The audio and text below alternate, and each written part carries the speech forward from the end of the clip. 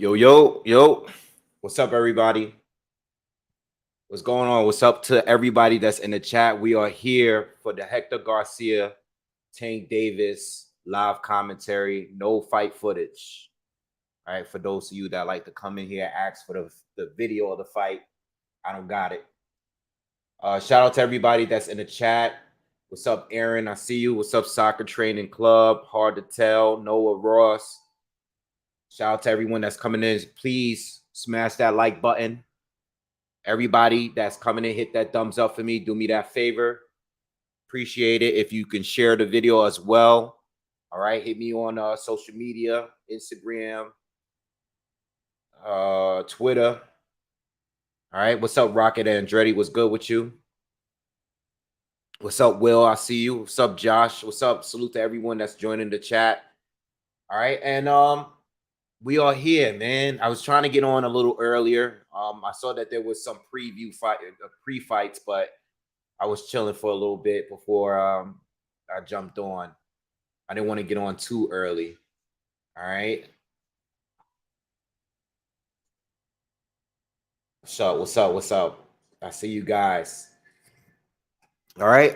So look, the pay-per-view is starting now. I think the ring walkout time is scheduled for 11:30, but it's probably not going to start until, well, it might actually start at that time because these fights are pretty much mismatches for the most part. You know, I think the only fight that I can see going to distance is maybe the Rashidi Ellis fight, depending on how good his opponent is. Ennis is definitely getting a stoppage early. Demetrius Andrade may get a stoppage. Not really sure.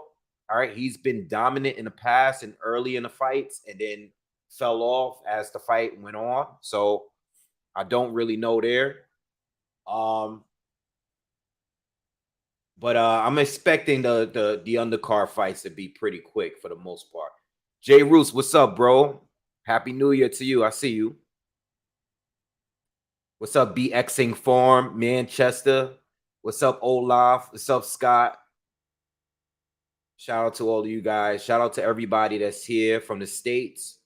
Shout out to everybody that's in the UK, you know, Asia, wherever you guys are. Shout out to all of you. All right, we're gonna have a good time though. We're just gonna talk some boxing. Let me know how you guys feel about the fight. Are all you guys watching the fight? Or are you guys streaming the fight? Let me know in the comments. Or you guys, who paid for the pay-per-view in the chat room? What's up, King David? What's up? What up with you? Who paid for the pay-per-view in here? Who's in the chat room that actually paid for the pay-per-view? I'm just curious to know who actually paid. And if you didn't pay, did you stream it? Are you watching it? Or are you just listening to the commentary? Let me know in the chat. All right. Gage Reality says he paid for the fight. Olaf said he would never pay for a Tank fight. Are you streaming the fight though? Are you streaming it? Andrew says $9.99 on Fight. How's it only $9.99 on Fight TV? I know they have it, but how's it that cheap? Mike G, what's up with you? Thank you. I appreciate the Happy New Year wishes. You too, my brother.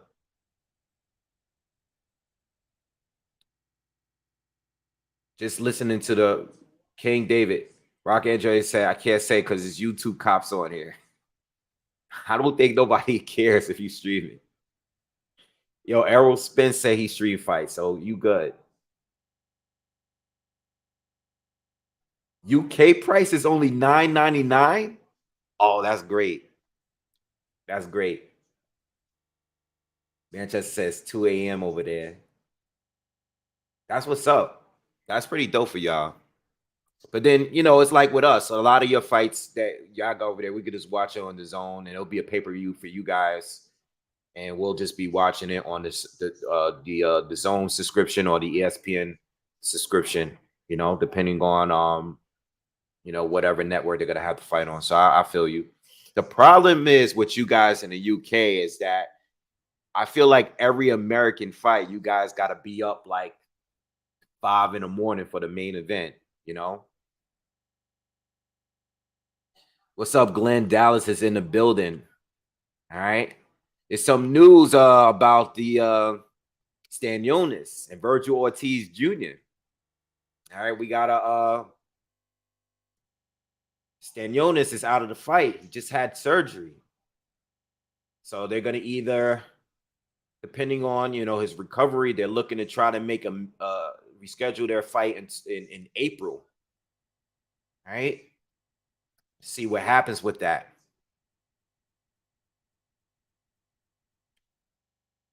What's up, Hardtail? What's up, Andy? What's good with you? All right, please hit the thumbs up. Everybody that's joining us, please, let's get up to 50 likes. All right. So yeah, what do you guys feel about this fight tonight? Do you guys, is anyone here that think that Hector Garcia has a good shot in pulling off the upset, or you guys feel like it's a tune-up? Do you guys respect the fight? How do y'all feel about this fight tonight? Let me know in the comments. Dolphin King asks, is Tank the most talented of his generation? I'm gonna have to say no, simply because I don't feel like he's proven that yet. I think he could be. I would have liked to see him fight Lomachenko. I really wanted to fight. I thought he had a good shot in beating Lomachenko, but unfortunately, they never fought, and there's still more fights we need to get. So I can't say that he's the best because I want to see him fight Haney. I want to see him fight Shakur. I want to see him fight Ryan. I want to see him fight Lomachenko still, depending on how that fight goes with Haney. What's up, Young Hollywood? What's good? Harlem is in the building. What's up, Luther Rice? All right. But yeah, it's all subjective because we could go all day about who's the most talented. If they don't never fight each other, then I mean, everybody has solid resumes. I think Lomachenko probably has the best resume because he's been doing it the longest. He's done it. He's done it in 3 different divisions. But at the end of the day, these guys got to really fight each other. And I'm not going to argue all day about who's better if these guys are not fighting each other. We could sit here and talk about who would win all day long. I really wanted to see Tank and Lomachenko. We've been arguing about that fight for years. It never went down. But I can't say he's the best of his generation. I just think that we need a little bit more, it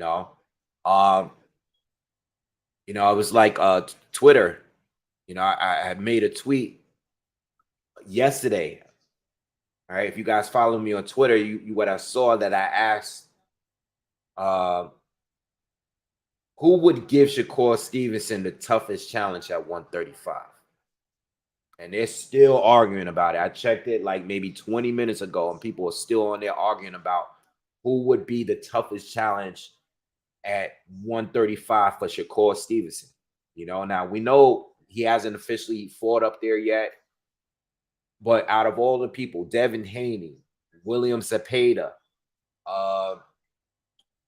Tank Davis, Vasil Lomachenko, even a couple people say they want to see him fight Jermaine Ortiz. This is something that I said. Ryan Garcia, who would be the toughest? Somebody said Pitbull. I seen somebody say Pitbull. With that being said, I don't know. I think Tank is the most dangerous. Because Tank it could take all it takes is one punch. So I think if Shakur had to fight any of those guys, or I think Tank would be the most dangerous for sure. I think William Cepeda's good strength is that the volume. The problem is his volume is very high, but the problem is, and he's big at the weight. The problem with him is if he gets neutralized, he won't really have anything else, because I'm coming in it from a standpoint that Shakur Stevenson is the most skilled boxer out of the group. I think Devin Haney may be a close second, or maybe you might have Lomachenko. Lomachenko is still might be considered the most skilled. All right, depending on what angle you're coming from, but I don't know, man. We can argue all day about this. The problem is here is that not enough of these guys actually fought each other. I think I just named you like 7 guys, and none of those guys fought each other. None of them fought each other. I think out of all the guys I just named, the only 2 that actually fought each other was Pitbull and Tank. You know? All right. Olaf says it's going to be competitive because Tank doesn't take boxing seriously. He's going to get surprised eventually, maybe tonight. I believe he is Broner 2.0. I agree with you, but I don't agree with you in certain extents. I think he's better than Broner. Okay, and I'm not saying that because Broner has fell off over the years. I think that Tank Davis at 135 is slightly better than Broner was at 135. I like Tank's resume overall better than Broner's at 130 and 135. Tank lets his hands go a little bit more. He's more powerful. If they had both fought at 135, Broner do have it. You know what? That's an interesting topic. That you know what? I'm gonna hold back on that one. I'm gonna hold back on that. I think that's a topic we should share or have a conversation about another day.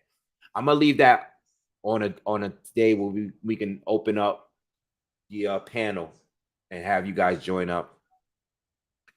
I don't want to just go off the head because Broner was very good at 135.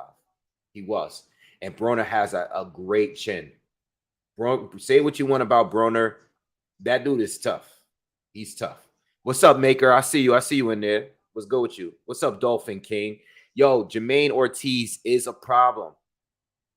And this is the problem with boxing fans when fighters lose.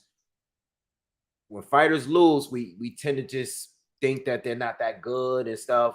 When we discredit them, Jermaine Ortiz is legit. I think that loss to Lomachenko made his stock go up even more. I don't believe I know he lost the fight, but he looked good losing. You get what I'm saying? Like, I think certain fighters, yeah, they lose or whatever, but he actually looked good losing that fight.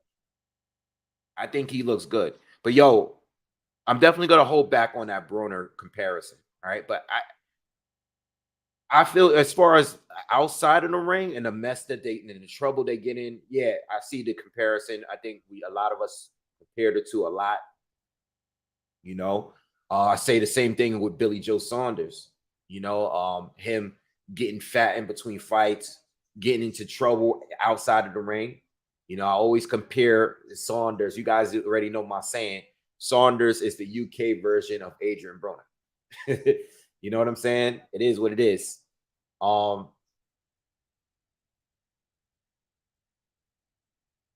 Dolph Can said Breadman Edwards said Boots is the greatest boxer in the gym he's ever seen with his own two eyes. I mean, I think Boots is very good, but I don't know. I can't agree with that right there. It's too early. It's too early. All right, but this week, what do we have this week coming up? I already dropped the Chris Eubank Jr., Liam Smith breakdown. Oh, quick reminder. For those people out in the UK and out in Europe or wherever part of the world you're at, the live I did the other day of the 2022 awards. All right. I got a copyright strike for that video. All right. I got it because if you guys were live with me that day, I was showing a little bit of footage of Callum Smith and the 2 knockouts he had at 175. And even though they were poor quality videos, they shut the video down. All right. So I think only Americans can watch that. That's why it has low views. They shut it, they copyrighted it right away. As soon as I logged off, they shut it down. All right. So I think there was 2 people that reached out to me and asked me about the video. One person was live. I think if you were live and you were from the UK, they shut it down on the live, on the actual live. So I apologize about that. I know a lot of you didn't get to see that video. Um, but that's why you got to be very careful. This is why I don't show footage on my channel at all. It's just too risky. You get enough, if you get too many of those copyright strikes, they shut you down from going live for a few months. It's happened to me before. That's why I'm very sensitive about what I put on this channel. All right, but Chris Eubank, Liam Smith is already up. That breakdown is up. I'm gonna do one for the fight that's coming up next weekend. I think it's next weekend between or the following. Yeah, next weekend is Stephen Shaw against F.A. Jagba. All right, F.A. Jagba. I'll do a breakdown on that probably within the next couple of days, and then I have to do what's this guy? Who's gonna be fighting? Oh, Arthur Beterbiev. That'll be up next. All right, against Anthony Yard. All right, and I'm going out there to watch that fight. I'm gonna be live. I got front row seats, so I'll be out there for that fight. All right, shout out to everyone out there in the UK. I'll be out there in town when for that fight.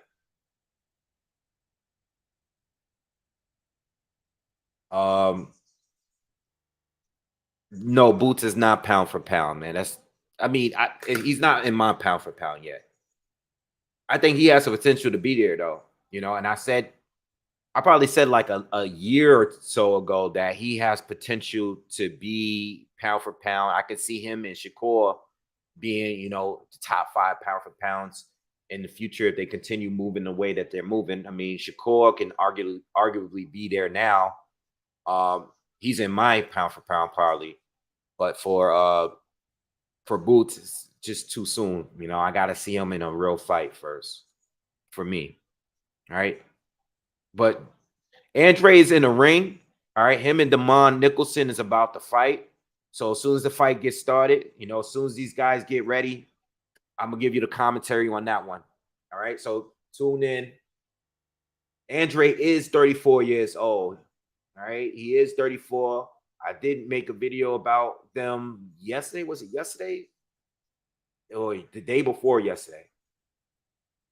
Wow, Damon Nicholson has a large reach advantage. Damon Nicholson is 6'0", and he has a 77-inch reach.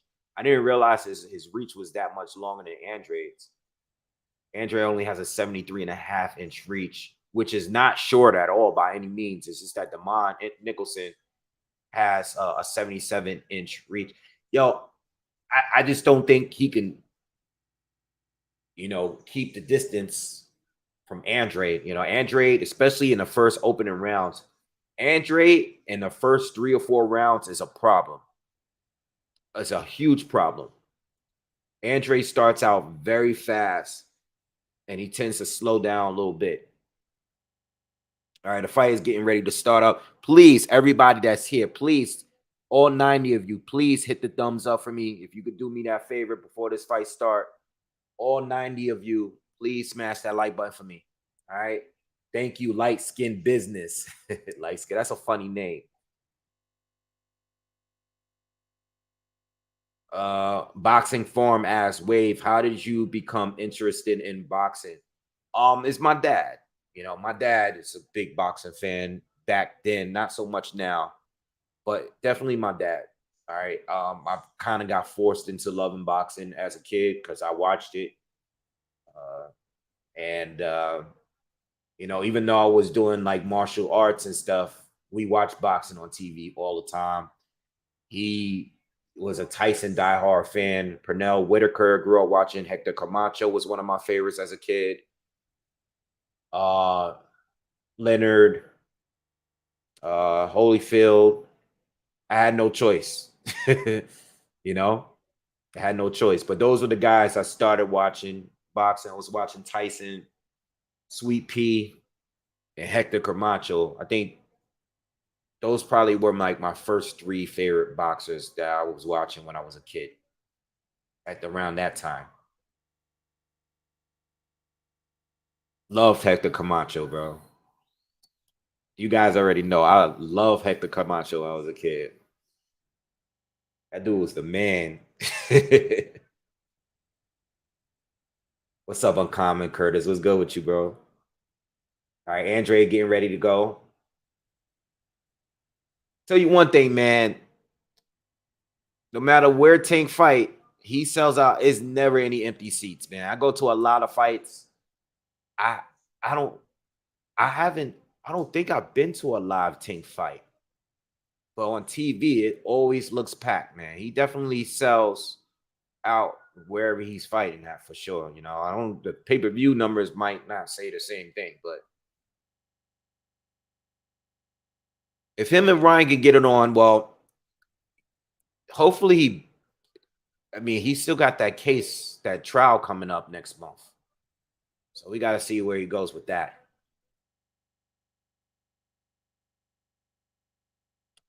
Tank has the WBA world title, all right? He doesn't have the super title. The super title is held by Devin Haney. Tank has like the junior WBA title. Yeah, he has Keeping It Real State says Tank has a secondary belt, and that's true. All right, round one.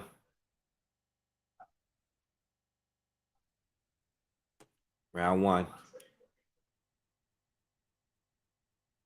I got Andre getting a stoppage, by the way. I don't know when, but can't sleep on Damon. I liked him at the presser. He said that he's going to come. Oh, Andre comes out with a big left hand. He comes out crazy reckless. And he's coming straight at Damon. I told you guys, Andre starts out very, very fast. All right, they both tied up right now. He comes out, lands a big left hand, backs him up. Andre starts fast. So he's not there to play. Let's see what happens here.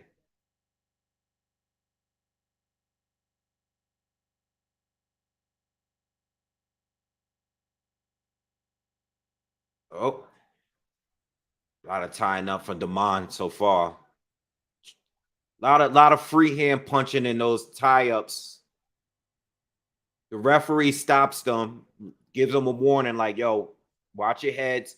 Was there a headbutt?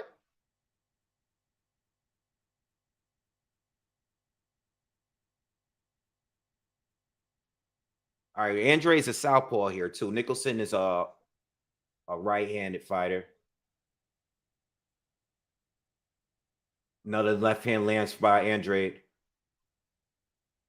Nicholson is bothered by I don't know if it was a headbutt, but his right eye, he keeps blinking. He's closing his right eye. So Nicholson's already in trouble here because I don't know if he's cut, but something's wrong with his eye. Something's really wrong with his eye. He's blinking hard. He can't see from that right eye.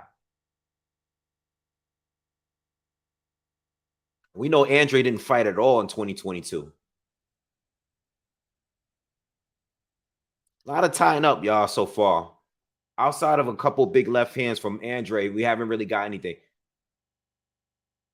I'm not sure what's wrong with Nicholson, man, but Andre's going at him quick. He's trying to get him out of here now. He landed another left hand. He has him against the ropes.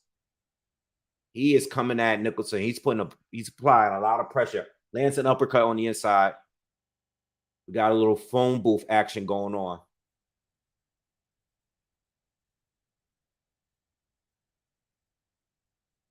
Andre lands a right. Haven't got anything clean really from Nicholson yet in this round.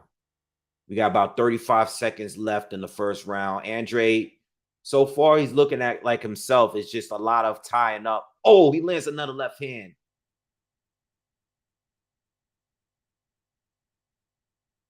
Nicholson is bothered again. His right eye. I don't know. His right eye is he something's wrong with. I can't wait to see exactly what they.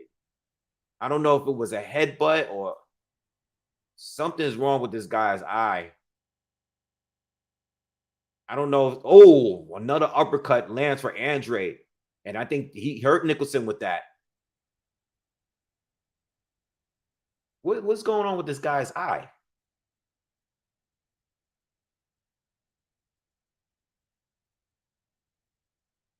Maker says, I grew up having to watch boxing because of my grandfather. Rest in peace. I hated boxing as a kid. Nowadays, I watch boxing every day.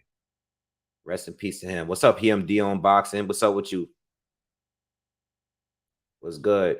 Harlem's in the building tonight.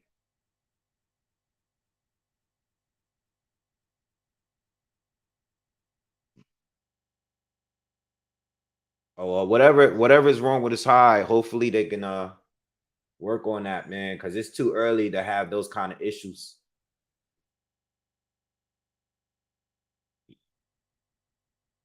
They putting that. I'm trying to see. Yeah. All right, round 2, y'all. Big first round for Andre.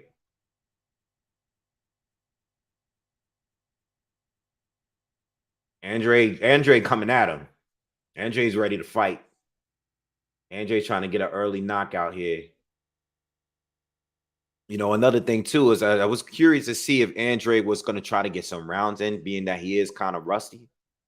No, but he's looking to score like an early knockout here. Now he's caught Damon Nicholson with some big shots so far, but nothing that really hurt him too much. All right, but Nicholson, from an offensive standpoint, I haven't really seen him touch Andre with anything yet. He's like, but his eye, whatever was wrong with his eye, he seems to be all right now. He's not doing all that blinking he was doing in the first round. Nice combo for Andre. Lands a right hand in that little exchange. Still none from Nicholson, not throwing too much. He's probably trying to draw it out a little bit before he starts to like pick it up.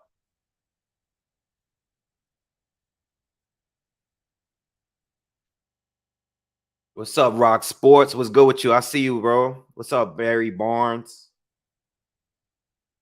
All right, smash that like button, everyone. Halfway through the second round, and it's all Andre again. Haven't seen nothing from Nicholson. Nicholson is probably trying to draw this fight into the later rounds. Andre does tend to slow down a little bit in the later rounds. Oh, no, knockdown from Andre. Nicholson's arguing with the ref saying he was slipped. He slipped. There was a punch that landed, though. That's why that should be a knockout. He might have lost. He might have got tripped up, but there was a punch that landed. Right? But he makes the count. Everything is good. He doesn't seem to be hurt. It was a flash knockdown. 45 seconds left in the second round, and it's all Andre. We got a knockdown. Nicholson's trying to be more aggressive now. I think he's mad that he got dropped.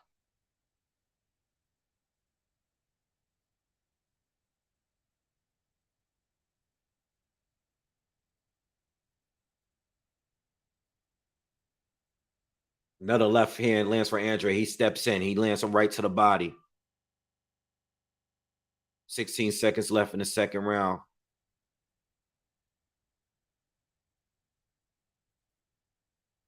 Andre's he's being the aggressor here, definitely, but doesn't seem to be wasting any punches, though. He's not being overly aggressive. Like, he's being smart. He's fighting at a nice little pace here. He scores a knockdown. Let's see if they're going to show the replay of the knockdown. It looked legit, though. It looked legit. I saw a punch land. He lands the right hand, follows it up with the left. The first right hook landed. But it didn't seem like it was the punch that put him down. trying to see if their lead foots got cut up a little bit. Nah, that's a legit knockdown. It might have been their feet, but it looked legit to me, man.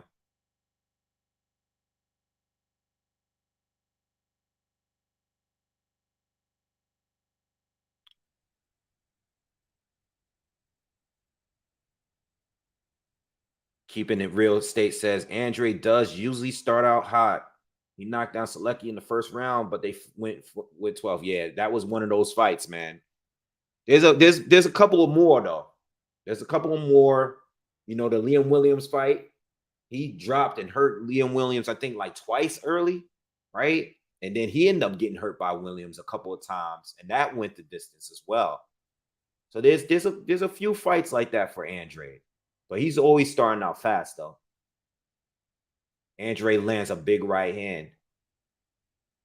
The only fight I've ever seen Andre really struggle, like really struggle, it was probably the Jack Colquet fight years ago. I think that might have been the only fight where I seen Andre like just not look good. You know, Scott said 100% legit knockdown. I agree. That's probably the only fight where Andre could have lost. You know, like I think he won on a split decision. And that's because Colquet has that really tricky, awkward style. Something's wrong with Nicholson now. I don't know what's this turned out to be a messy fight. Yeah, he's complaining about something. The ref had to step in. I don't know if it was his arm, but he was complaining about something. It was his eye, his arm. He got knocked down. He was disputing that. So far, halfway through the third round, it's been all Andre still.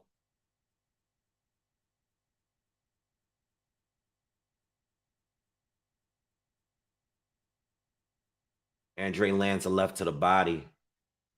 Another left to the body. Seems to be kind of toying with Nicholson. Now he's kind of like fighting on his back foot.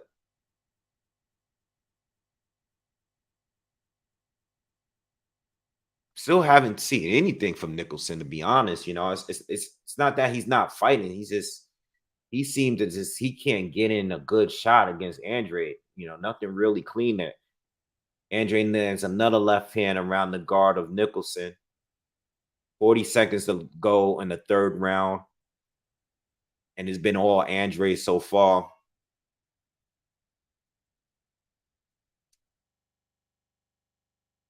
I just got a feeling that this could go the distance.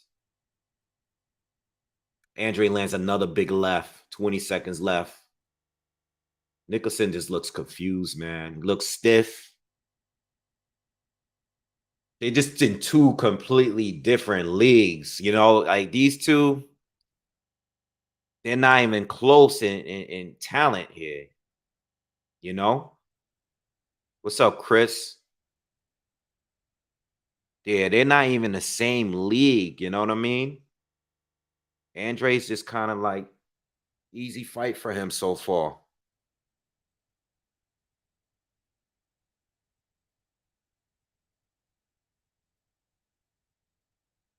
Shout out to my family. Family's watching the channel, watching the live.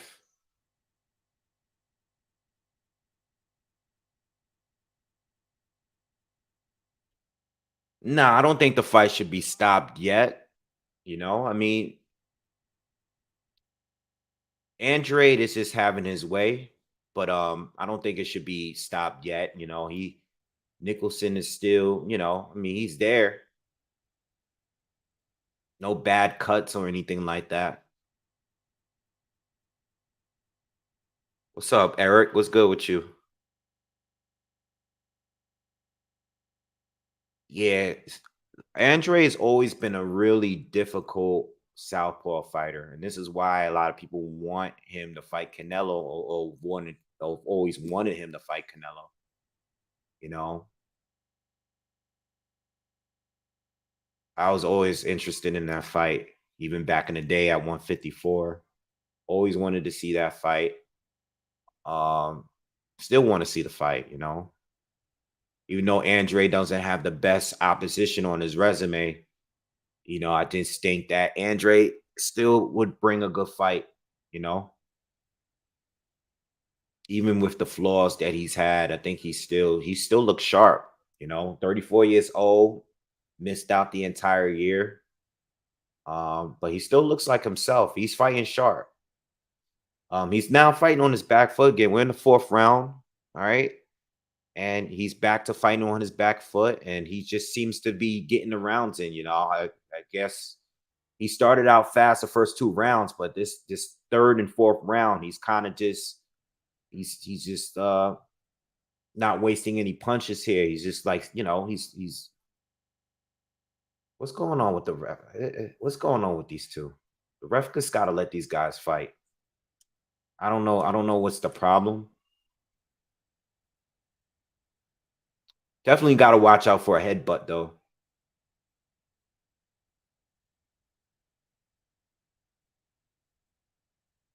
Yeah, Andre should have definitely taken the Zach Parker fight the first time. I mean, the second time, you know, I can't get too mad at him for not taking 150,000, but he should have probably just fought Janovic. I think that really I think he should have done anything he could to keep the belt. Once he got rid of the belt, it's gonna be hard to make a fight. Even though he's with PBC now and Jamal's over there, I don't think the fight is gonna be easier to make without a belt. You know, I just honestly don't think that it's gonna be easier to make. Maybe it will be because they're both with Al, but I don't know. And from what I heard, that this is Andre is on a fight per by fight contract. I don't think he's in a multi-fight contract right now with Showtime and Al. So I don't know. I really don't know what happens from here. Yeah, Maker, you said exactly what I was thinking. I think the Maker says Nicholson was talking yesterday, but looks like it ain't matching. And I agree. Nicholson ain't really bringing all that talk he did at the press conference. It was a great speech, but we ain't really seeing him. He's still squinting in his eyes. He's complaining a lot. They're just in two different leagues, man. It is what it is. You know what? No one really thought Nicholson had a chance, going into the fight. But he did have a good speech, though. He did have a good speech. All right, let's get this up to 100 likes, man. Smash that like button if you haven't already. What's up, Mr. Classic Metal? What's up with you, man? What's up, Pocket? I see you. Jimmy John. Yeah, I think Andre should have just kept the belt. But hopefully he could get the fight, man. Hopefully Al can work something out. So we always wanted that fight anyway. So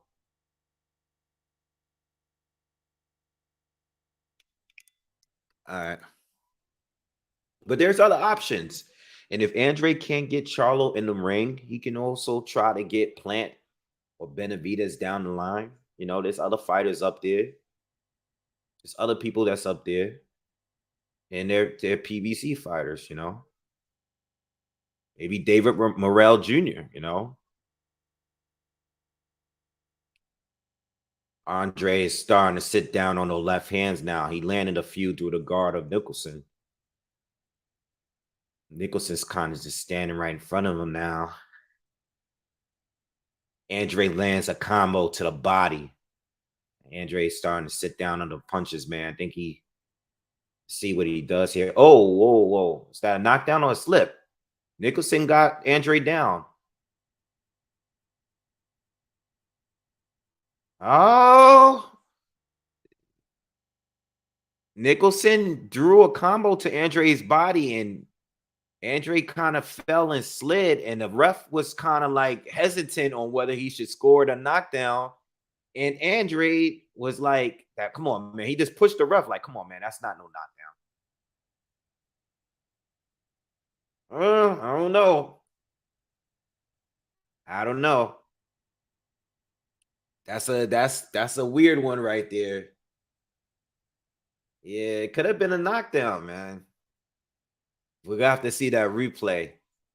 I mean, Nicholson definitely drew punches down. I don't know, man. Looked like a flash knockdown to me, but they didn't score it. So Andre got it back up, and now he's dominating Nicholson. Ever since he got back up, he's been dominating Nicholson. But I don't know, questionable. We'll see. Listen, if a punch lands, whether you're on off balance, just like the one from earlier, that's what we call a flash knockdown. And you're not hurt or anything. You just got dropped. It is what it is. It happens. Yeah, I want to see that replay, but they didn't count it. So I like how I like how it's 30 seconds in the fifth round. By the way, I like how Andre, while the ref was indecisive, I like how Andre just pushed the ref out of the way. Like, come on, man, ain't no knockdown. That's funny, and the ref just went along with it. Another left hand. Actually, this is funny because I think Andre Andre is probably having his best round now, being that he got dropped. I think that kind of like pissed him off, and now he wants to knock out Nicholson. Let's see the replay. The round is over, fifth round. By the way, it's a shutout so far. All right, wait. Let's see. Let's see.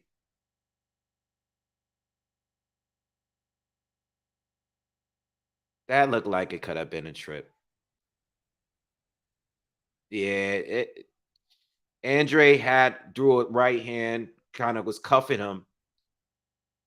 There was a left, there was one left body shot that was clean that landed, but there was no punch that was thrown to make him slide across the floor like that. I don't know. Whatever. Jimmy John said, work the body, Nicholson. Yeah, he probably should. That's probably what needs to be done. He's gonna have to change something because this is not working out for him. All right. What's up, Brian? What's up with you? Says, what's up, Wave? Always appreciate the commentaries on these pay-per-view cards. Much love. I hope the rest of these matchups are more competitive than they look on paper. Yeah, I think, like I said the other day, I think the one fight that will be competitive on this undercard is may be competitive, may not be. I don't know. But it's that Rashidi Ellis fight against Roman Villa or whatever his name is. That guy got a lot of power. He shouldn't be able to outbox or box with Ellis, but he does have a super puncher's chance. So that's the only one that's really keeping my eye on. We know Boots against Karen, not really checking for anything with that. Boots is going to stop him quick. And I think Tank is going to stop Hector. I think Tank is going to stop Hector within maybe 6 or 7, maybe even earlier. It could be an early night. I'm expecting Tank to knock him out.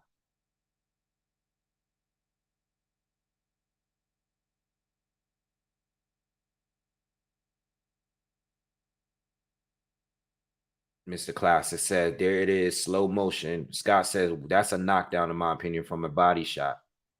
Jimmy says, clean knockdown. That's what it is, then. They didn't score it, but there was a punch that landed. I think Andre's only been down once, right? I think he's been down. Vanes Martirosyan dropped him in the first round, where Andre was dominating him in that first round, and then he just got caught with a good shot. What's Nicholson complaining about? Oh, Andre's eye. Andre got caught with a sharp jab, and his eye is swelling up really fast. It's actually swelling up pretty fast. Let's see how this goes. Yeah, and Nicholson's starting to be physical and go to his body. Ref, let him fight. He's trying to make it. See, now Nicholson's trying to make it a physical fight. Nicholson got to keep going though. What is he stopping and staring at him for? He's stopping and talking. Stop talking. Try to win the fight. Nicholson looked to be happy that he hurt him. Nicholson is talking, but you got to fight, bro. Yeah, Andre got caught with a good shot, and his eyes is swollen up pretty bad. But Nicholson got to keep it going, man. Let's see this eye. Hold on. We're working on that eye. Hopefully, hopefully for Andre, it doesn't get too bad. It's not too bad yet.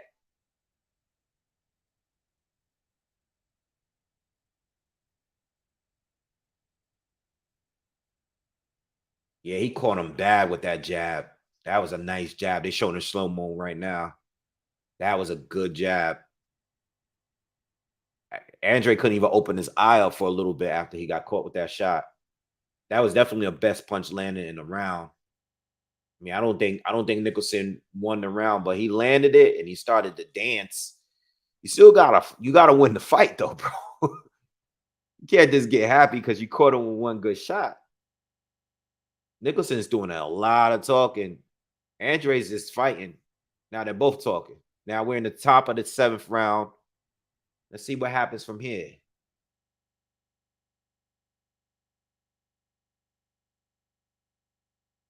Nicholson seems to be getting into Andre's head a little bit. Let's see if he can take advantage of it.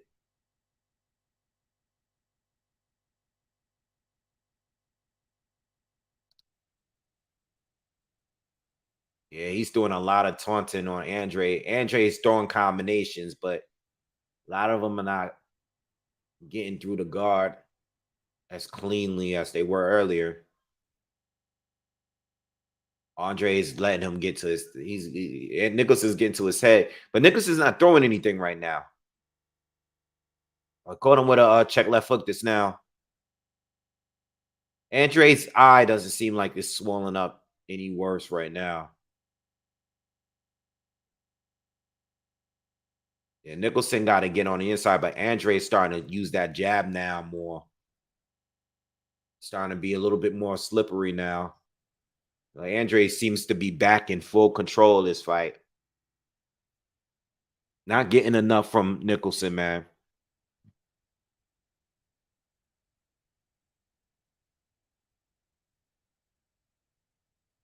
What's up, Airsoft? That was good. Giovanni was good.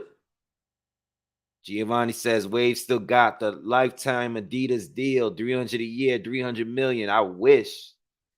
I'm waiting for them to hit me up. Trying to get that Adidas money. All right, we just over a minute left in the 7th round. And Andre's still in control of the fight, but starting to look like Andre's not going to be able to get Nicholson out of here. Looks like they're going to go to full 10. Right?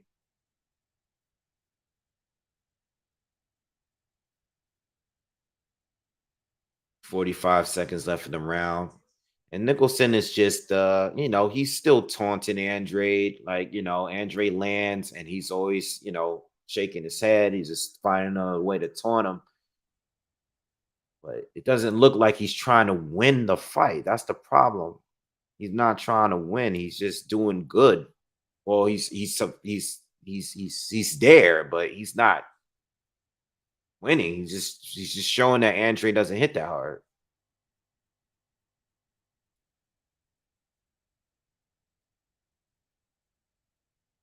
I wish Nicholson kept trying to get, oh, Andre got another knockdown.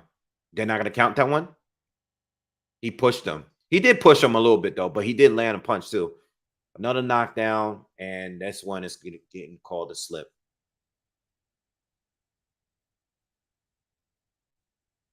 What do you guys think about that? Young Hollywood says Boo Boo got to get him out of here. I don't think so.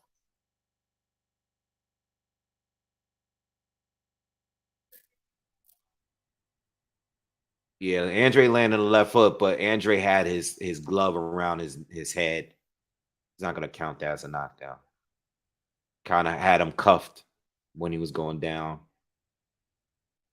Nice body shot from Andre though, but kind of dirty. What's up, nerd?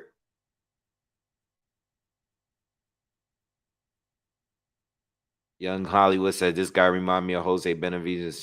Just talking. Yeah, you're right. Yeah, that's a perfect. That's perfect comparison right there. Lorraine said that guy's just trying to survive. Yeah.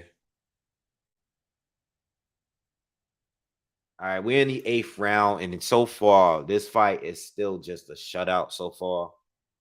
We haven't got anything from Nicholson except one good eye jammy.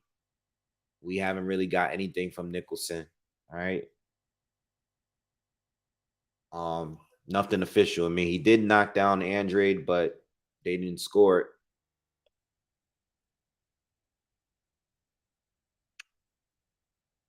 But yeah, it looks like Nicholson is just trying to survive here. He had a moment, but Andre actually landed a few low blows. I didn't say anything about it, but he's landed a few shots that were kind of low.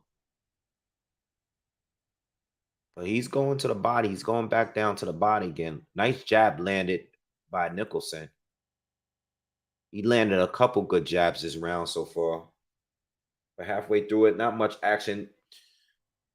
Not much from Andre this round either yet. Nicholson's been in the corner. I don't know what he's waiting for. I don't know. I don't know if he's waiting for a counter, but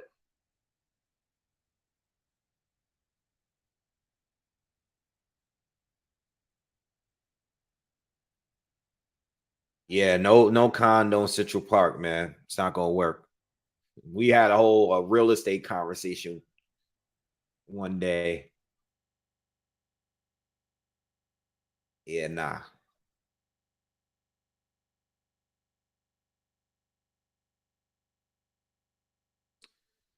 Boring round, slow round from both, but slower for Nicholson. He's just really not doing anything at all, but trying to survive the fight.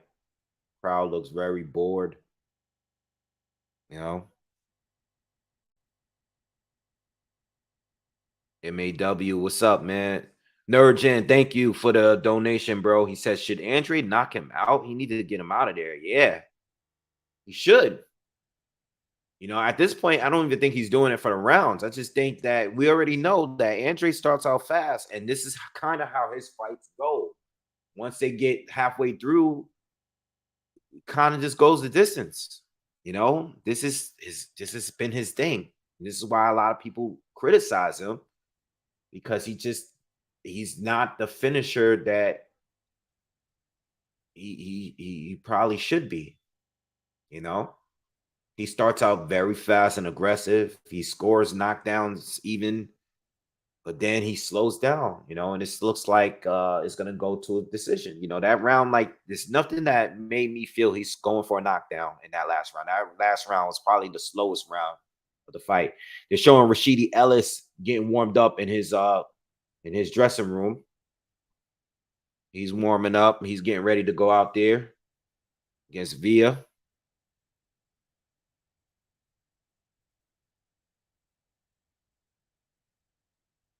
What's up, Gio? What's up with you, man? Gio says if Andre wants to be noticed, he needs to make a statement for him to get noticed. I just don't think that's the case. I just think that he is just looking to get the win. You know, that's just about it.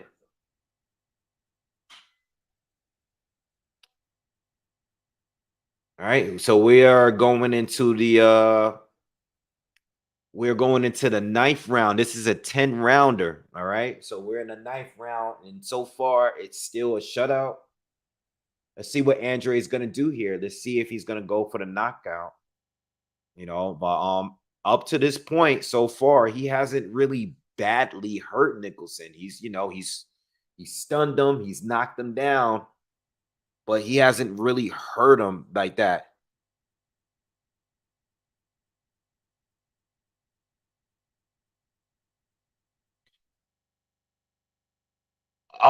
Yo, for whatever reason, I tried to throw a little bit money on Via, like maybe like $20, but I have uh I have FanDuel and I have MGM and DraftKings, and I don't know why that is the only fight on this card that wasn't available, you know?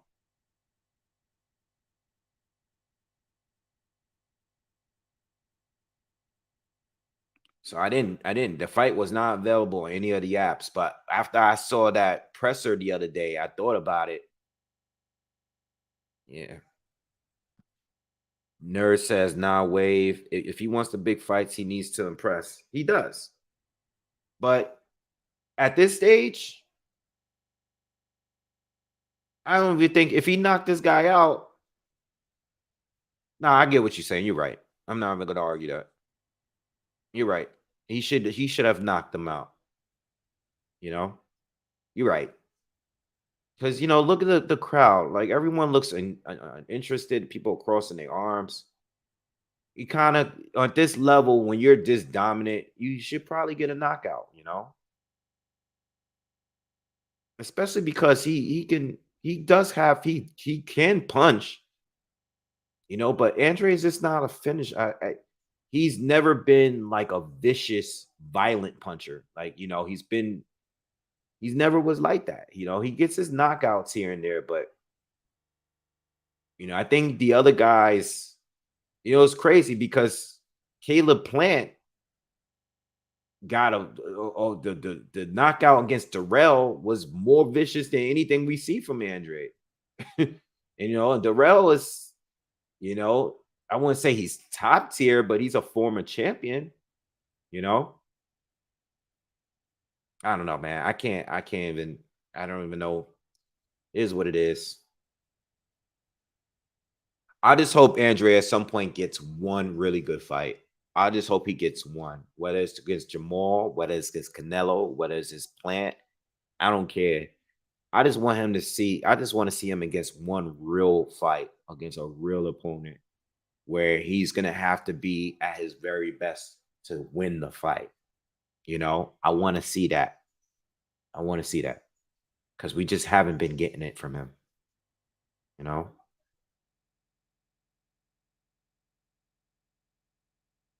yeah, I don't want him to see just to see him explosive against quickly. We got to get something better than that.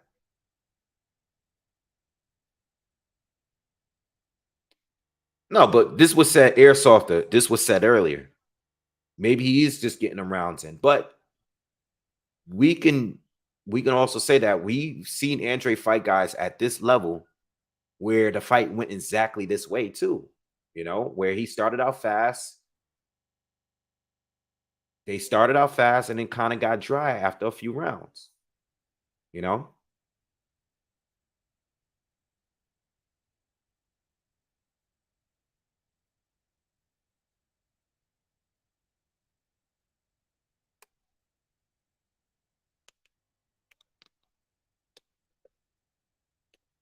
nice combo landed by Andre. Nice, nice shot from Andre. Nicholson's coming out. Nicholson doing what he should have been doing the last few rounds. He should have been getting that. We should have been getting that from him. All right. Well, he's going back to the taunting now. Nice combo from Andre. Lands a left hand, backs up Nicholson. Nicholson lands a shot though. 2 minutes left in the final round.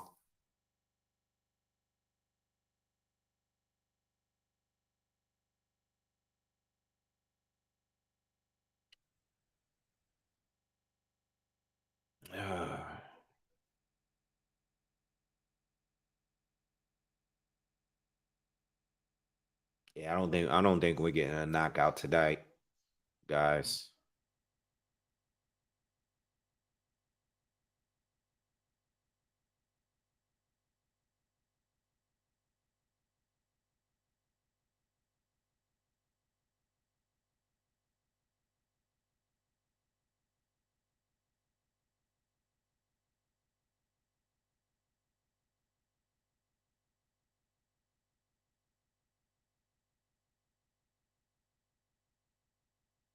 Who do you guys think Andre is gonna actually fight? That people really respect. Who do you think is gonna be the fighter that Andre is gonna face before he retires?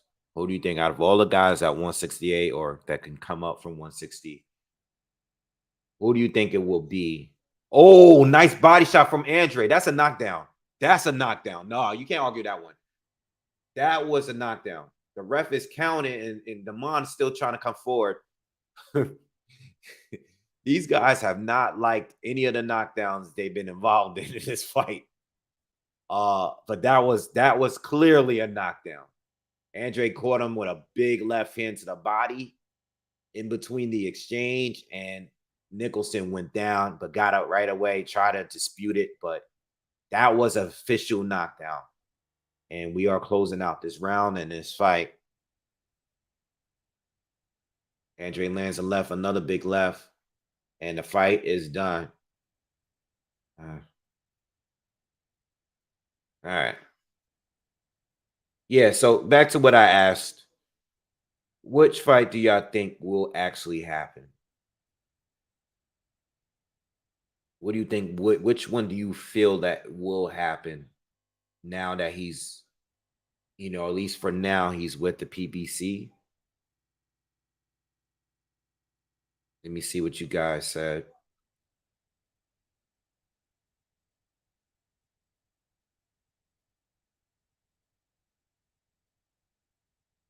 MAW says in telling career, no doubt, any name fight is better than nothing at this point. Yeah. Yeah, but who do you think it will be though? You know? Jimmy says Charlo. Joe says Charlo as well. Gio says hopefully Charlo. Charlo. All right. Oh, what's up, Yusef? Thank you for the donation, man. Appreciate all of them, man. You've been donating for a long time. He says I think Benavides would be the only one who would give him the opportunity. Yeah, but I'm not too sure about that because they tried to go at Benavides and his team said that they wanted 10 million for that fight. Not Benavides. Now he's not taking responsibility for that, but this was sometime maybe around last year.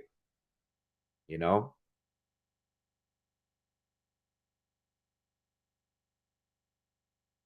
I actually think King. I agree with you. I think that Darrell is a realistic fight. If he can't get those big names, I can see him fighting Anthony Darrell. I can see that fight happening. But I think that fight ends up being similar to this one, where he's just winning and hurt Darrell, but then again, I wasn't expecting Plant to knock out Darrell neither. Yeah, but clear win for Andre. He shut him out, won all 10 rounds, and did it with ease to me. Who do you guys think is gonna win this fight between Plant and Benavides? Let me know your thoughts. Let me know your thoughts in the comment. Who wins that fight between with y'all? I'm still leaning towards Benavides. All right, because I've always kind of thought he would win. So I'm still leaning towards it, but I'm not as confident as I was before, because he's still a little green to me.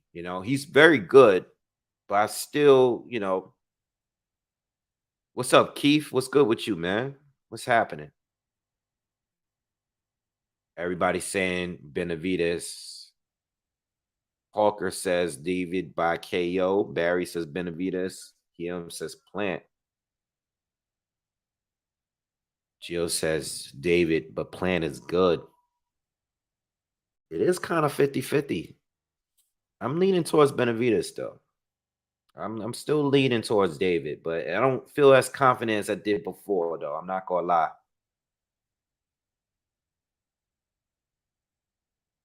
Barry says Plant has improved power. Yeah. Joe Smith says Boxingwave best YouTube show. Thank you. Appreciate it, Joe. What's up, Tube Fatty? I just want to hear. Hold on. Give me a minute. Say he could tell the weight difference.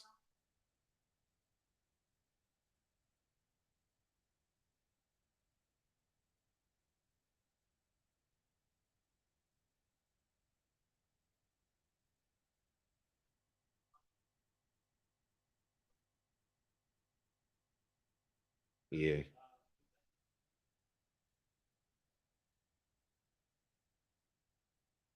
He does got a pretty bad cut over his left eye. Just notice it. I mean, they named all the names. He said he's where. I mean, he's been saying it all week in his whole career that he wants to fight all these guys. Charlo, Plant, Benavides, Winner.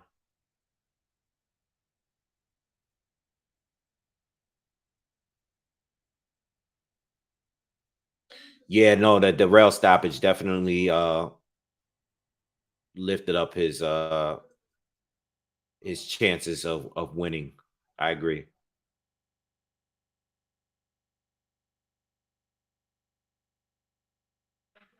Isaiah says, as a friend of Anthony, us friends and family from back home in Flint wants him to hang it up, but he's not hearing us. Yeah, it's gonna probably take another knockout for him to really give it up, you know.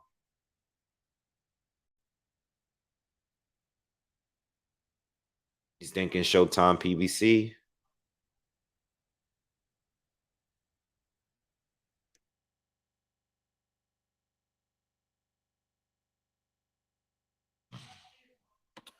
I don't know what happens, man. Hopefully he could get a fight, man. Hopefully he could get one of them fights.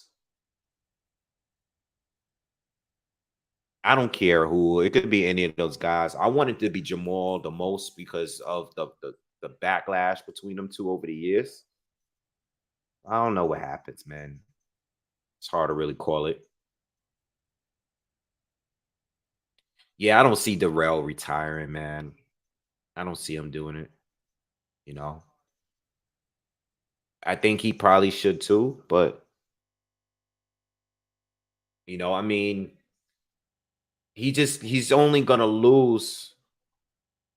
He's only gonna lose to top tier fighters. I think Darrell, if Darrell were to lose to a lower tier guy at this point, maybe he would consider it. But even with that knockout, they'll still put him in there with somebody else like Andrade. If they can't secure a Jamal Charlo fight, I really believe it's going to be Darrell. And Darrell would take that fight at this point.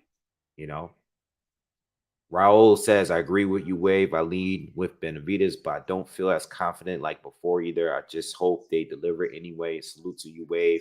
I really respect your breakdowns and thank you. I appreciate that. Um, they should be making that fight, man. I don't think there should be much to get away in that fight. It seems like everything has been agreed on. The last time I heard they're looking for March, maybe. All right. So I'm curious if they're gonna make it a pay-per-view. I'm expecting them to. I mean, with all the other fights they've had on pay-per-view at this point, they're probably gonna make that a pay-per-view. I mean, I love the fight. I don't think it's a pay-per-view, but that's just a fight we deserve as boxing fans. I don't think that should be a pay-per-view though. But it is what it is.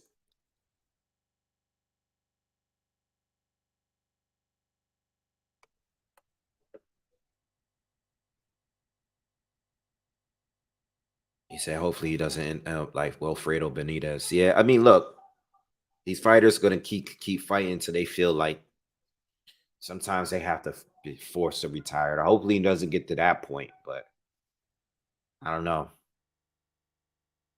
What's up, Orgasmatron? What's up with you? What's up, Chain?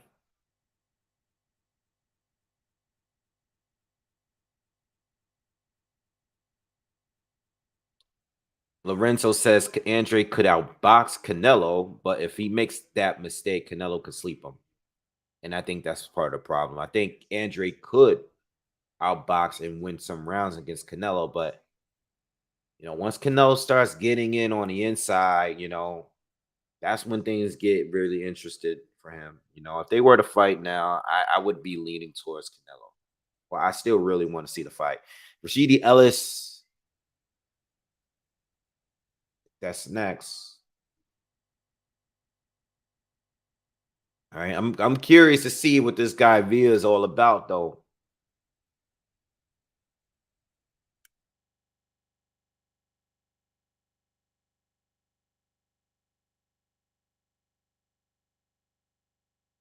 And Renzo, you think it was a lucky punch? I mean, it might have been. It might have been just a lucky punch. It might have been a lucky punch. But we'll see. Well, one thing about Benavides is he's a lot easier to hit. He doesn't have the greatest defense, but he makes up with it with his pressure and his size, and his excuse me, and his power and his speed. He got good hand speed too. It's just that Benavides he's always, he's tall and he stands straight up. He's not that hard to hit, you know. But it should be a good fight. I think the problem with Plant is I think Plant does well early, and I think he could be outboxing David a little bit. I'm just worried about the later half of the fight when Benavides is still coming forward and Plant is starting to slow down. I think that is why I've always leaned towards Benavides. I'm thinking of fights of where Plant slowed down against Uzcategui. Those kind of fights where I think Uzcategui probably won like the last 3 or 4 rounds. You know, something like that. Um, Benavides is different. You know, even against Canelo. I mean, Plant was doing pretty well against Canelo.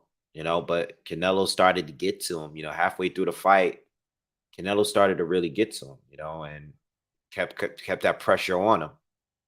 Kept stalking him. So Benavides, I'm kind of leaning towards Benavides when that fight goes down. Still. Now Plant can hurt him some way, then that might change things. But I don't know. We just gotta wait and see.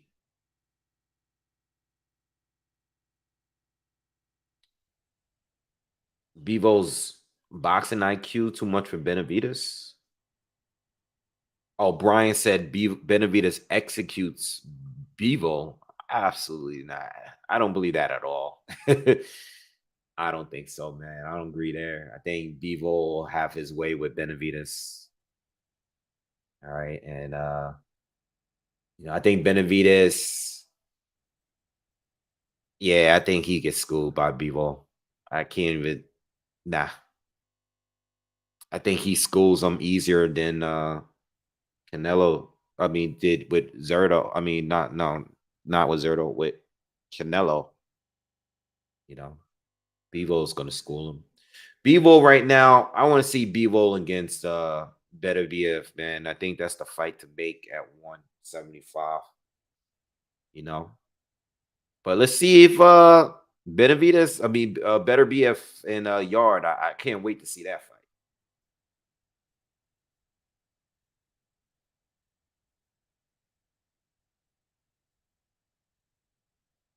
Yeah, Bevo is tough to beat, man. I just don't see any of the guys at 168 beating Bevo. You know, I like uh I like Better BF's chances the best out of everybody at 168 and at 175. You know, yeah, Benavides is not quite there yet for me.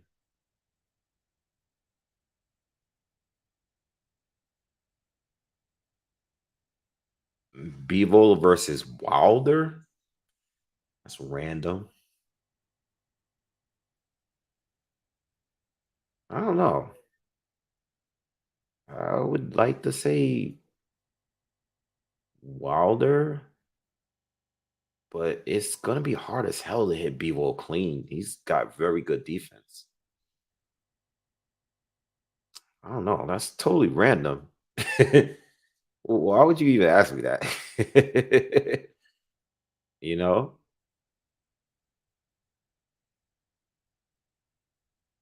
Nah, I didn't see Trayvon Marshall's fight.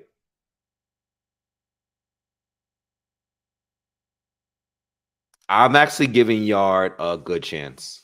All right. I like the Yard better BF fight. And I like Yard's chances a lot more than Joe Smith's chances and uh what was the guy Marcus Brown chances. I actually like Yard's chances over everybody else that better BF has faced except Alexander Vozik. All right. So I actually like his chances, to be honest. I do like his chances. Um, Bivol is durable. Yes, he is.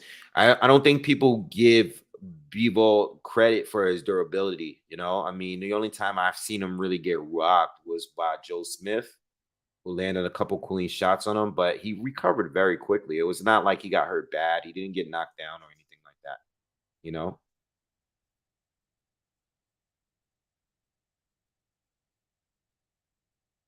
did Wallin fight tonight? Like Otto Wallin? Nah, I didn't see him fight. He's not. He wouldn't. I don't think if he was on the card, he was in the prelims. I didn't see him.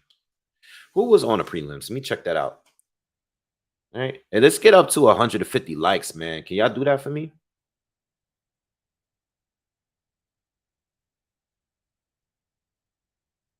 All right, so we're waiting for Rashidi Ellis to come out.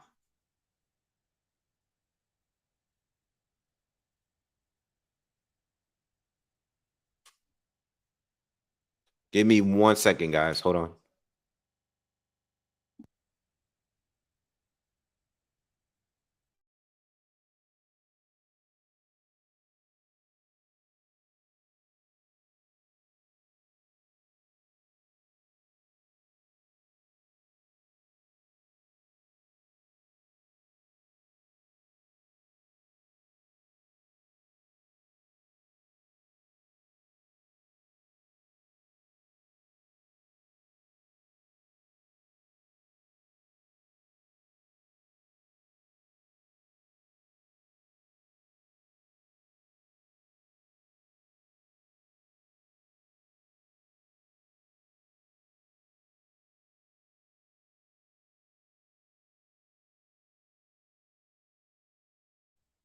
Yo, yo, yo, yo. All right, I'm back.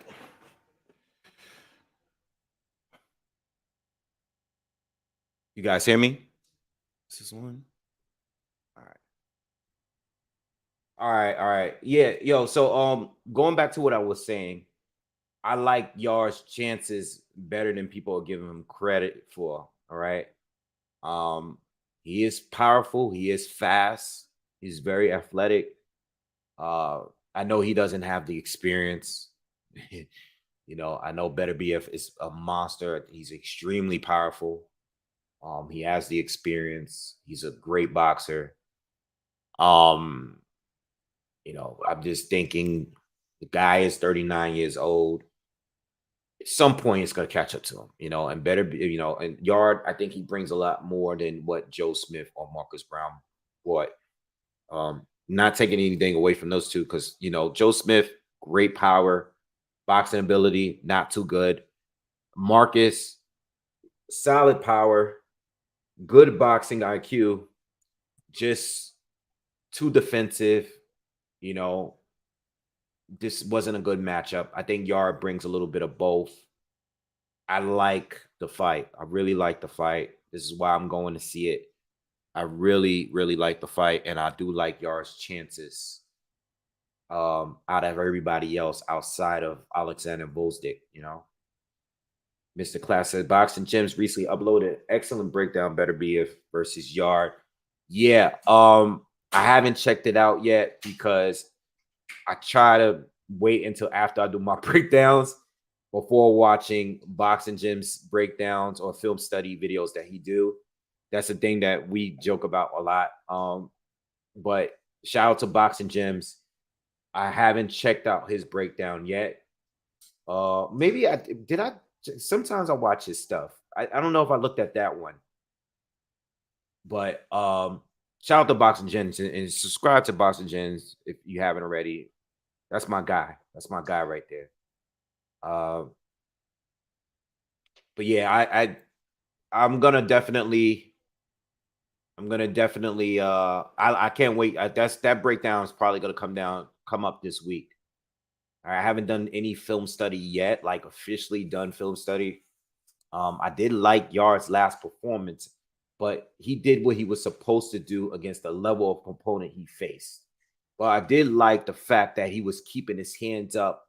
I like that he showed different.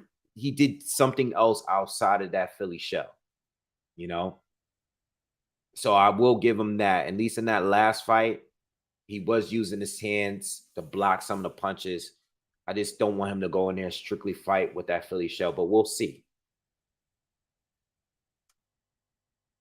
Yeah, Anthony Yard was knocked out by Kovalev. I know he was knocked out by Kovalev, and I understand that.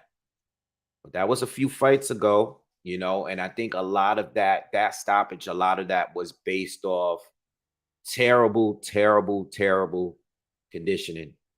All right. Dude was completely burnt out and gassed for like 1 or 2 rounds before that. I think he's gotten better at pacing himself a little bit more, but we'll see.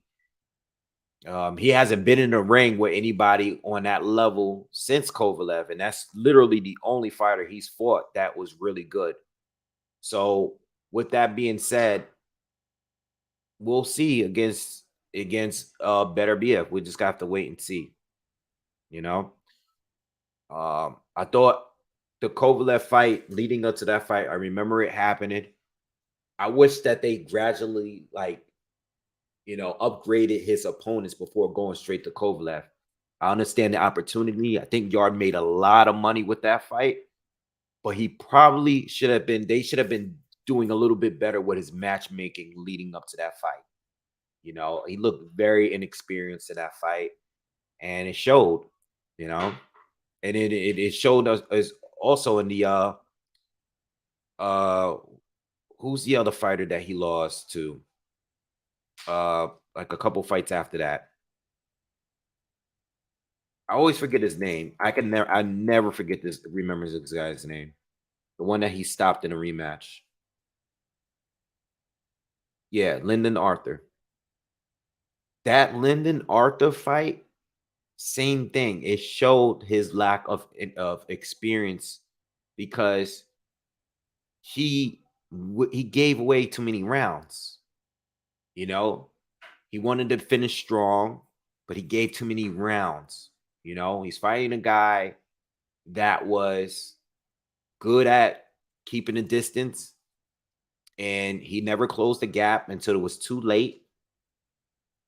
Probably didn't want to gas out again, but he lost. He gave up too many rounds.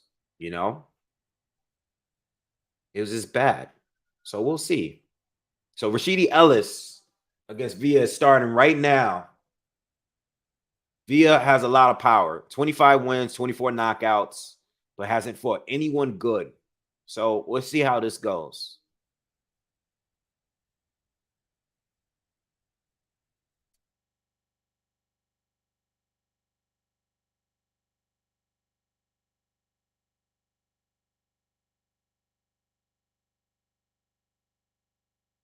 All right, round one.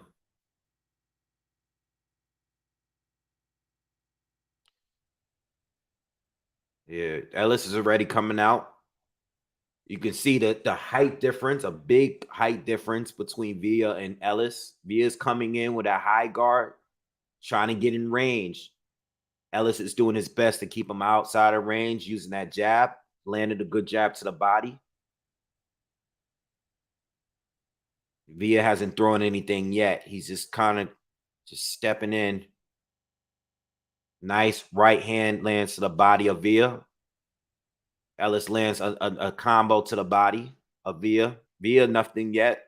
He's just kind of stalking Ellis. He's trying to inch in closer. No feints, no jab, no anything from Villa so far. Just trying to get in range here. You know, Villa, now that I'm looking at him and looking at the difference between the two as far as their size, yes, Rashidi is a lot shorter, but Villa doesn't have the largest frame. Villa lands, throws a left hook. Ellis looks like he's a little wider as far as body. Villa's kind of tall, but he doesn't seem as much bigger as he did in that first face off they did at the presser.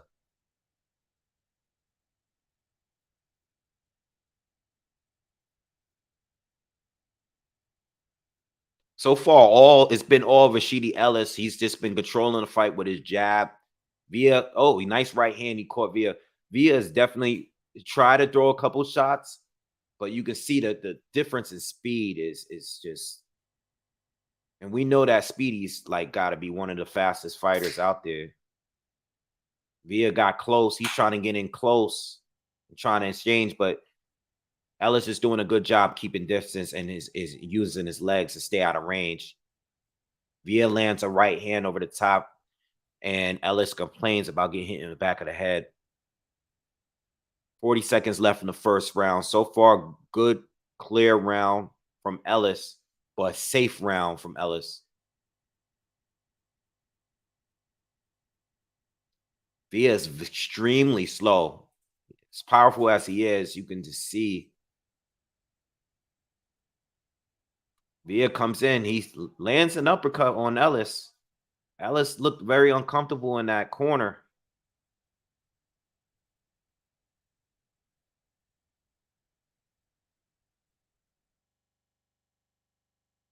Yeah, good footwork from Ellis so far. Ellis had a good round. Definitely jabbed Villa's head off, but Villa kept coming.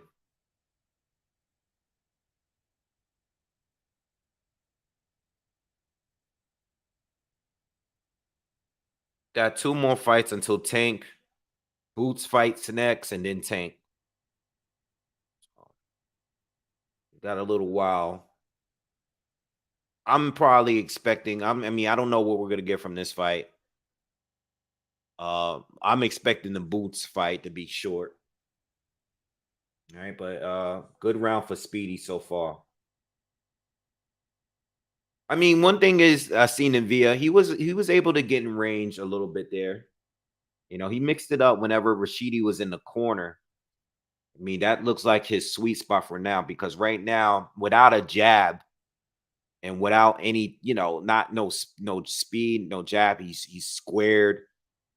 He's gonna need Rashidi to be in the corner or against the ropes for him to land anything on him. He's definitely not gonna. He's too stiff from the outside, and he's not gonna land anything from out there. Sheedy's starting to pick it up a little bit this round, man. He's throwing a lot of punches here. He's he's landed a good amount of jabs already in this second round and landed the right hand. He just needs to stay out of those corners. Villa is starting to come at him now that he's back in the corner, and now we have an exchange between the two. Ellis got to be very, very careful. That's the only way I can see Ellis getting caught is in those exchanges in the corner there, where he's kind of exposed.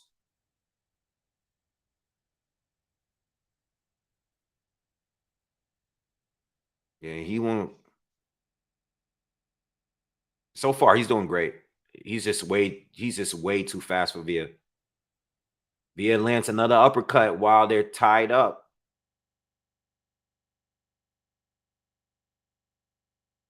Ellis got to be a little bit more careful when he's in that corner. Ellis is doing a good job right now. Villa's still walking him down though, just stalking him, trying to get in range. Villa has no jab. No jab, no feints, no probing, no nothing. Just no changing levels. He's just coming straight forward. He's just coming straight forward and he's straight up.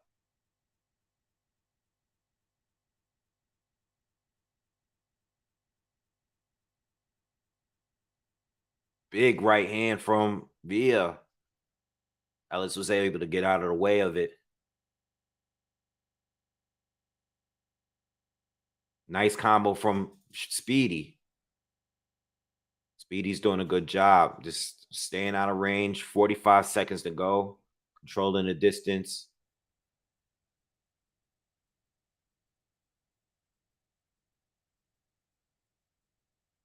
EV, what's up? What's happening?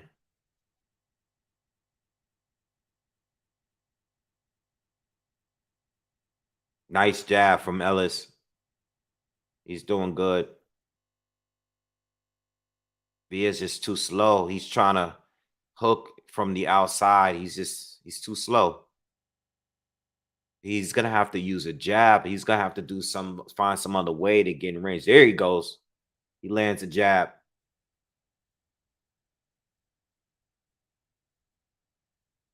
All right. 2-0 Speedy. Speedy hasn't hurt Villa yet, though. But he's definitely been he's been dominant so far.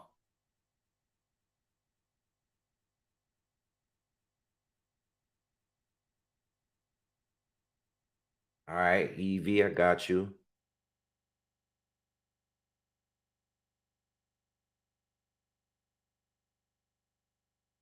Yeah, smash the like button for me, please.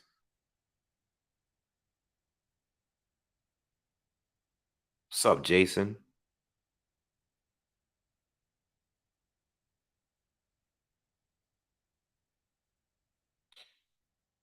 What's up, Akbar?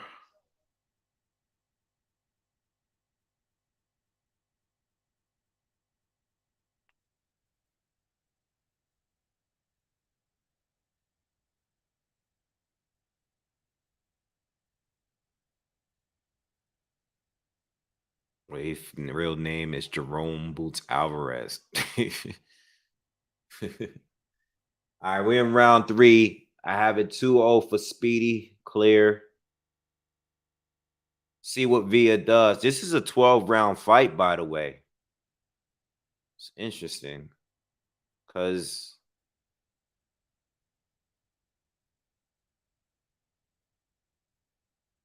Speedy lands 2 right hands.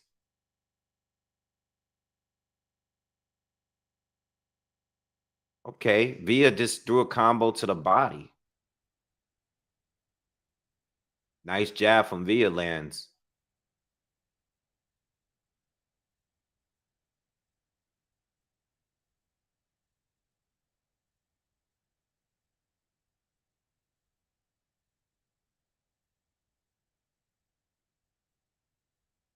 Big right hand again from Villa.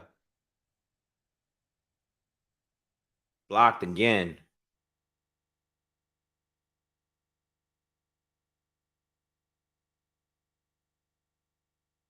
Halfway through the third.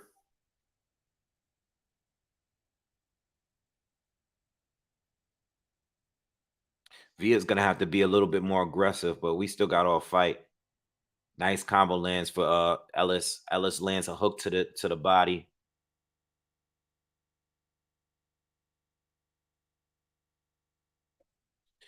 Yeah, I'm just one concern I have about this fight being a 12-round fight is if Rashidi does slow down a bit later and this guy's still coming forward and he's not hurt, you know, you just never know. These little exchanges with Villa.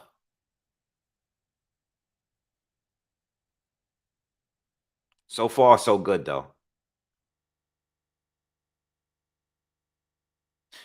Alexis Rocha was actually doing a lot better than Villa is right now when he fought Ellis, you know, as far as being like aggressive, you know.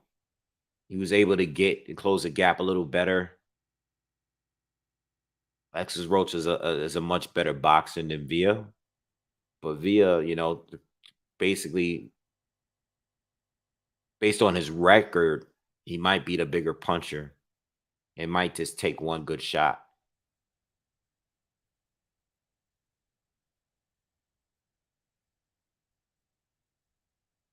I want to see if Ellis can actually hurt this guy though. Not sure if he could. He's landing a lot so far.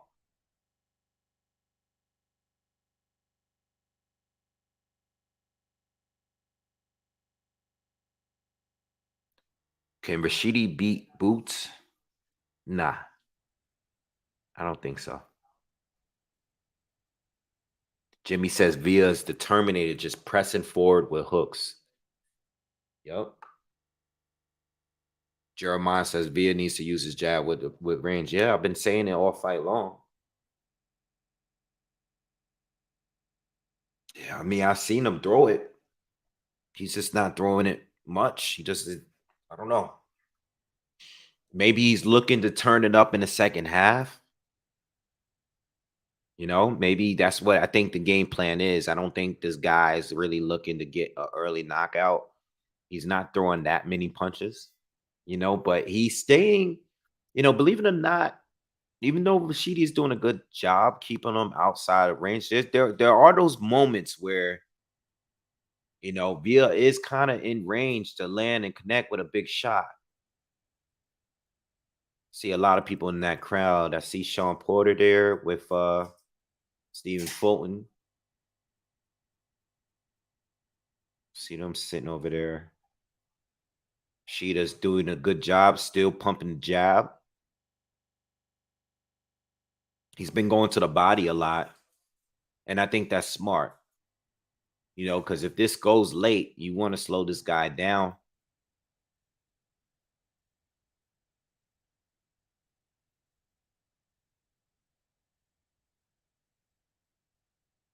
Villa throws a wild uppercut, and Rashida slips it and does like a little shake.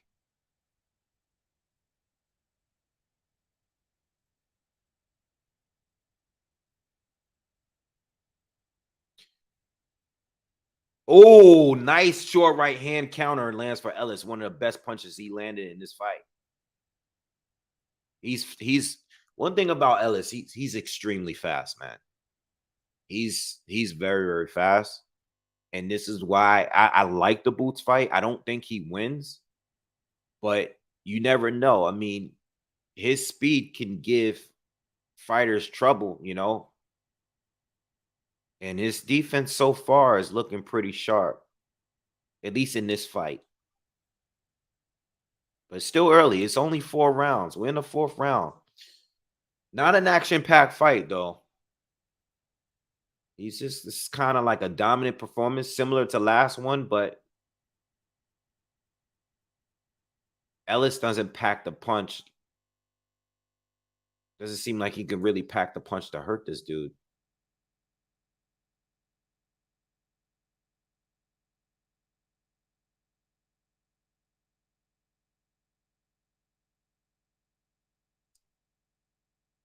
Little exchange between Ellis and Villa. Ellis landing a lot of shots just now. Now Ellis got to be cautious because see in these exchanges sometimes that free hand is just too low. He got to watch for a hook. Villa's starting to look frustrated though a little bit, and now Ellis is coming. He's the one that's coming forward, and he's exchanging with him. And Villa still can't hit him. At least not yet. Villa goes in for a left and a right hook, blocked by Ellis. Ellis complains to the ref, like, yo, he's hitting me in the back of the head in the fourth round. It's done 4-0 for Speedy.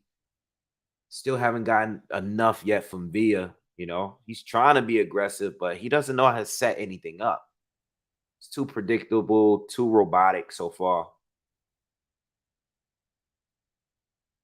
What's up, C45? Nah, I can't show you the fight, bro.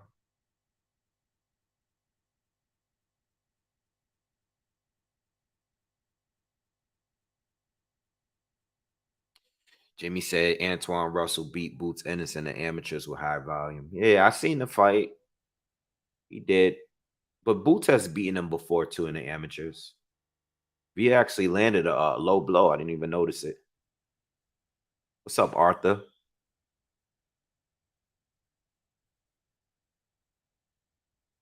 Yeah, 4-0 shutout so far. We're going into the fifth round.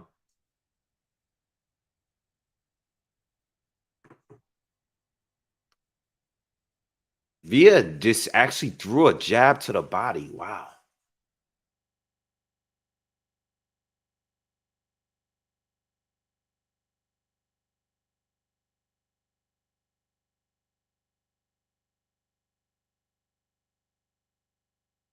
I think Boots Ennis would have stopped Villa already. I mean, but that's his game. He's just the better KO artist. Speedy's doing a good job defensively though. He's doing a really, really good job. Nice left hook lands for Ellis. Villa's trying to come forward and throw a little bit more. All right. He just can't seem to really connect.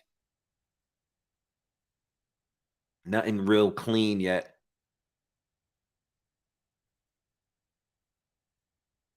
Nah, Tank, there's one more fight to go before the Tank fight.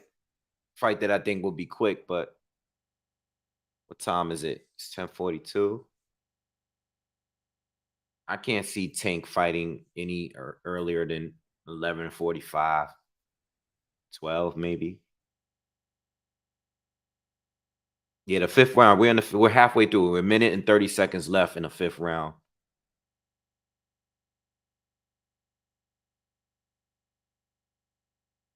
Villa's throwing some big right hands, but he's missing his mark every time so far because he's not setting it up with anything. It's just too predictable. Speedy sees it coming from a mile away.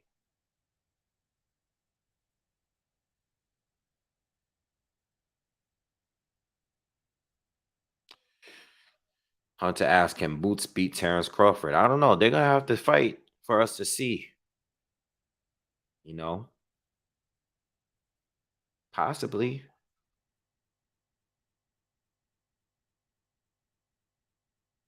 Boots looks great, but got to see him in there against one of those. It's a huge jump there, but he looks like he could, you know, he looks like he's very talented. Right, but for now, I still have Bud. Edna, what's up? Shout out to Colorado.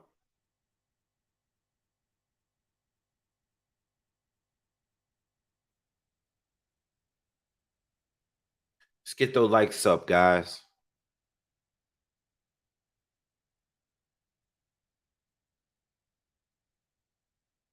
Let's get those likes up to 150 for me, please. I do like Boots over Ortiz. I do. I do think Boots beats Ortiz. I know Ortiz has the better resume, but I think Boots beat him. I think Boots would win.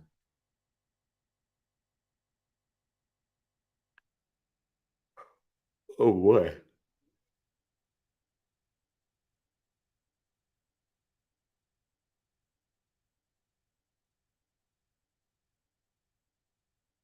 This fight's kind of slow. I think that's part of the reason why people don't like the card because it's no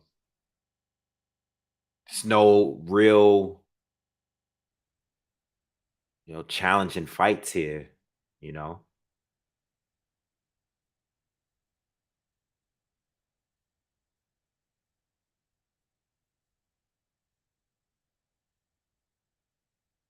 All right, we're in round 6 of 12, and so far I have it a shutout, and this is a problem, because we got a shutout in the last fight.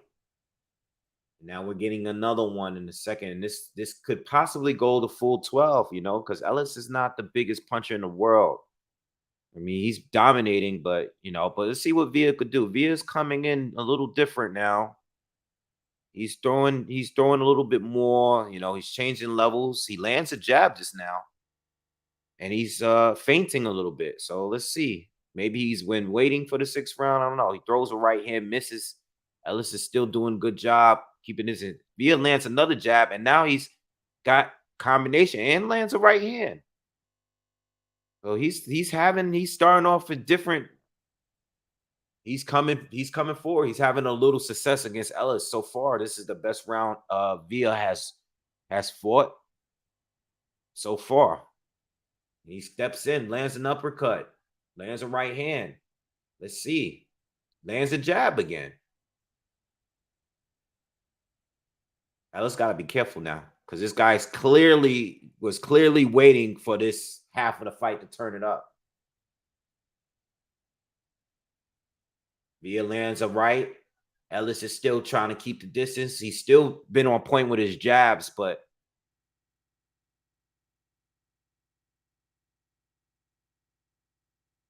this fight's taking a turn here.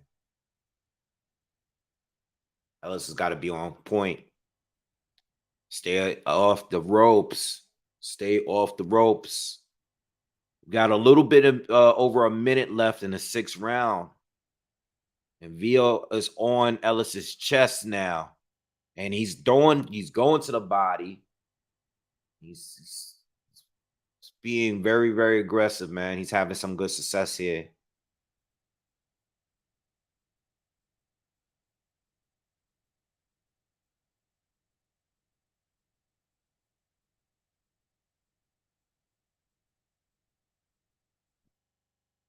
Right hand lands again for Villa and left.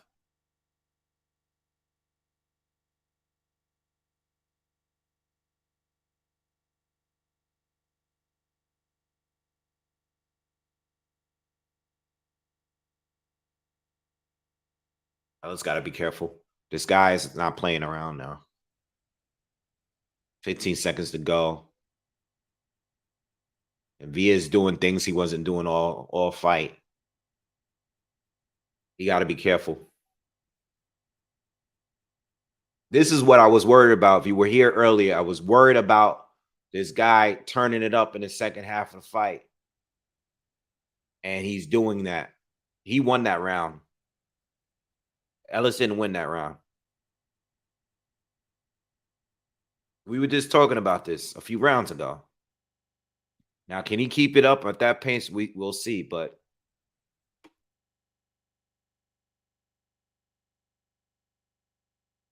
it's not going to be a shutout. Ellis got hit a little too much in that round for my liking. Let's see if he steps it up now that he knows this guy is going to start coming at him.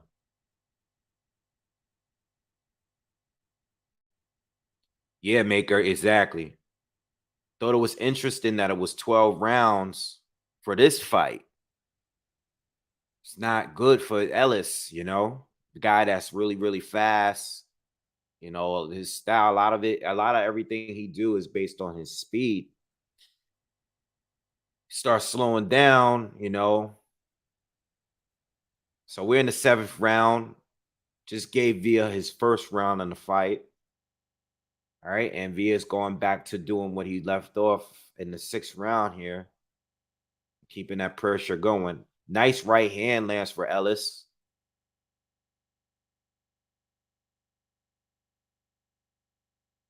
You know, now Villa wants to throw jabs. he's doing a bunch of jabs. And he lands a right hand to the body of Ellis. Ellis looks like he's under a little pressure here, man.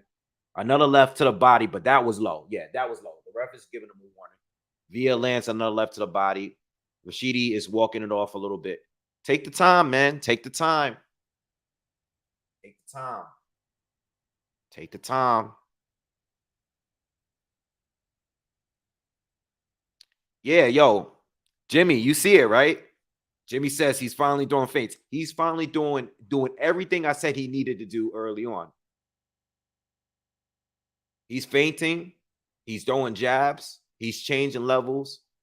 And he's coming in with confidence now. He's feinting. He's doing everything that he wasn't doing earlier now. This guy's a completely different fighter. And this was what I was concerned about here. Ellis is it's not good. Too early in the fight. Another referee wants him not to hit him in the back of the head, but I think that Ellis was big right hand lands to the body of Ellis. Speedy's trying to do his best by this. He's gonna need to put in a little bit more work now outside of just He's not controlling the range like he was before. He's still popping a jab, but he's all right. Was Via's going on. Via is going at him, man. Oh man.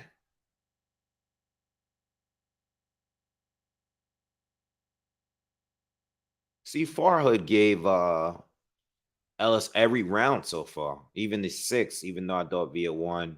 I have it 5-1, possibly 5-2.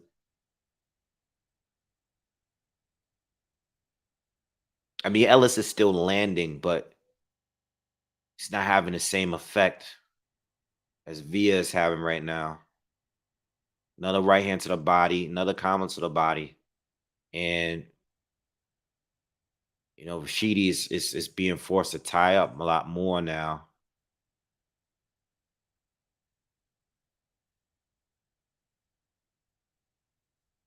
Another right hand to the body. Rashidi counters with a short left hand and a short right hand. Nice short right hand and short left. Nice. Rashidi won that little exchange in the end of the round there. Close round, man. That was closer than the six. I think that could have gone either way. But Ellis is in for a fight. And I told you guys this yesterday or the other day. You got to watch this guy Via. And this guy is listed as 5'7" on BoxRec. You know what I'm saying?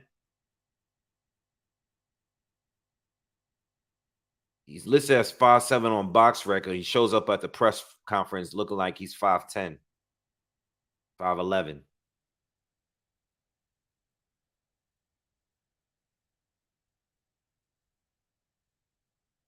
Or 6 feet. He might be 6 feet. Because he looked taller than Boots too when they were all standing together.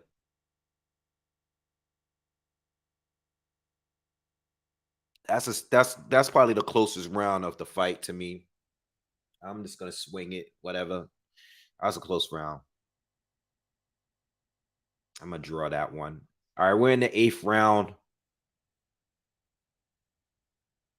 Ellis is going back to popping that jab and keeping Via out of range. What Ellis needs to do at this point, Ellis needs to stay off the ropes and keep the fight where it's at right now. Keep using his legs. Stop getting into the corner too much. I know he likes to get into these little exchanges and he wins the majority of the time, but too dangerous right now. Ellis lands a right hand over the top. Nice counter. Ellis is doing good. He looks sharp this round so far. Via lands a jab. This fight turned out to be a good fight. It's turned out to be a good fight. Via lands an uppercut and a right hand, and Rashidi Ellis is forced to hold. All right.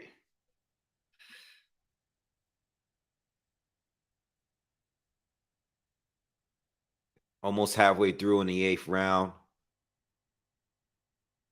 Ellis is getting backed into the corner again. He has to stay away from there.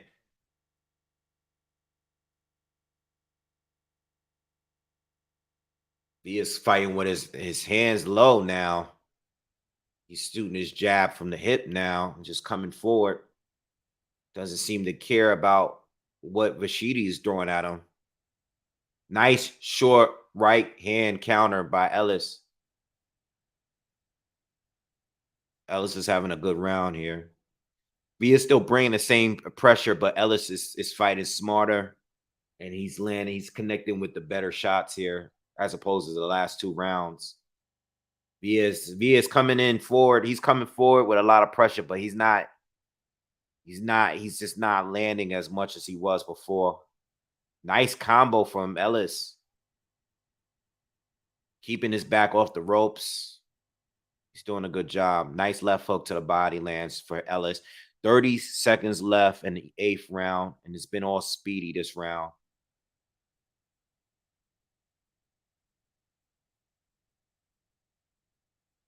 Via lands a jab.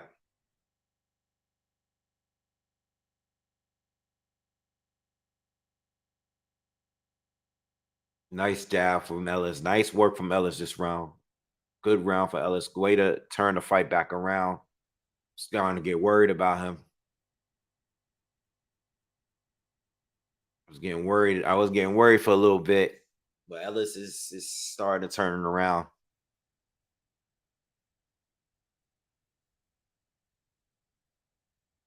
Good fight though. It's a good fight. Much better than the last fight with Andre and Nicholson. It's a good fight. Flo says 6'2". She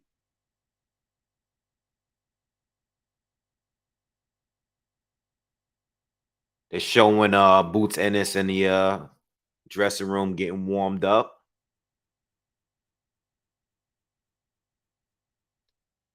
Yeah, now Maker, you're right. Good experience for Ellis. Very good.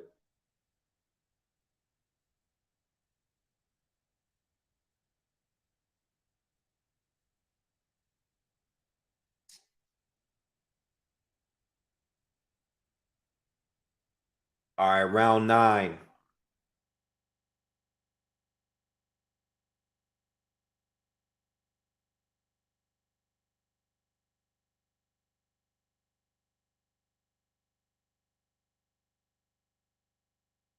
Ellis is doing a good job. Ellis is doing a good job probing. Look like now he looked like he really woke up now. Both of them. Like we got a real fight. I actually like what I see from both at this point. This look like a real boxing match now. Villa is actually pretty solid. You know, win or lose, he's pretty solid. Oh, was a headbutt? I think we got a headbutt there from Villa. I think she seems all right though.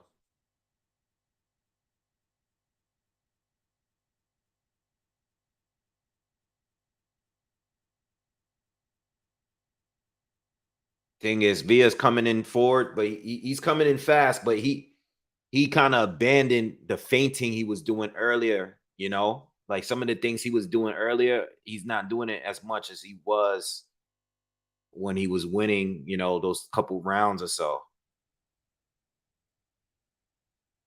A 6th and 7th round, he was doing a lot more. Halfway through the ninth, nice left hook to the body, and Villa is staying on him.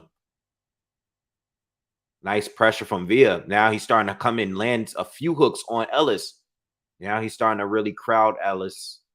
Lands a jab on Ellis. Now he's turning this round around.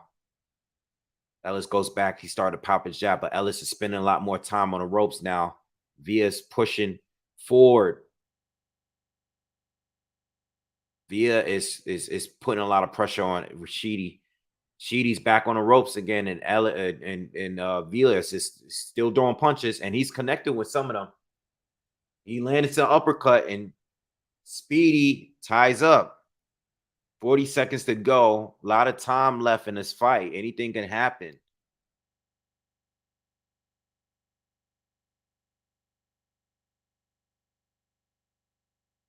He's taking too many jabs from Sheedy though as he's coming in. Oh, big left hand from Villa that lands. Uh-oh. This is a good round for Villa. This good second half of this round. Again, and Sheedy has to tie up because Villa starts connecting with these uppercuts. Uh-oh. If he can keep this going, it's 3 more. It's still a lot of time in this fight. It's a lot of time. I don't know, man. I think Ellis was winning. He started off good, but I think Villa stole that round. I have to give that to Villa, man. He stole that round, man. You guys watching this fight, man? This is a good fight. Jimmy says Rashidi is more skilled, but Villa is a tough opponent. Absolutely. Definitely a tough one. Maker, thank you, man. Appreciate the work you put out, bro. Respect. Appreciate you for supporting the channel. Thank you for the donation. Jimmy says Villa needs a knockout. Yeah, he does. He does. I think Sheedy I think Sheedy's already. I said Sheedy, Speedy. Speedy's probably won enough rounds, but you never know. You never know. This guy Via wins the next 3 rounds and maybe scores a knockdown. You never know. But Villa is coming forward and he's throwing bombs and he's hitting this. He's hitting the target a lot more now because Sheedy is not so slippery. He's slowing down a little bit. The speed ain't matching. You know what I'm saying? Like, oh man, Villa's he's hitting him a lot more now. Sheedy's starting to tie up. I don't know if Sheedy got anything left. He might have to just fight in survival mode, but he's gonna have to do something to slow this guy down. Vias doesn't respect his power at all. Sheedy can't stay off the ropes. Guys, this fight is not the same fight. Sheedy is hurt. I think he hurt him. Sheedy went and lunged and to hold him. I don't know, man. I'm gonna say like this. If these judges gave Via 3 rounds and Via is able to win this 10th, 11th, and 12th round, he might win this fight or at least draw the fight. All right, because the 6th, 7th, and 8th or 9th, I think, could have gone to Via, right? And if he gets a knockdown in this fight, Ellis needs to do something, man, because we're not getting anything from him at this point. He's already acting as if he's in survival mode. No more jab. He can't hurt this guy. And he's getting dominated this round.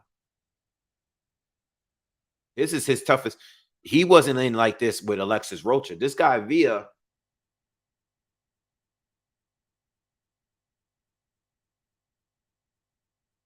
Yeah, Ellis is in trouble. He's in trouble here. This guy has never looked so much bigger than him until right now. Oh, big right hand from Via.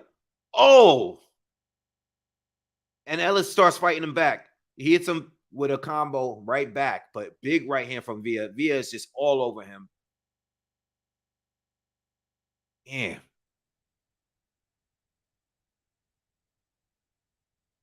Oh, man. Via. Big round for Via. Big round. And my man, Charles Edward Cheese, comes through with the 250. Thank you, my brother. Appreciate it, man. Thank you for the super chat, bro. Thank you, man. Yeah, Giovanna, yes, you can. You can hit me on the cash. Is it Cashapp and Venmo, Boxingwave 10. Thank you. All the information is on the bottom of the screen in the banner if you want to donate. Thank you, Charles, man. Appreciate it, man. Every time you donate now, I'll be thinking of the showbiz music. Wait, what we drinking tonight? I'm drinking water right now, man. I'm drinking water right now. All right, we're in a fight though. We're in a fight. We gotta talk about this fight, man. We're in the 11th round, and Rashidi Ellis in some trouble right now. Let's see how this go. Via is coming back, and Rashidi's fighting back though. Let's see what happens here, man. Because this is a real fight, and I think it could go either way depending on how these last 2 rounds go. Another right hand lands for Via, man. Via's already back on it. He's throwing that jab. He's trying to tie up in between it, though. Crowd is booing. That's another time he goes down by trying to hold Via. Villa lands a right to the body, and Machidi is just forced to tie up. He just cannot, he just can't go blow for blow with this dude. This is a tough fight for Speedy. Right hand lands to the body of Speedy, and Villa's all over him, man.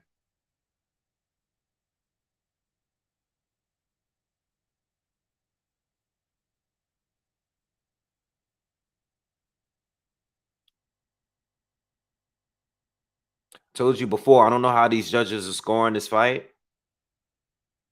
All right, but I don't know how they got it scored, but this can easily be a draw. It can easily be a draw if these last 2 rounds go like this, man. We still haven't gotten a knockdown for neither yet. Sheedy's trying to get back to just controlling it with the jab, but the problem is Villa's throwing the harder shots, man, and he's connecting. He wasn't connecting earlier. He's connecting now, especially with those body shots. 50 seconds left in the 11th round. Ellis is starting to connect more with the jab. Let's see. Now he's just working on pop shotting and moving. This is what he needs. He's going to be able to have to do for the remainder of this fight here. He's just going to have to pop shot and move. Nice combo lands for Ellis. 28 seconds left. And he's been doing good this second half of this round.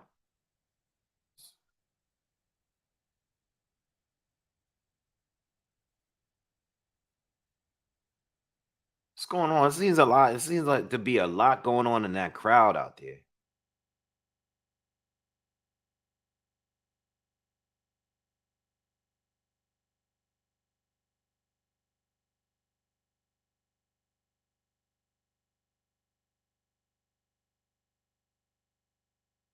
Yeah, I had to get that guy out of here.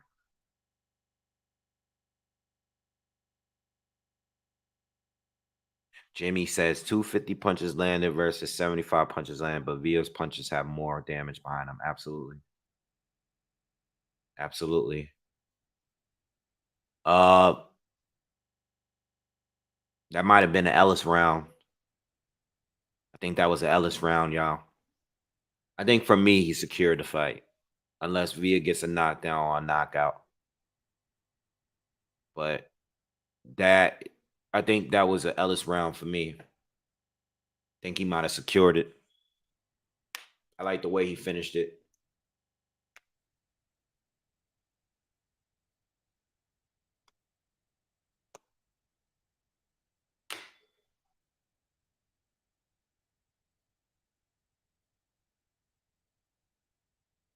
Yo, okay.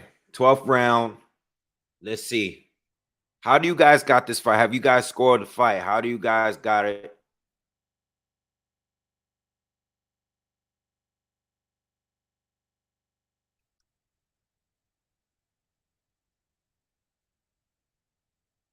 Ellis is doing a good job this round.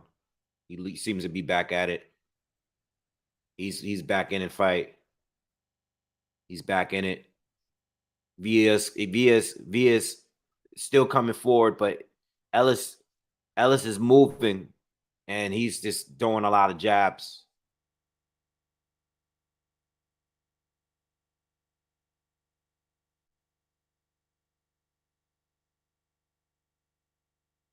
Oh, whoa. Big exchange.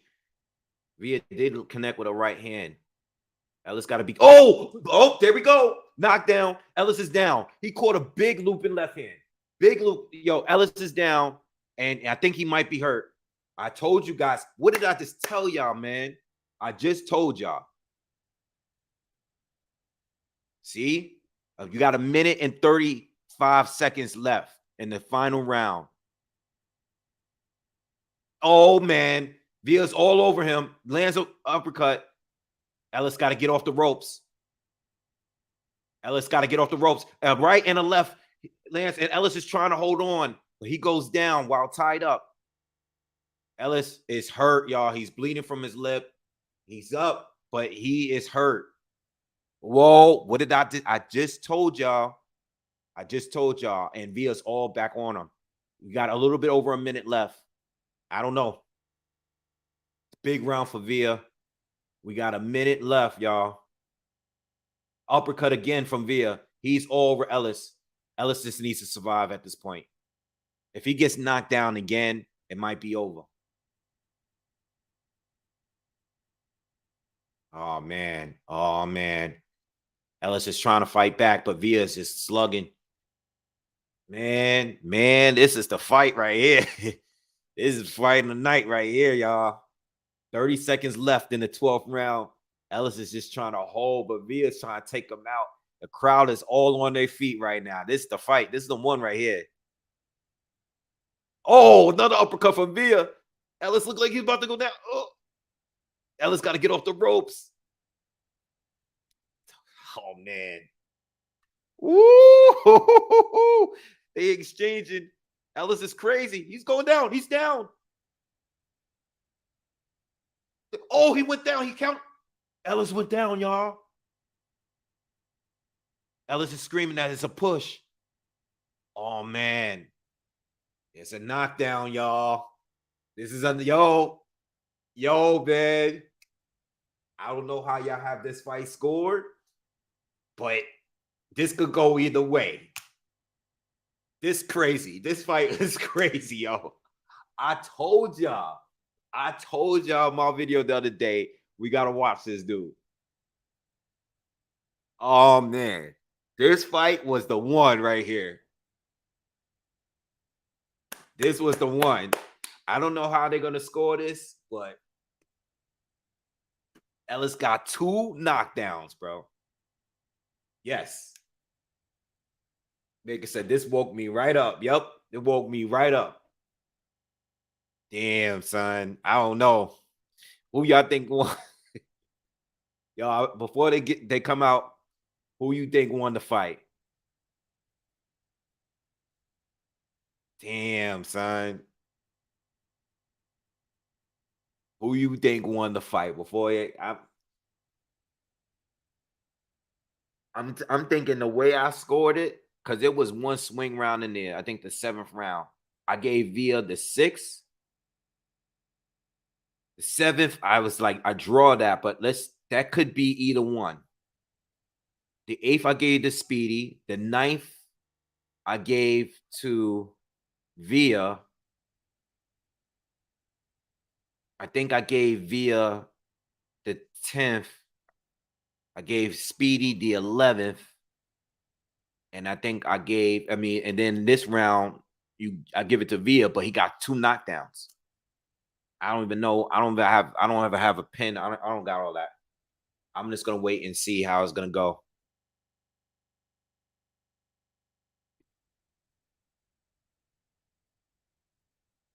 Damn, that knockdown. Speedy got caught. That left, yo, they showing a slow-mo.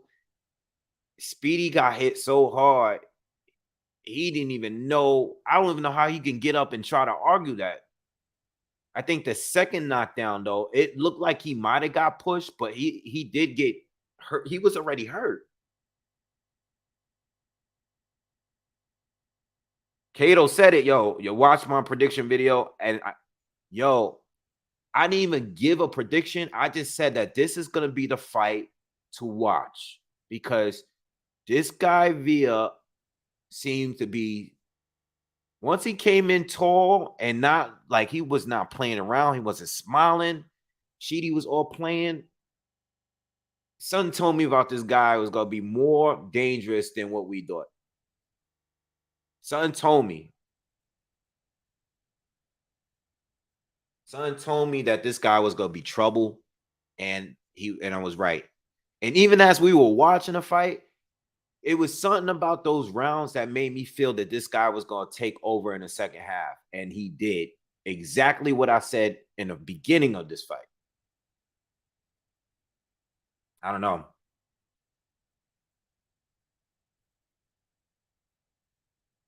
Very good fight, by the way. You know what? Good fight. That was a good fight. And Via, if they don't give it to Via, I would love to see him in another fight, like a real fight. Like we got to keep our eye on this guy now. We know he has his power. He proved it. Not only does he have power, but he proved that he can box a little bit. You know what I'm saying? That was a great fight. Great fight. Great fight. That was worth it.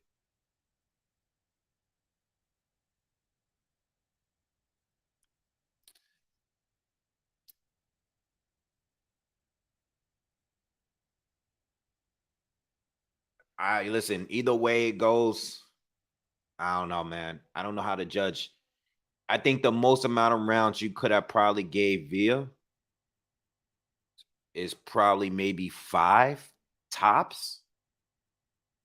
If you give him 5 tops, I don't know the math when it comes to the ring, the scoring, but if a judge gave Via 5 rounds and then he gets 2 knockdowns, I don't, I don't know.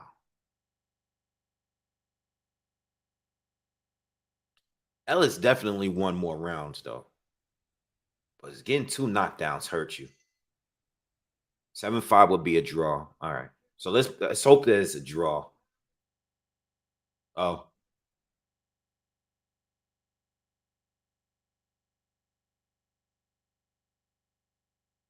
113, 113.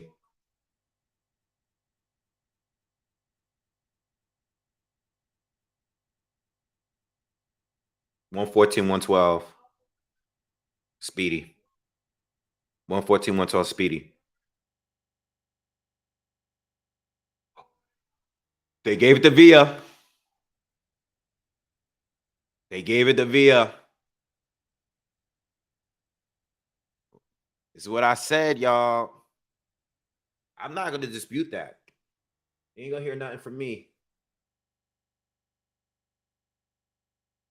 I don't know how they scoring it. That means that they probably gave him 6 rounds and then he got the 2 knockdowns. That's what that scorecard mean. They gave him 6 rounds and they gave him the 2 knockdowns. They gave him 6. I don't think he won more than 5. But that's not a robbery. That's not a robbery. I can't if I'm 1 point off, that's not a robbery for me. You know, I think the draw, I can't get mad at no 114, 112. Damn, Speedy. Damn. Damn. Damn. This is crazy. We sit here talking about Ellis and Boots.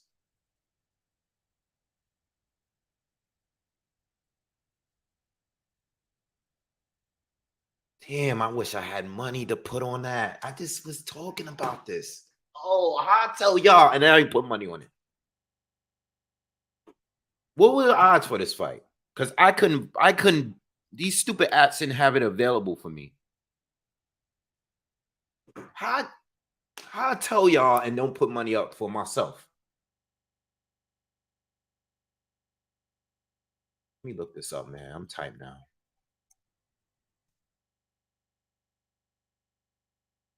What were the odds for this fight?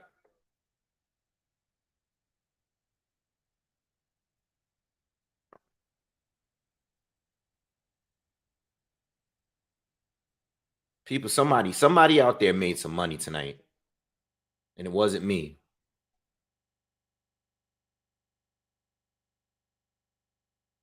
Via was a plus 550. I mean, that's not a crazy favorite, but I'm pissed off at myself.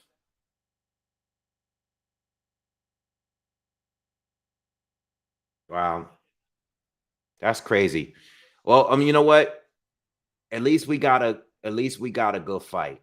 You know, I mean, that definitely was those last 6 or 7 rounds were great rounds, man.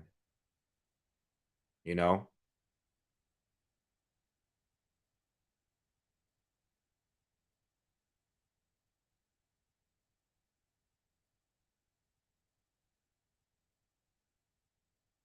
he's saying he would run it back with him.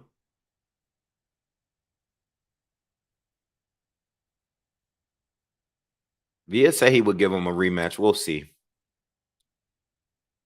He just put himself in a spot to get a fight with somebody else. I don't know. We'll see. You know, guys will say they'll do the rematch until it's time to do the rematch. Hold on, hold on.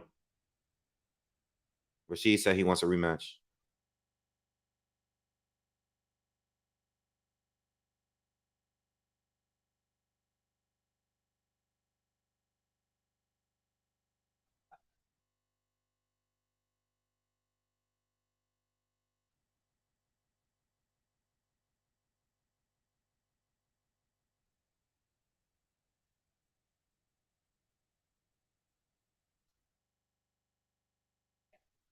He said he disagreed with the decision. He was winning most of the rounds.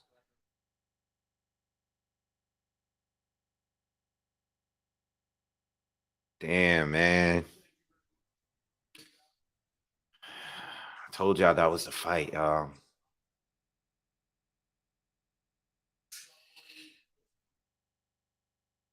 mean, you know what? Dude's legit, man. And he came in with an amazing game plan. You know, Via came in and took it easy. He took it easy for the first 5 rounds. He gave those rounds to Ellis, and he took over. You know. All right, guys, give me a minute. Let me just take a little break, get something to drink. All right. I'll be right back. Give me a minute. I'll be back in like 2 minutes.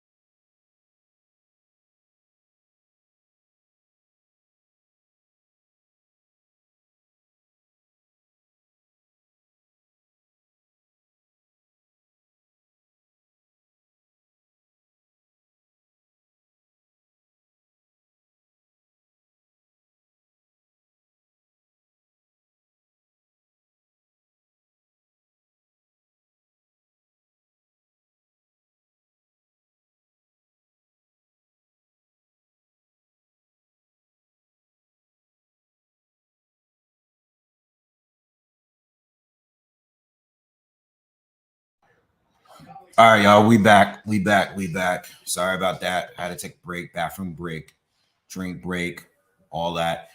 All right, we got one more fight to go. Boots is next. That's gonna be a short one. Um, and then we got Tank against Hector Garcia. Yo, man, that fight, that last fight was a good one, man. That was a good fight. I don't know if they're gonna really rematch each other, but regardless, I'm cool with seeing Mr. Villa fight anybody again. You know, that was a good fight. Now I wouldn't want him to fight Boots because I don't think that plan of what he did works with Boots. Boots is gonna come out fast, strong, powerful. If Villa were to fight Boots, Villa would need to come out fast. He can't go 5-6 rounds like that. Boots is different than Ellis, you know. Um, but yeah, it was a good fight. What's up, Pito? What's up? Shout out to everybody that's here, man. Yeah, Boots is sharp and he hurts. He punches harder, and he's gonna have Villa on the back foot most likely. But you never know because if they're both starting fast, you never know. Villa might catch him with a good shot. But I just wouldn't see the fight being as competitive because Ellis, he just doesn't. He's very fast. He's slippery, but as you can see, he just doesn't have that same kind of power. He doesn't have that top tier power. He's the type of guy at this level. At this level, he's not gonna really just be stopping dudes. He hasn't really stopped any notable names. Um, Eddie Gomez was the last person he stopped that I thought was decent. And that was years ago. You know.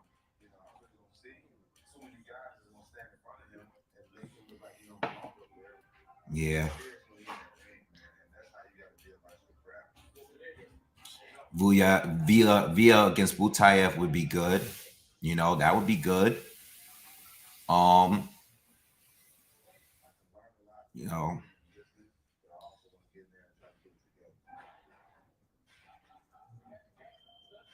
I wouldn't want Tank or Boots to lose tonight. If EK says if since it seems like a night of upsets, who would I rather lose tonight, Boots or Tank? Um, I mean, I wouldn't want either one of them to lose. To be honest, I can't even answer that because I don't want Tank to lose and I don't want Boots to lose. I didn't want Rashidi Ellis to lose. Well, he did. But it was a good loss. I mean, as far as it was good. It was a good fight, you know? Yeah, Tank has a higher chance of losing for sure. The thing about Tank is I think Tank can lose on points. I think Devin Haney can beat Tank on points.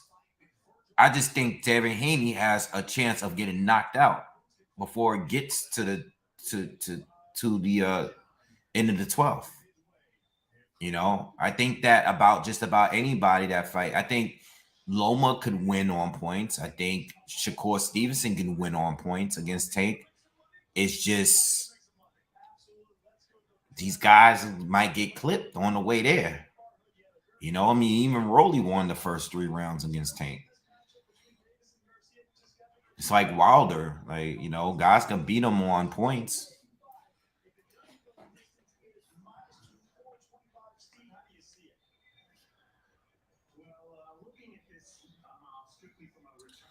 EK said, "What's up with these fighters and wearing OnlyFans?" I mean, if they paying the money for them to wear they logo, it is what it is, man. It's showbiz, man. Pedro says, "Great observation." Beth says, "Shakur ain't even at 135. Yeah, he hasn't fought yet, but he's there."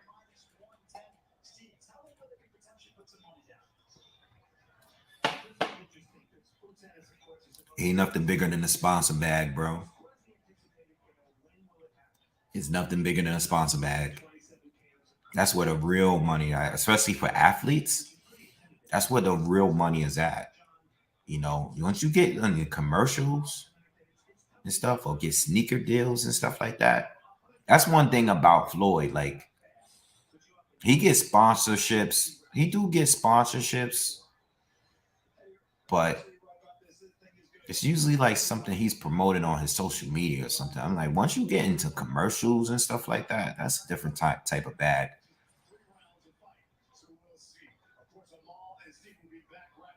Yeah. If you haven't already, please, please, please, please smash that like button too, by the way. All right, let's get up to like 200 likes, man.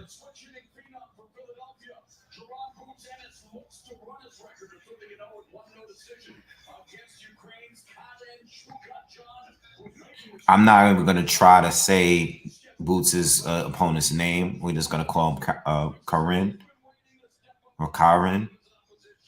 I can't say his last name.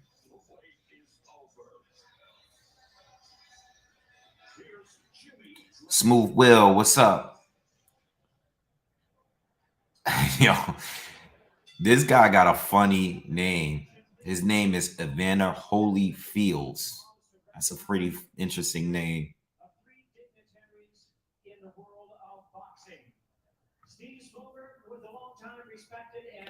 Main fight is up next after Boots fight, which is up now. And Hector Garcia was a beloved and venerable trainer of 13 world champions. Their presence in our sport will be dearly missed. What do you guys think Virgil Ortiz is going to do? You think he's just going to wait the extra month to fight Stanionis? I believe that they're looking to make an April date. The fight was due in March. Was scheduled for March. You guys think he's just going to wait the extra month, or he's going to find another opponent? I mean, I don't know what the WBA are. They're doing Jerry Roth and Steve Smoger.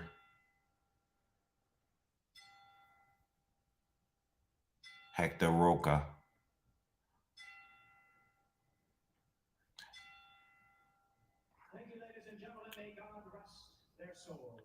Yeah, what do you guys think? I think I guess it really depends on the WBA, because if the WBA, at the end of the day, Stanionis is injured and he is the champion, you know, the WBA world champion, the junior champion. So with that being said, if they don't strip him, which I don't think they're going to strip him, I guess they'll probably just wait for the reschedule in April.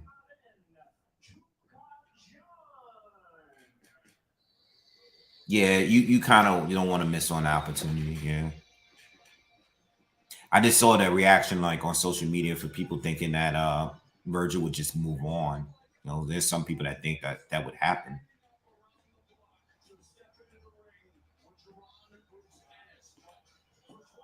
So Karen is entering the ring now from the Ukraine.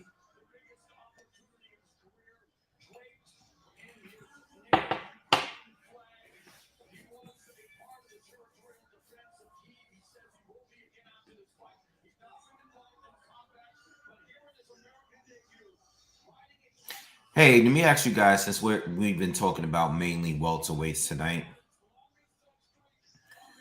do you guys think that Keith Thurman has any chance against Errol Spence? Serious question. Is there anyone here that think Keith Thurman can beat Errol Spence right now? Like now, I'm not talking about the past or in his prime. Thinking like right now, the fight is scheduled and it's on.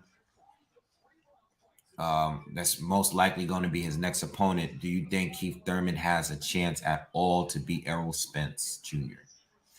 Les says no.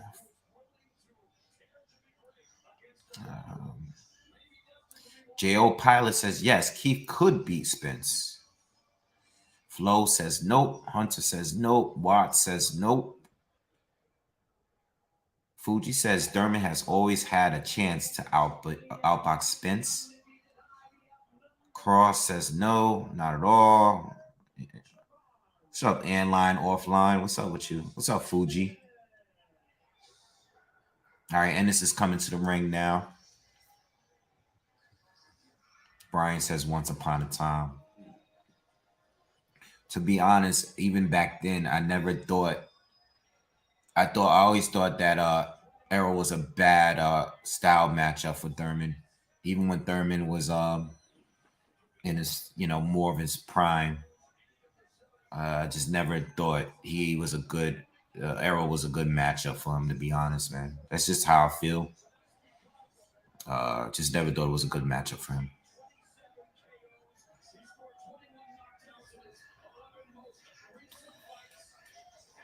Yeah, I just never thought it was a good matchup for him. I think Errol is too good of a body puncher, too good of a pressure fighter. All right, has too good of a jab. Keith moves well. He moves well. He is fast. He does got good power, but I just never liked that fight for Thurman. But Thurman did look good against Barrios. I mean, even with the he looked good for a guy that was as rusty as he was. You know.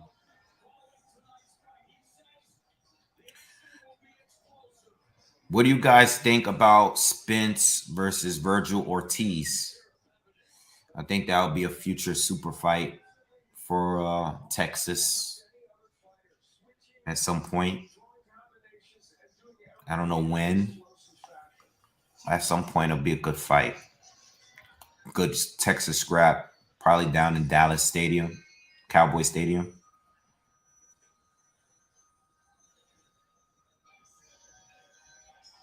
Willie says Spence is a bad match for Thurman. Yeah, I never liked that fight for Thurman. Even though I didn't think Thurman was ducking him directly. Because I know Thurman was just looking to get big fights. I know he wanted Floyd in other fights, Danny Garcia, but I didn't think Spence was a good matchup for him. Brian said Thurman would be awesome for commentary. Thurman has done commentary on PVC. He hasn't done it recently, but he's done a good amount of commentary on there. He is a good commentator. He is. He needs to stay on it, though. I think he'll do it when he retires. He's good. He's good. Thurman is very intelligent, though. He's good at explaining and talking boxing.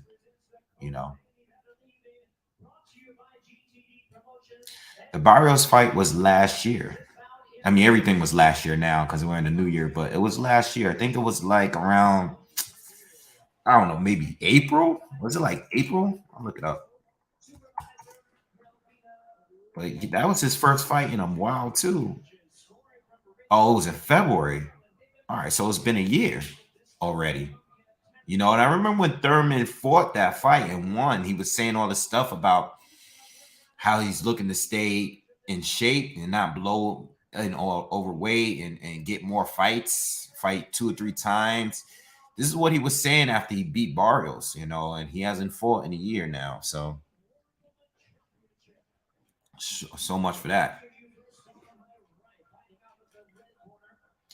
Kato, yeah, I have seen it. I've seen so many Keith Thurman. You know what? Not for nothing. Keith Thurman is one of those dudes. And part of the reason why I was a big fan of Thurman is because he had the best interviews to me. He just overall he's very intelligent. And when he starts talking about like boxing from a technical standpoint, he's one of the best to do it. He will be an excellent commentator. I love listening to a Keith Thurman. Keith Thurman actually gives one of the best interviews out of all the boxers. When he was a guest on the Porter podcast and they were talking about their fights, he's very long-winded, so he talks for a while. But when he starts talking, he is one of the, he's great at storytelling and he's good. He's good. And he should come out with his own podcast. I don't know why more of these fighters don't do it. You know, I don't know why most of them don't. Maybe they have to wait until they retire. But some of these fighters need to do that. And there's a lot of money in this game, and you're already a championship level fighter. Even if you're not, there's so much money in this. I don't know why more of them are not doing it. You know? So he should be another guy should have his own show. All right.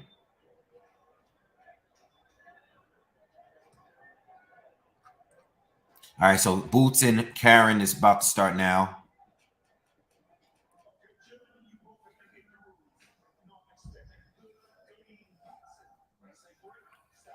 Boots is gonna destroy this guy.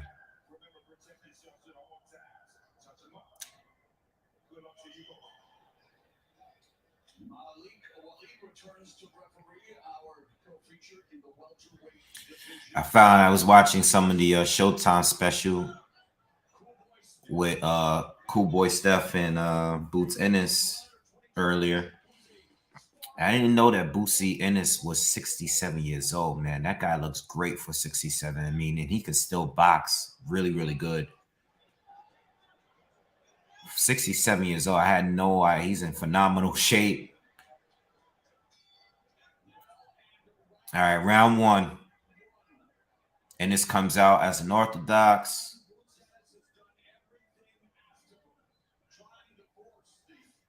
Karen comes out. He's a lot of movement here. Feinting, countering. Nice jab from Boots. Boots is throwing a jab. A lot of slickness, a lot of movement from Karen. Boots just goes straight at him, rushes him. Nice jab from Boots lands. Very heavy jab lands from Boots. Karen looks very slippery. Nice right hand to the body lands for Boots.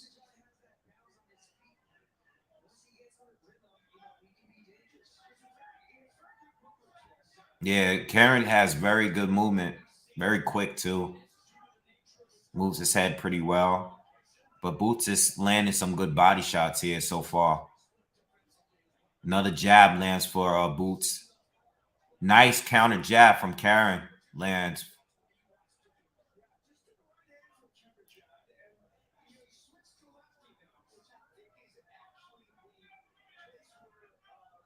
Boots just switched southpaw. Nice right hook lands for Boots.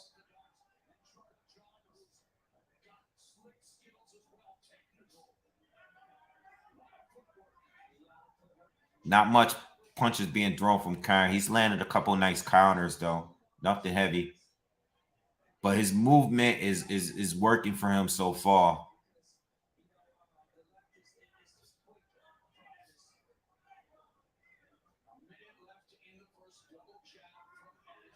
A lot of feints and a lot of Karen's is working off the counter.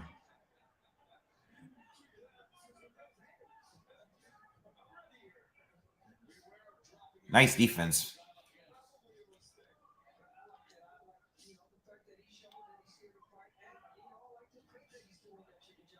Right hand lands to the left hand lands to the body of Karen. Boost goes for a lunging left hook. Lunges into the left hook and he misses. Karen is very slippery so far. Very playing great defense. Not much offense though from him. It's making Boots miss a lot though. I'm sorry for the comments, guys. First round for Boots, but good movement from Karen. Good defense from him. Nice landed a nice couple counters.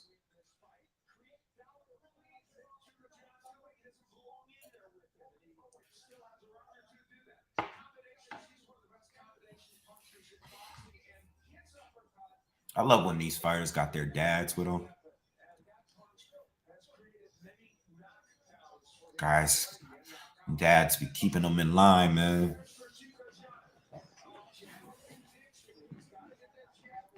Yeah, 1-0 Boots. But Karen he landed some good shots, man. He has some good defense. Yeah, Boots is gonna, like you said, Jo. He just gotta box a little bit, you know. You gotta get a first round knockout. Just box your way to the knockout.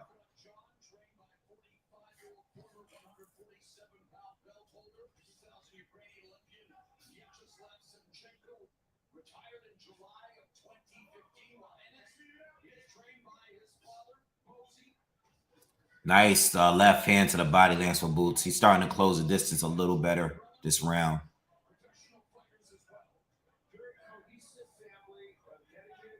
He's doing a lot more pawing.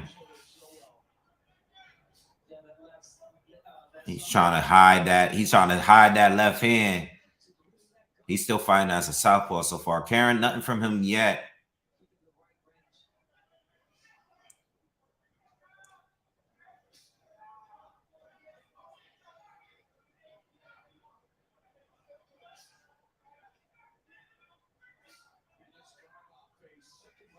I want to see some offense from Karen. He hasn't really done enough outside a couple jabs here and there. Nice short right hand lands for Boots. Boots is starting to close in a little bit on him this round. Not like the first round. Another right hand to the body lands. Feel like Karen at some point where he's gonna get hurt is Boots is going to the body a lot. I feel like Karen's gonna try to parry down and Boots is gonna catch him up top. I think that's he's gonna catch him with a hook high. Because he's throwing so many body shots.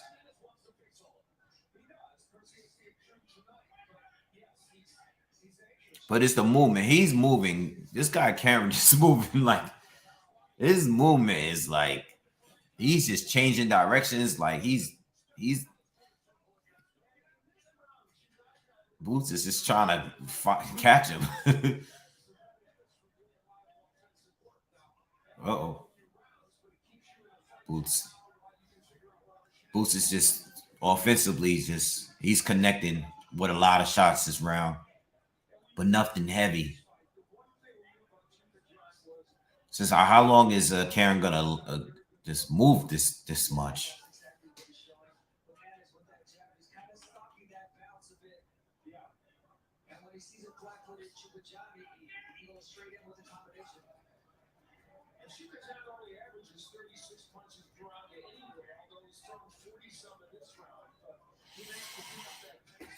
Oh man, this is so boring compared to the last fight. Karen landed left hook, but Boots caught him with a big right hand. He's been taking the power from Boots. Boots ain't sitting down on the punches like that this round because he's dealing with a big mover.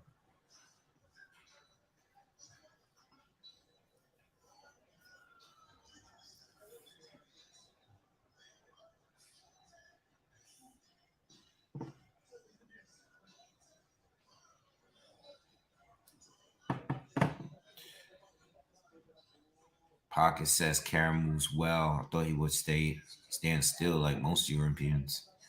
There's a lot of Europeans that move like this guy. You know, we just saw Sandor Martin against Teofimo Lopez. Michael McKinson is a mover. You know, he fought Virgil Ortiz. There's a lot of slippery movers out there in Europe. What's going on in the ring here? All right, we're in round 3, first 2 rounds to Boots. Karen has displayed some good defense, but he hasn't really fired back with anything. Boots is starting to step it up now. trying to track down Karen.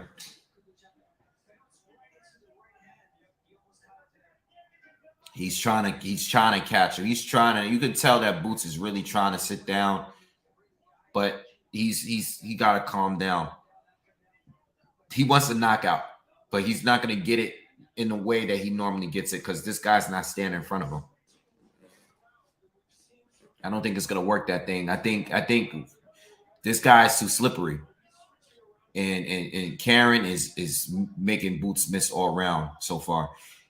Boots is going to have to walk. He's going to have to just continue committing to the body and beating him up, son. This is not going to be an early knockout like he wants it to be. He has to beat him up a little bit more. But we'll see. Maybe he catches him. Almost caught him with a left hand, but couldn't catch him clean.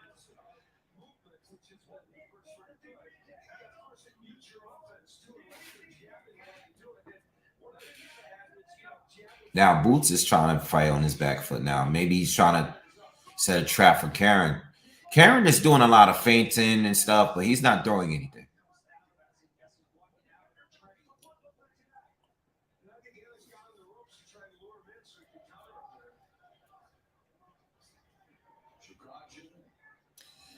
Oh, this fight.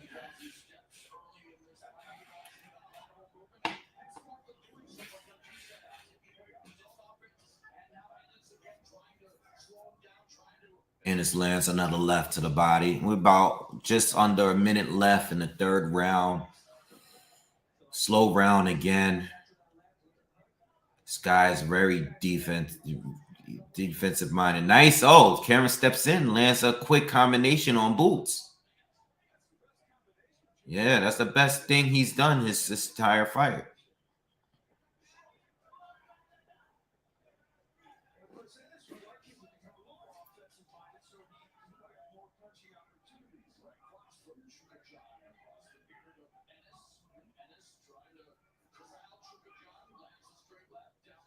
See this is a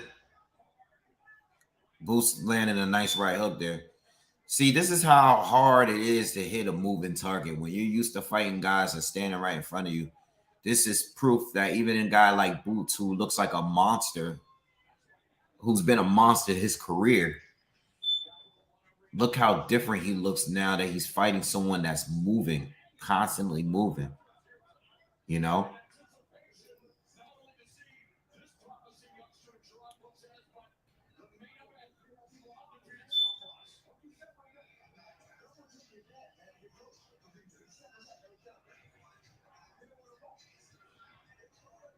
Bootsy's telling Bootsy he don't want to fight.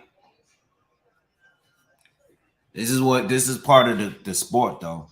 Oh, what is that noise? Give me a second. Hold on.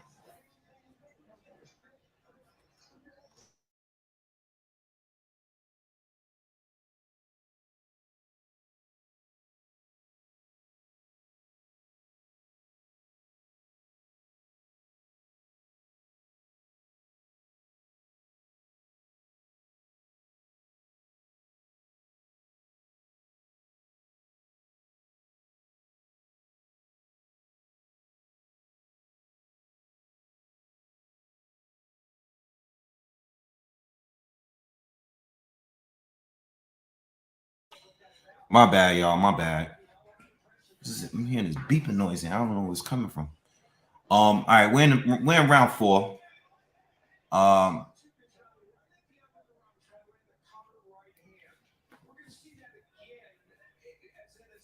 Keith Luckett says Spence will have his hands full with Bud moving on him. Yeah, and that was my point, you know.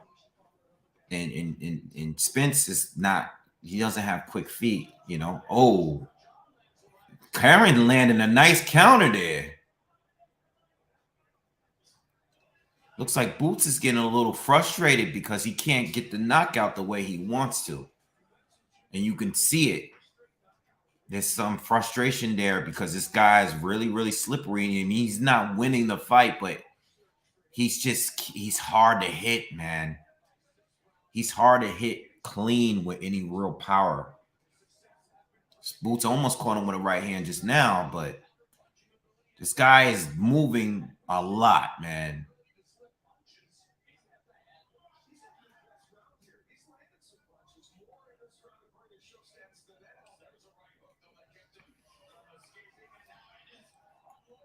Boots is trying to keep him on a corner and dig to his body.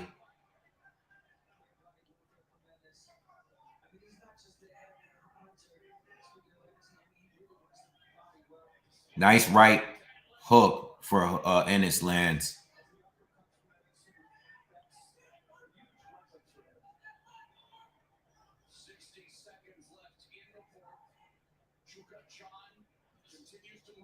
Ennis jumps in with another lead left hook, but missed. 50 seconds left in the fourth. Karen lands a left hook. Think every once in a blue, Karen catches him with a shot because Boots is so offensive and he's just coming forward that he gets caught with a shot every now and then because Karen is, he's not throwing many punches.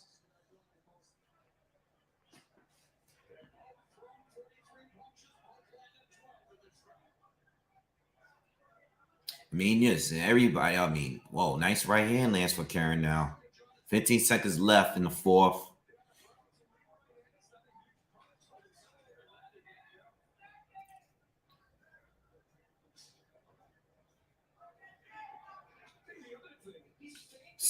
Now this guy's dropping his hand and telling Ennis.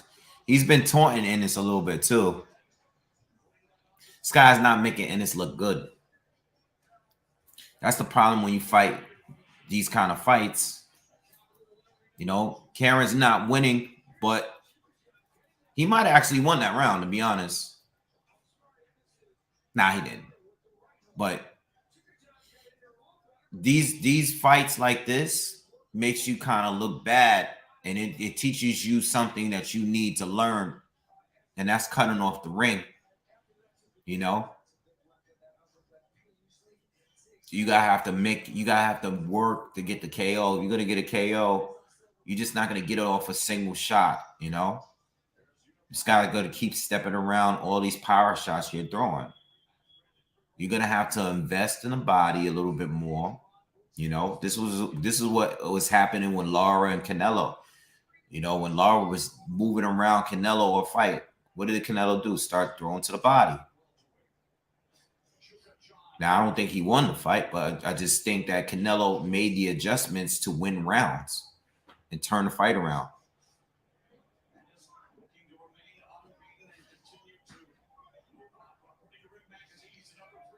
Boots just got to be careful, though, because Boots is just kind of, he's kind of like every once in a while, like I said before, he gets hit with a shot that he just wasn't expecting because he tends to fall asleep here and think that this guy is just all about him. He thinks it's target practice. He forgets that he can get hit too.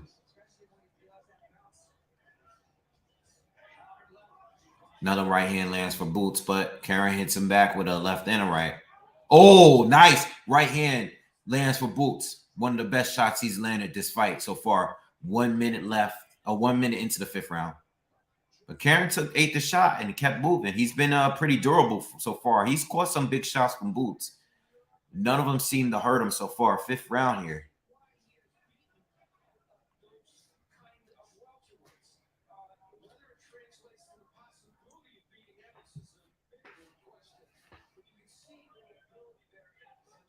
Yeah, Boots got to learn. This is one of those fights where you're learning how to cut the ring off.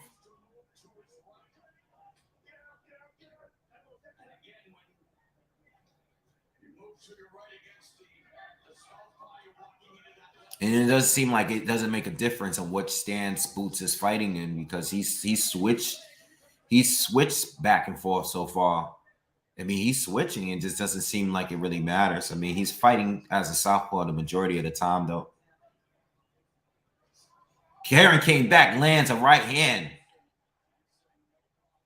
Nice right hand.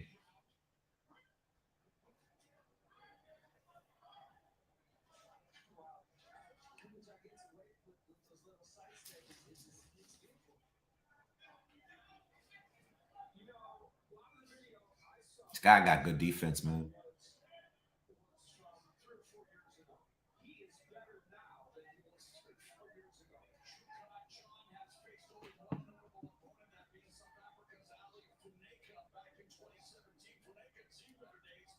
All right, this round's coming to a close.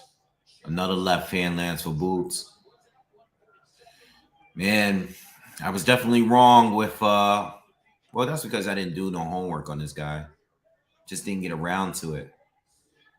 But I thought this would be a quick fight. Boots comes in. He lands 2 left hands. Boots is landing good shots, y'all. All right. Overall, if you're not watching the fight, Boots is landing. Boots landed 2 good shots. I mean, Boots has been landing throughout the fight. Not a lot. I'm sure his accuracy is way off tonight. With that being said, hold on.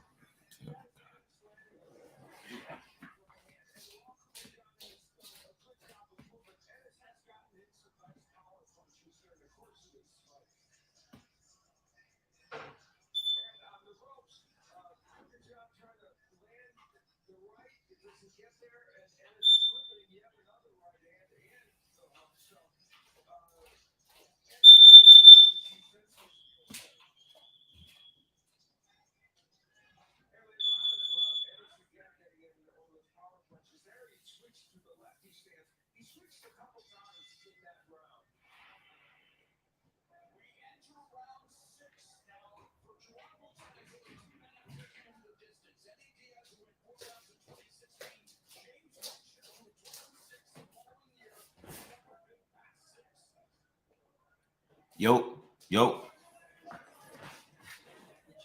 Damn, nah, I have this damn carbon monoxide. It's not even like the regular alarm. It's a carbon monoxide alarm. My bad.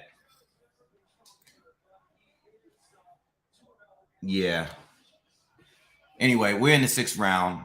And what was I saying before?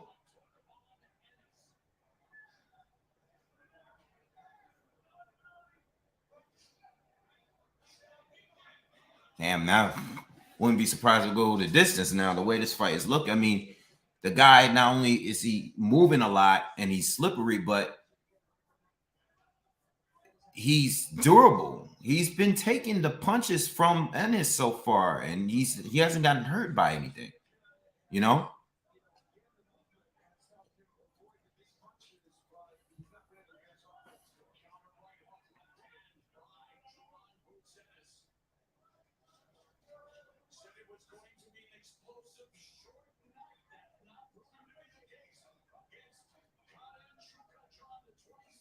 Oh, nice left hook from Karen lands halfway through the 6th. Wow.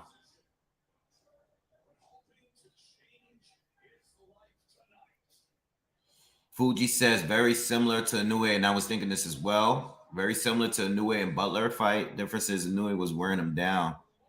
Yeah, Inoue was. I would say that Inoue was doing a little better, but I do think that Karen is defensively is even a little bit better. Like Butler don't move this good. This guy moves very, very good. His bounce and his changing directions and stuff is even better. But Inoue wasted a lot of time just kind of taunting and waiting, whereas Boots is actually attacking him. You know, it's just that Boots is not really setting up. Everything seems really predictable right now. You know, and I think Ennis being a younger, fighter, he seems to be very. He seems to be getting very frustrated by it.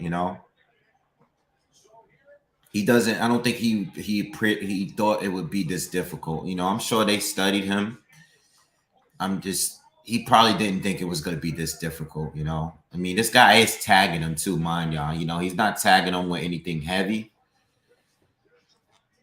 but he's pretty durable too.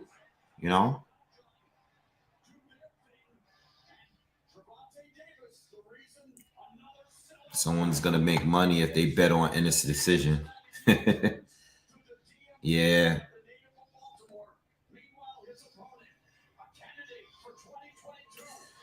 Main event is up next, man. Damn, it's 12 o'clock and we're only halfway through this fight. It's a late fight.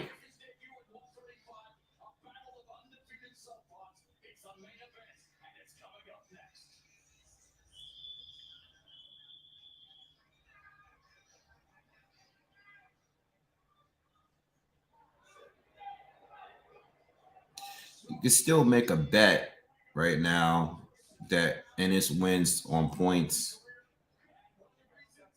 It's only a plus 270 though at this point. It would have been big earlier, but it's only a plus 270 at this point. I ain't touching that.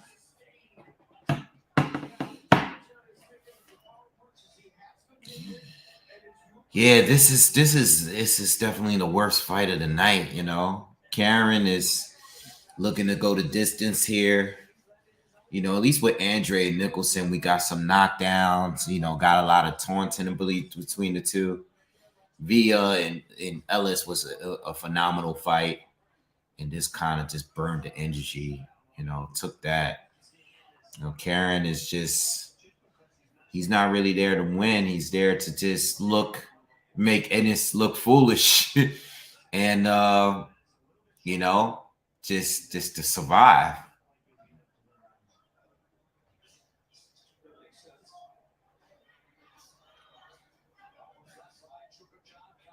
Nice, nice. I like Ennis. Okay, Ennis is landing some good shots here. I like it. He's landing a couple of right hooks. He's starting to connect a little bit more because he's in range, you know.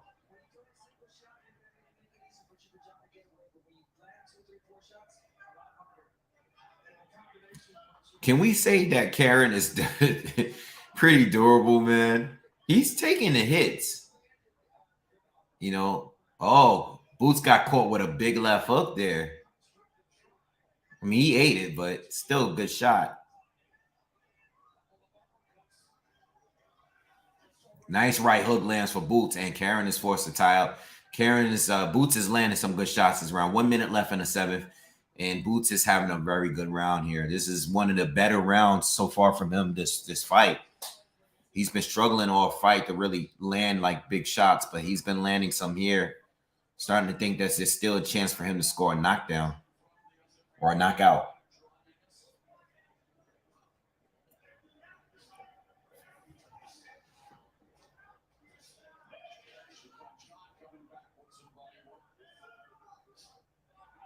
"30 seconds left." Nice body shot from Boots here.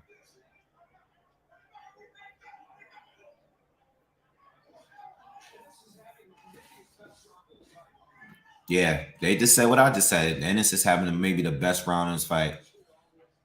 He's connecting. Maybe it's because Karen is starting to slow down, or Ennis is starting to learn the way his moving patterns are. You know, I think that might be it too. It might be a little bit of both. Oh man.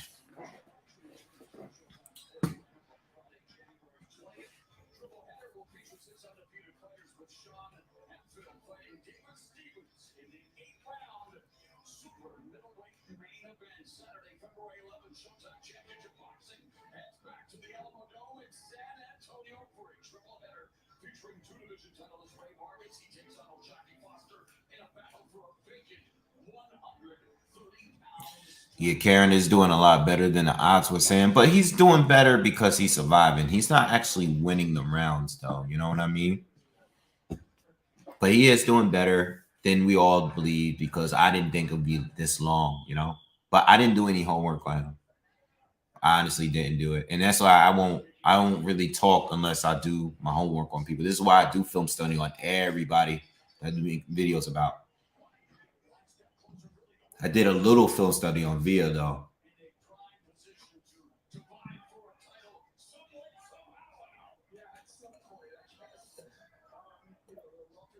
All right, so we're in the eighth round. So far, it's a shutout for Ennis.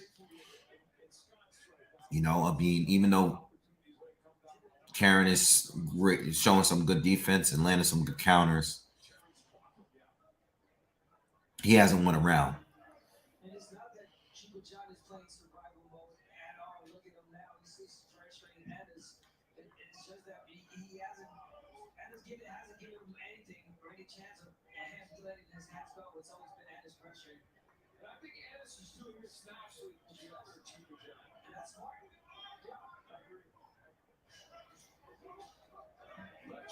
Nice left hook to the body by Karen. 2 minutes left in the 8th round. Boots lands a right hook to the body.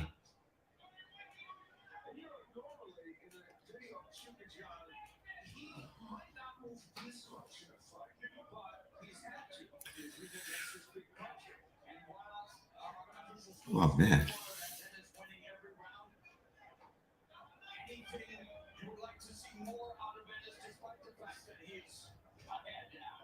What do you guys think about this? Do you guys feel like this makes Ennis look bad, or you think it's just the opponent is just a difficult opponent for him, or would be a difficult opponent for anyone?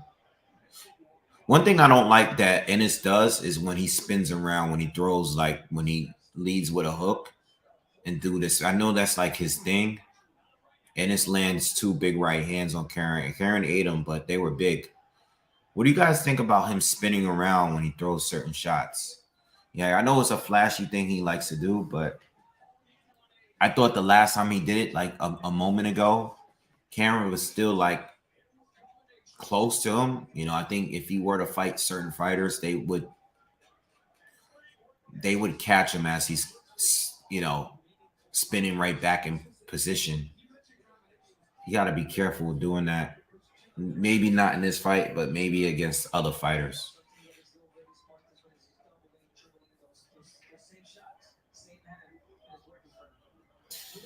I disagree with you, nerd. I think it is bad matchmaking as far as like it's not a good showcase fight for Boots. So I agree with that point. But I think it makes him a little better because he's never fought a mover like this before, and it's in the it's gonna prepare him and let him know that he can't just walk in there and knock everybody out like he's been doing. Now it's not for this card, and from the fight we got in the last fight and the one we're probably gonna get next with Tank and Hector. It's not a good matchmaking for this type of card, right? Because this is a showcase card. But for him, he needed a fight where like you gotta get hit with a little bit of, be a little realistic. You're not gonna knock out every fighter you fought. And you're gonna struggle a little bit. You need to learn how to cut off the ring. You need to learn how to fight fighters like this. Like he needs to do it because there's gonna be a point where he's gonna need to fight a fighter like this. There's gonna be a point where every one of these guys are gonna need to fight a fighter like this guy. And it's gonna make us fall asleep. It's gonna be a barn burner, but it's gonna make him have to adjust another way now. Now he has to learn that he has to fight another way, but the typical Boots way.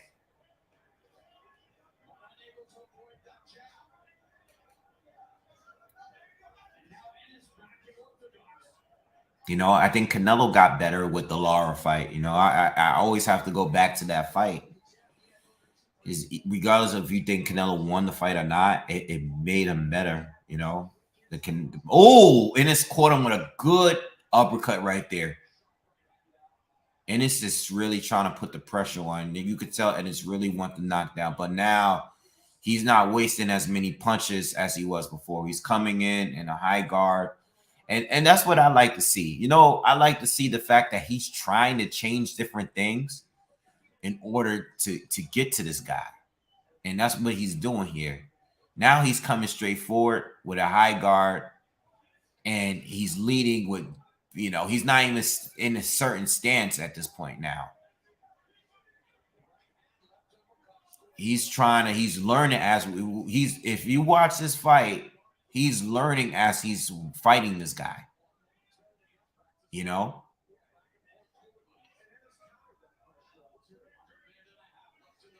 Because guys that are more seasoned in fighting runners, they know this. Ennis is starting to really land some good shots here. Guys that's used to runners, you know, pressure fighters, they're always not the most defensive fighters. They can do this all day. They can deal with these runners, you know? And I think Ennis is learning right now as the fight goes what to do. He's getting caught though, but not that much.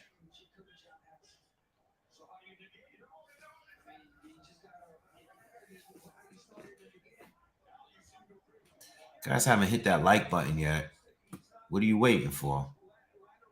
It's been on here for over 3 hours. What are y'all doing? Help me out.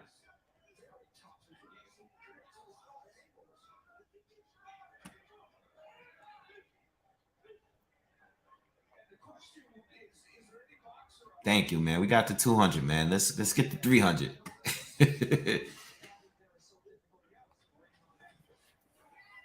Shout out to everybody that's here, man.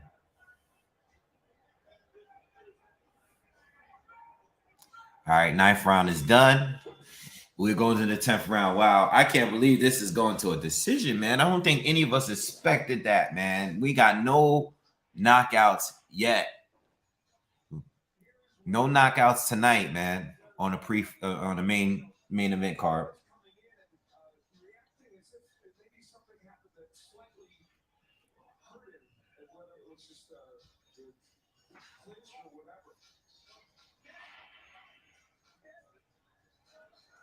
Flow jabs. I agree with you. Ortiz is a better ring cutter than Boots. So that a Michael McKinson fight. Who else did Ortiz fight? Virgil probably would have stopped him by now. I do believe that Virgil is better at cutting off the ring. Doesn't mean he's better than Boots. It's just better. He might be better at doing this exactly, you know? Who else did Virgil fight? He fought McKinson, which was a mover. All right, but McKinson let his hands go too. You know, you gotta give McKinson more credit than Karen. Karen's not really letting his hands go. You know, he lands counter here and there, but who else was a mover he fought? That's pretty much it. You know, Mauricio Herrera is not much of a mover by the time Ortiz got to him. Yeah. Yeah, you know, I think Ortiz might have done better. You know, he might have done a little better in this fight. But there's no way to really know if they're not fighting each other, you know. Plus, I got to give Karen credit here. He is a durable fighter. He's taken more than enough punches from Boots to where he could have been put away. You know, there's guys that Boots knocked out that got hit with a lot less. You guys get what I'm saying? Like, Jerron Castillo Clayton didn't take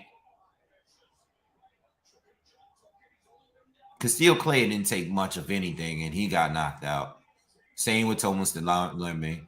I think Sergey Olympians probably took the most out of everybody, and he went 6 rounds, but it was the 6 rounds of this straight punishment from Boots.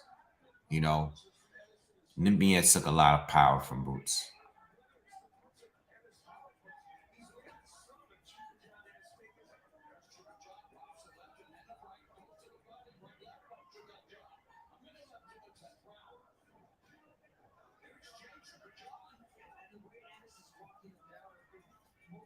All right, so we got about 50 seconds left in the 10th round here. Boots is starting to connect even more. He's going to the body heavy. This guy's taking a lot of punishment from Boots, and he's still able to move the same. It's just crazy. It's insane how this guy, that's that Ukrainian man, he's not going down for anybody right now. For what they going to, this guy's like, yo, I am not getting stopped by you. I don't care if I lose the fight. And this is starting to really punish him to the body, though. Oh, and this is punishing him, man. He might not make it out this round. He's getting there. Let's see. Boots is trying to get that knockout, man. When's the last time Boots went this far in a fight? When's the last time Boots went to a decision? Boots haven't gone to a decision win since let's see, man. I'm going all the way down his box red. He hasn't gone to a decision since 2017 in the 6th rounder. Slow down. Let's go down Boots' resume. Last fight, 2nd round KO. 1st round KO. 6th round KO. No contest with Hearden. 6th round KO. 4th round, 3rd round, 1st. So no one's gone past 6 rounds with Boots. No one's gone past 6 rounds with Boots. That's pretty impressive what Karen's done. I know he's doing a lot of running, but he's ate a lot of punches. I gotta give him credit.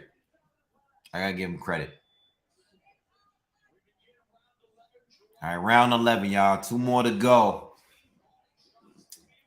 That 10th round was the first time I felt like Karen might have gotten stopped. So Boots, if Boots can still get to his body again, we'll see what happens.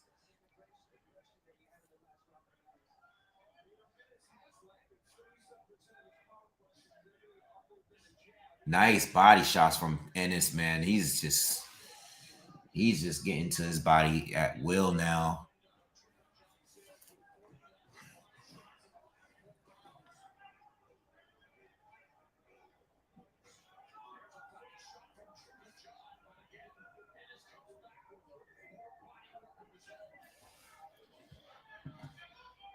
Pocket, what up?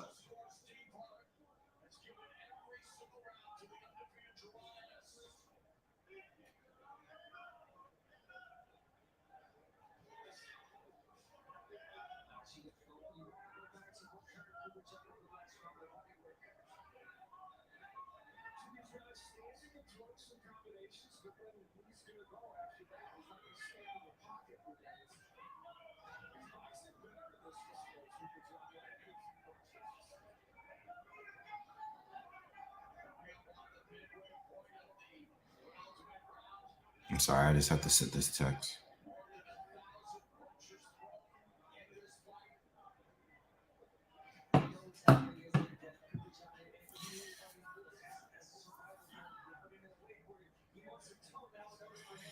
The Mola says Bud and Arrow beats Ennis. I'm not gonna argue that. I'm not gonna base that off this performance, though. You know, I don't know what happens in those fights yet. I really don't. You know, because I think that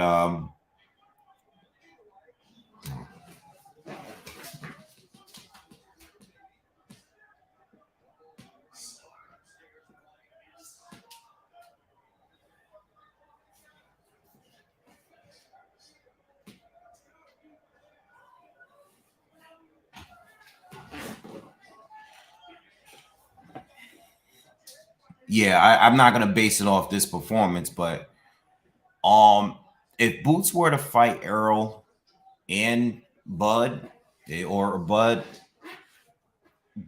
you would have to worry about for his power, his movement, you know, just his timing and all that, his counters. Spence, you have to worry about his relentless attack. And at least with Boots, I think Boots have a better chance of beating Errol because at least Errol's going to be right there in front of you. But you got to deal with Errol's jab. You got to deal with his power. But he's more stationary than Bud. I think Bud would be the more difficult opponent, in my opinion, for Boots. You know, because see, Bud can move and hit you and make you pay for like some of the mistakes that Boots made in this fight. Arrow's a guy that is gonna come right at you, and if you're not stronger than him, then you're just gonna be in trouble, you know. But we won't know until they fight each other, you know. I don't know who will win.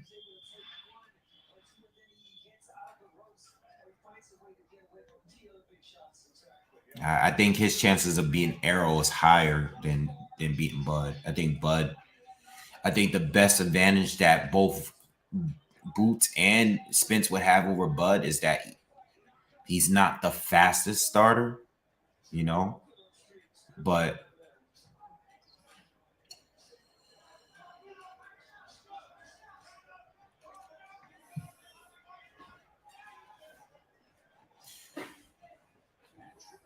Flo says, I'm disappointed with Boots' power, though he had more. Again, is it because he doesn't have power, or is this guy? Oh, Karen caught him with a big right hand right there. Is it because he lacks power, or is this guy just more durable than we expected? Because remember, we never heard of this guy, and Boots have fought guys that's been in there with like, you know, guys like Limpniet and Delorme has been in there with some tougher fighters, you know. So with that being said, Boots is really putting on Karen. Boots is landing the shots. These guys just don't want to go down. I think I'm not gonna say that, man. I think this guy is durable, bro. We don't know him. All right. He only has one loss, and it was his second professional fight. So that don't even count. You know, he lost in a 3-rounder. I just think that he's durable. You know, I think that he's durable and he moves extremely well. So I'm not going to go with that. You know, now if he's hitting a guy that's standing right in front of him, you know, a top tier guy, and he's putting a lot of work on him and damage, and the guy just walking through his punches, then maybe I would say, all right, maybe he doesn't hit as hard or as an elite level. You know, Keith Thurman was knocking out everybody until he stepped up in opposition and became harder to get the knockouts. You know, but I think this guy is just durable, man. He's not in there to lay down. I don't know.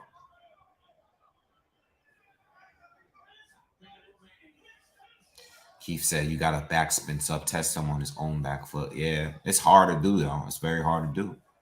It's very hard to do. It's easier said than done. But if you can do it, then yeah, you could beat Spence that way. Yeah.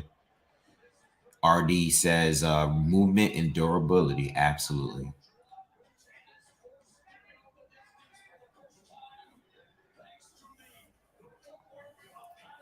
Yeah, Nerd says he's gonna be put in there with a lot of guys to test themselves.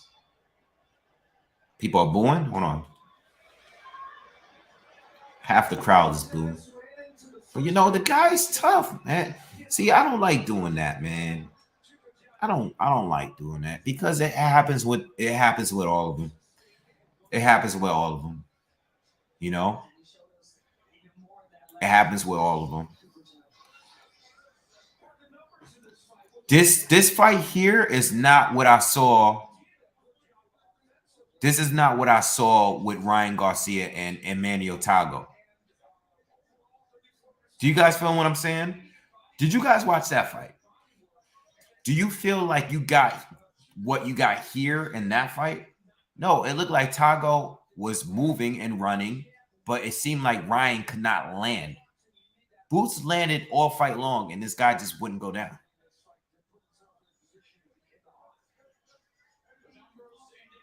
Songs. Everybody say I look like AR Ab on here with the beard. Actually, I absolutely do not look like that guy at all, but it's the beard, man. I get it. Every once in a while, every few months ago, somebody says, "Yo, what up, AR Ab?" It's all good. I don't even think it's an off night, man. I think he fought a guy that was just durable and he moved too good. Again, The Ryan Garcia fight against Emmanuel Tago was a fight that was like, yo, this does not make Ryan good. But that was another fight that was similar to this. The only difference is Ryan can hardly land in that fight.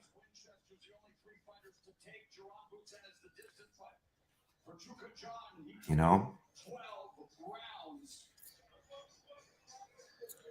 But Boots, some of his flaws got exposed here. He did. He did get hit. He did get hit a lot here.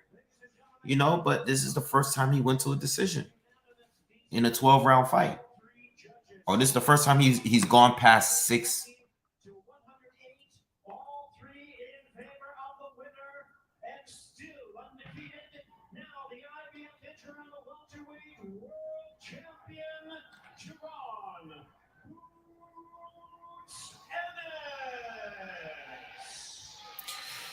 Damn, man, it's 12:30 and the fight didn't start yet, bro. Now 30-0 with 1 no decision as he defeats the tough Karen Chukajan, and so a win is a win is a win. Let's go to gym break. Chris says Boots reaching too much, but I think he was trying to impress, so he was making a mistake. Yeah, he made some mistakes this night. Let me see what let me hear what he said. I learned this just take my time, not rush nothing, Exactly what I said. I felt great. I felt like I was in the best shape, I just need to throw a little more punches. I should have got him out of here, What did you think of this guy, Corinne's endurance? It was pretty impressive, wasn't it? He ran a lot, but it was, Bootsy sitting right next to it. Head up to him. A lot of guys didn't want to fight me, Shout out to him for coming here, taking this fight. So, Boots, now you find yourself in this position. You're watching Spence and Crawford, Ortiz, and Stanionis. And what are you going to do now as these guys? We don't know what Arrow will do. We don't know what Crawford will do. The other two will fight. Would you like to take on that winner?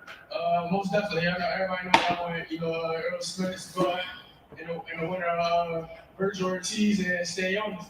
All the top guys. Let's get it. How long will you wait on that? Say he wants Errol Spence. Everybody wants. He wants. Until till the time is right. Whenever he ready. He said he wants Spence. He wants the winner of Ortiz and Stanionis. Thank you. Talk to you soon. All right, we're on back to you. I got you. I'm gonna lower it down. Thanks, guys, for looking out.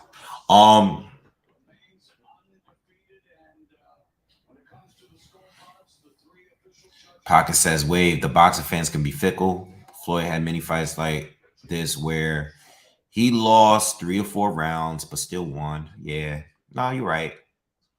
You're right. It is what it is. It's going to happen. Yeah, no, thanks, guy, for the warnings with the sound. Pocket says, Boots needed this fight to grow. Since couldn't get Mikey or Danny G out of there, Yeah, exactly.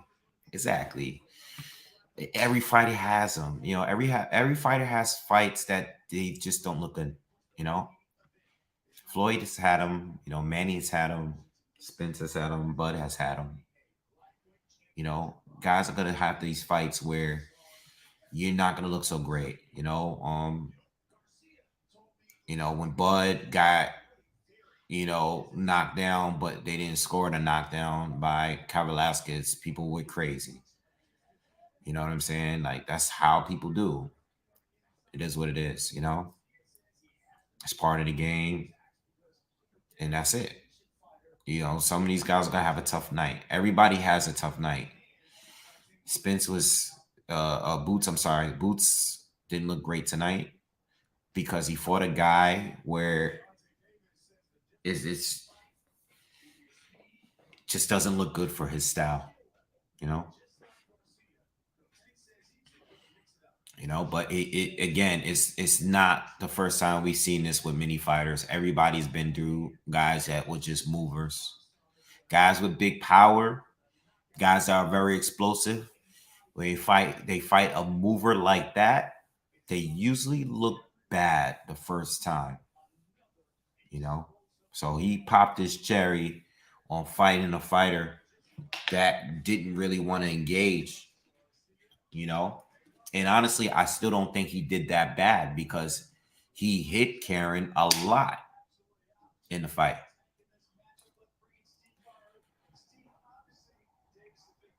We were saying this about Edgar Berlanga. This guy was knocking everybody out for 16 fights in the first round. First time he goes the distance, didn't look too good. You know, he started going the distance, didn't look good. It is what it is.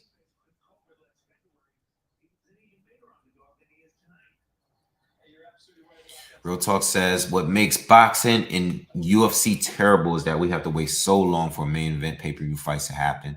They put a bunch of boring fights that nobody wants to see, and it takes forever to main fight.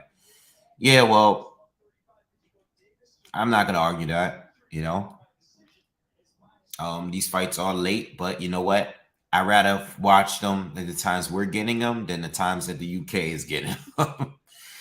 You know, because they're right now it's 5:30 in the morning for them, and Tank is just about to fight. You know, so I ain't complaining too much because it could be much worse. You know, I think the only people that really win when it comes to these fights is like the West Coast. The West Coast, it'll never be too late and it'll never be too early. You know, if a fight is in the UK, the main event might be starting like at two in the afternoon for them.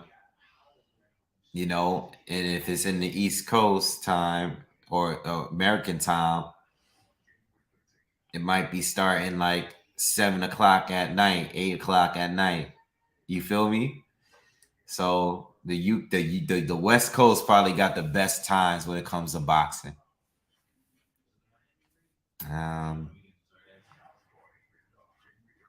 yeah. Let's shout out to Maker, man. Let's do a roll call, man. What's everybody from, man? Let's do a roll call real quick. Everybody, if you are new here, this is what we do on the live commentaries. Where are you from and what city are you from? Let me know in the comments. Where are you at right now? Shout out to Chris. He says he's from Texas. We're in Texas, Chris. Where you at? Texas is a big state. Where you at? Where everybody from? Boston's in the building. Cali, Chicago, Houston, Texas, Minnesota, Florida, Vero Beach, Bristol City, England's in the building. London, UK. See you soon. Oakland, California is here. Boston, Southern Cali, San Diego, VA, Albuquerque. Albuquerque. Wow, I don't think I've ever seen a Albuquerque in here. Maybe I have. Maybe you. Dallas, Texas. Bakersfield, California. All right, South Arizona's in the building on the border. Long Beach. All right, ever hear of Long Beach? I always think of Snoop. Winchester, VA is here. Island of Newfoundland's here. Philly was here. I was just in Philly last week. Sauk City, Wisconsin is here. LA is in the building. What's happening? LA and NYC. NYC songs. What part? San Francisco. Hudson Valley. Trey P. Hudson Valley. Where in Hudson Valley? What town? Tarzan says Japan. Romeo is here from San Diego. Kona, Hawaii. Waterbury, Connecticut. Definitely familiar with that area. Kentucky's here. Douglas. Long Beach again. Denmark. Stamford, Connecticut. Oh, we got Connecticut here. Jersey. Seneca Falls.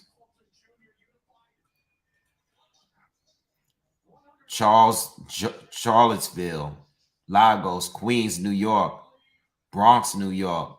Shout out to the BX. Seattle.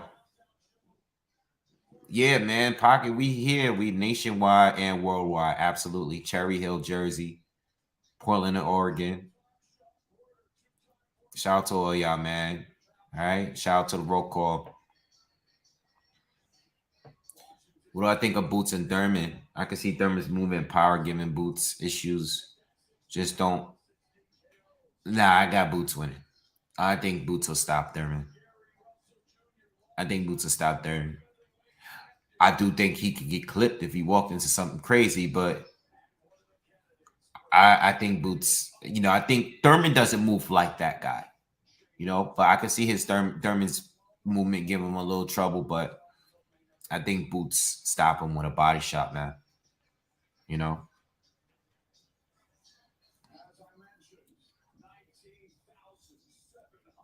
I'm in New York, bro. I'm in New York. You already know. All right. Last picks before this fight start. Tank Davis, Hector Garcia. I mainly want to know from you guys, does anybody here think Hector Garcia is going to win this fight right now? Let me know. Is there anybody here that is picking Hector Garcia to win tonight and pull off the upset? Who put money on Hector Garcia to win tonight? And if you got Tank winning, is it going to be a decision? Is it going to be a round? Let me know in the comments. Fuji says, yes, I do. Flo says Tank in 9. Chris says Tank in 8. Hawker says nope. Fuji says Garcia by decision. That's believable. Mr. Terminator says Tank by 3rd round KO. Maker says Tank stoppage in the 7th. Jail says I am. And Nothing is original says London Angle. Shout out to London. Boxing Forum says Tank stops him early. Feedy says Tank by KO. A lot of Tank KOs. Way too many Tank KOs. Charles said Boots learn a lot tonight. Absolutely. Young says Tank in 9. Shout out to everybody that's here. All right, so I'm going to give a round. I'm a little bit in between.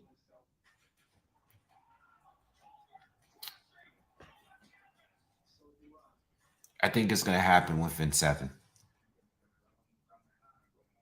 All right.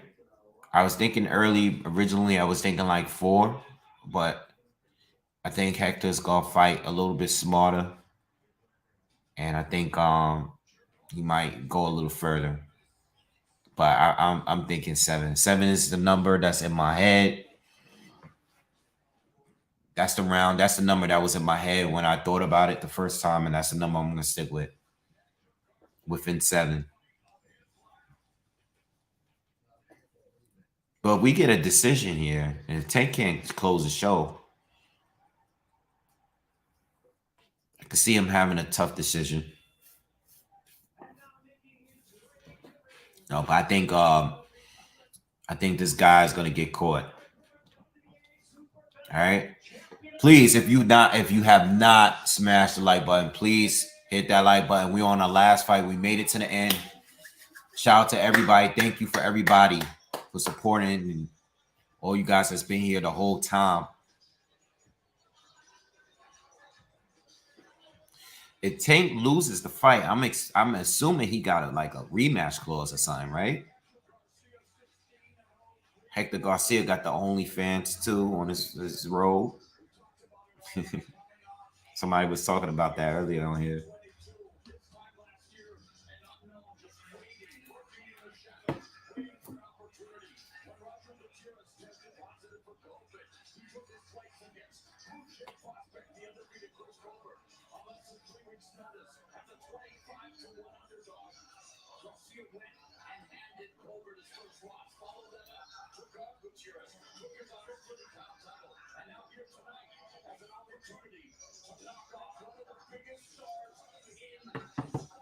Garcia don't have huge power. No, he doesn't. He has power, but he doesn't have CB says Garcia with the KO round 5. Yeah, yeah, all right. He doesn't have huge power now. Tank is durable, and Tank is at the bigger weight, more proven at the bigger weights. I think Garcia is gonna get laid out, man.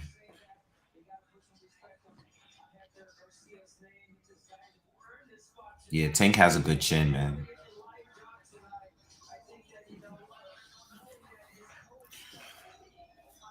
Oh man. Man, it's so late, man.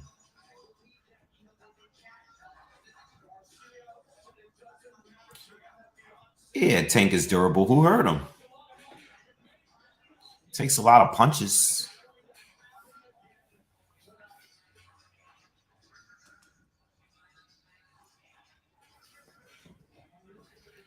Lorenzo said Tank might have to really bite down on this fight. We'll see. I don't think Hector has I think Hector, as far as power, is kind of on the weaker end compared to a lot of other people that Tank has fought up to this point. To be honest. What's up, Alex? Salute to Mexico's in the building too.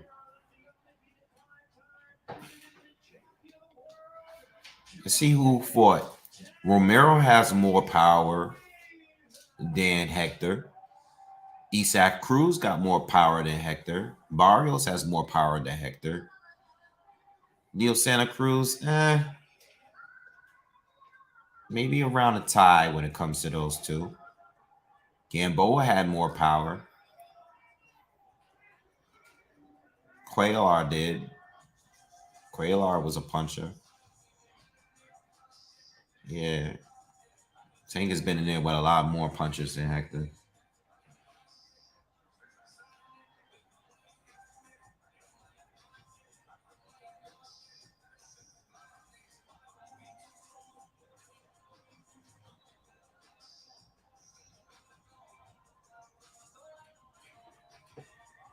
Hector has more power than who? Ryan? Ryan who? Not Garcia.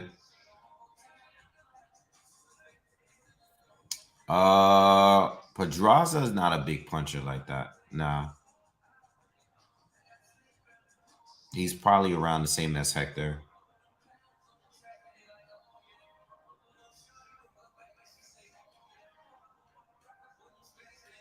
Yo, I'm sorry. I don't know the dudes that's rapping. I really don't. I'm sorry. Who's that? Who's that performing? Walking out with Tank?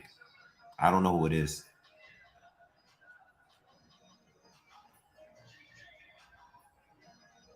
I kind of like, that's not my kind of rap that I listen to.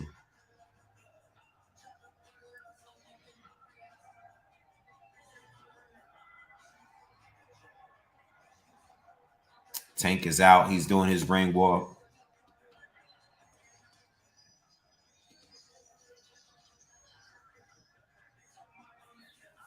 Star Fox, what's up, man?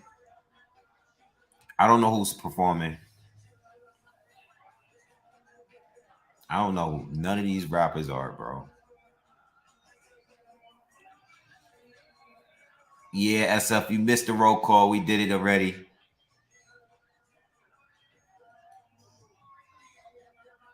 I can't listen to these rappers, man. They all sound the same to me. Well, maybe I'm just getting old or something.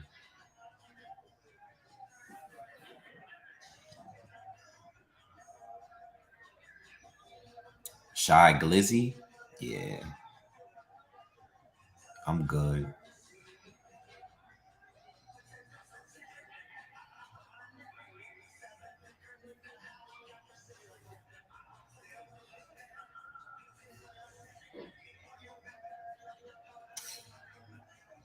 I don't listen to these mumble rappers.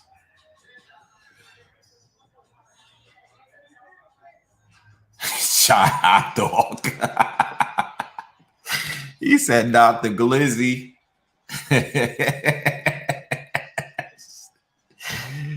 Oh Oh my God, y'all are so funny. He said, not the glizzy. Shy hot dog.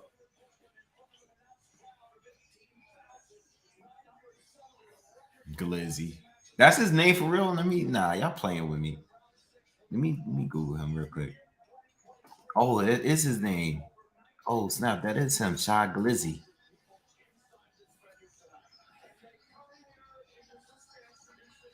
Yeah, but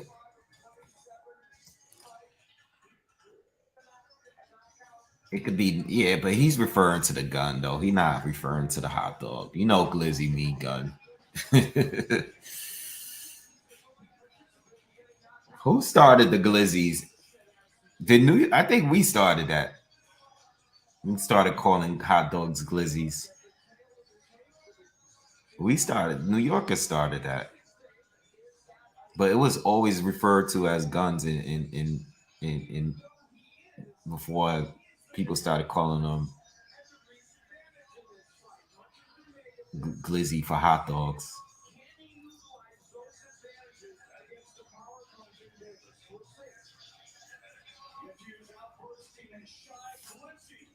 Shy glizzy. That's crazy. I'm way out of touch with rap. Everybody, I feel like I tell people all the time when they ask me who I like, I feel like I'm stuck in a class of 2010. Like Drake, J. Cole, Kendrick, Tyler the Creator. Like I think after that class, I think I'm done. Future's from that class too. Wale. That era is probably the last era of rap that I listen to. Everything is before that. I never listened to like anyone with the littles. Like after Wayne, anybody that came out with little anything, I didn't listen to. I ain't listened to Little Baby or The Baby, and I didn't even know the difference between the babies before until like last year.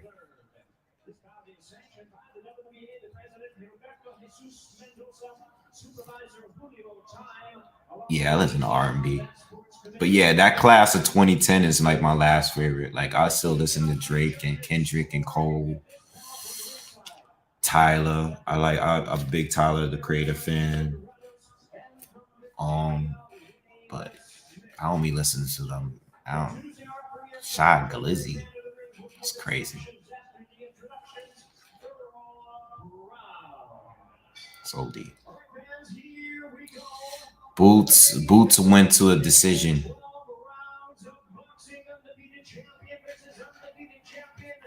Yeah, 90s hip hop and early 2000s is my favorite.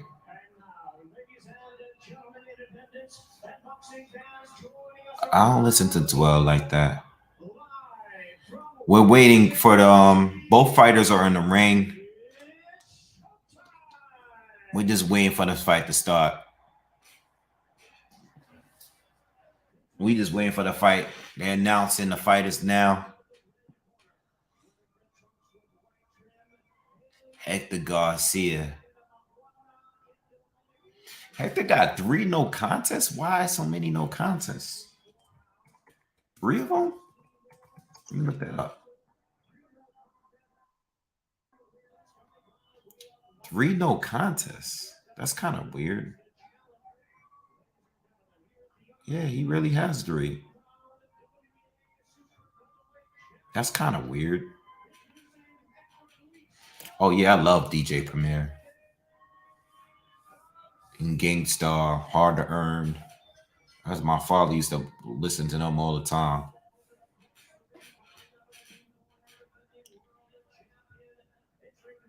Tank got the fresh braids. Yo, they love Tank, man.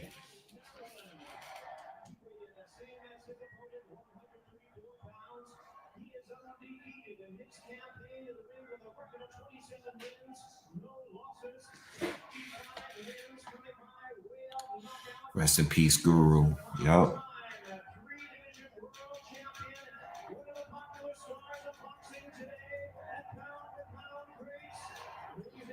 Let's go, Tank.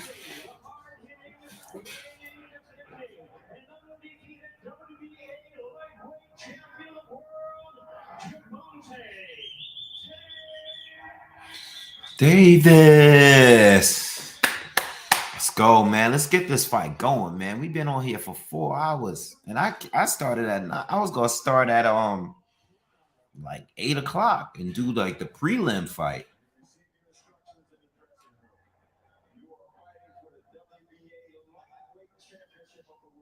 All right, here we go.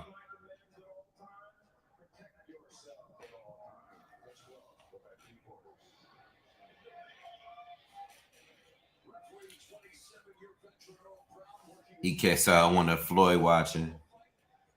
He might be. Damn, Jimmy John said my generation had Nas. This generation has Little Nas X. Damn. Yeah, I've been to Bear Mountain.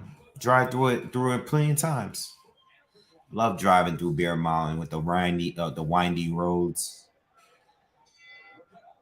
All right, here we go. Round 1.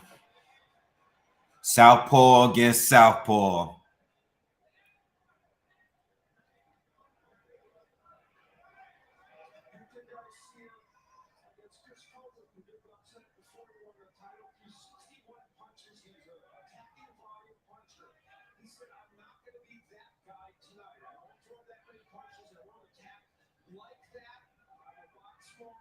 Tank gonna stop him.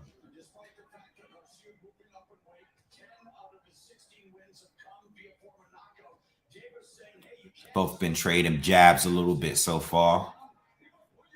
They both standing right in front of each other in the center of the ring. No extra movement or nothing.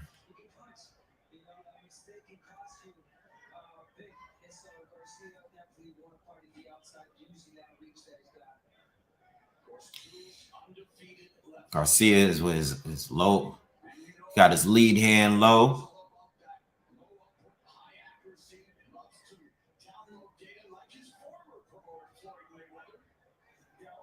Tank's got his hands up high.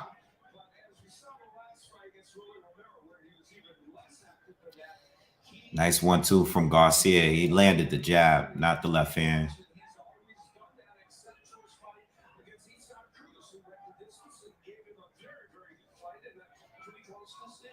Both showing a lot of respect so far.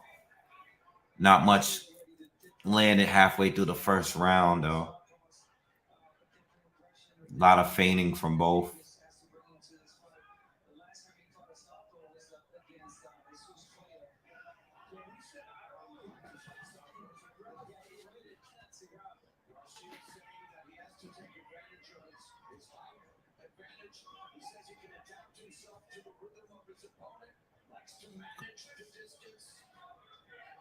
Light round so far. 50 seconds left in the first. Not much action from neither. They both showing a lot of respect.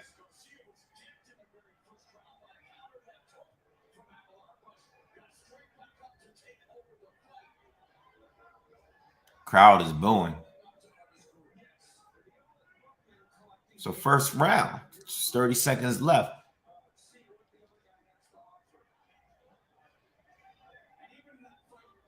Garcia is waiting. Garcia is trying to counter.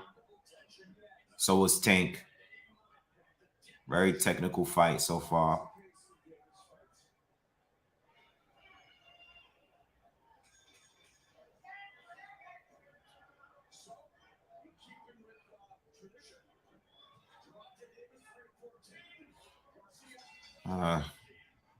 First round done.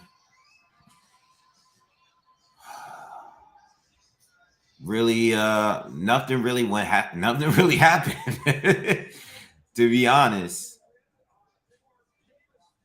I would think that Garcia might have landed a few more jabs than Tank did, but nothing really happened that round.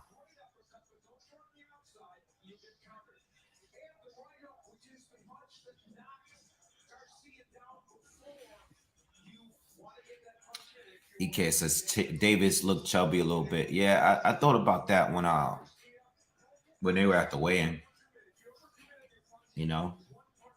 But it's all those tattoos. You can't even see what this guy's physique really look like, you know. Pause. Yeah, I can't even give the first round. None of them, neither one of them really did anything. Aside of touching each other with a few jabs. We're in a second round. See if they pick it up here.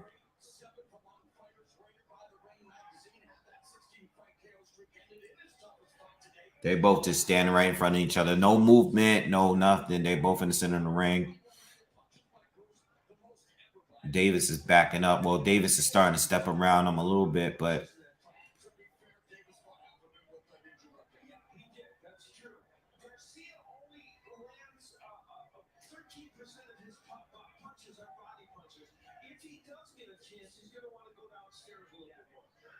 if you want to make comparisons, I mean, the only two fighters that really have given him problems, I would have to say is Cruz and the other Cruz. First, second round starting to look like the first round. Just no action so far. Davis is starting to like trying to.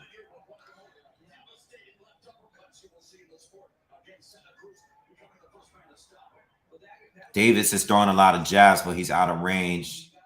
Hector counter him with a right hook. Davis caught him with a jab to the body.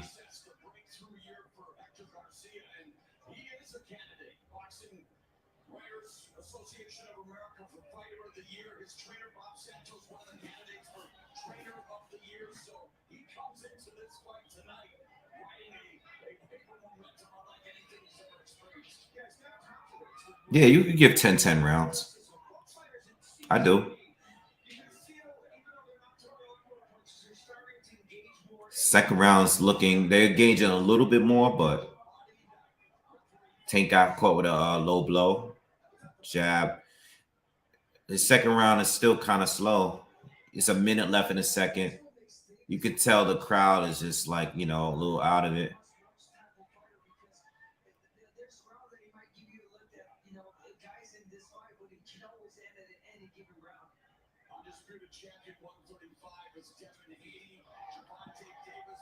Nice right hook to the body lands for Hector.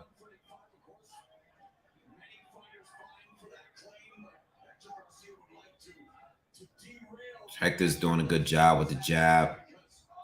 Definitely got a reach advantage over Tank.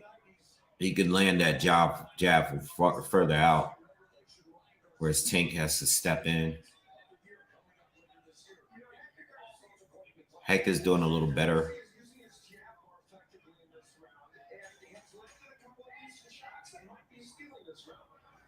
Yeah, I think Hector won this round. Oh, Davis caught him with a left hand in the round.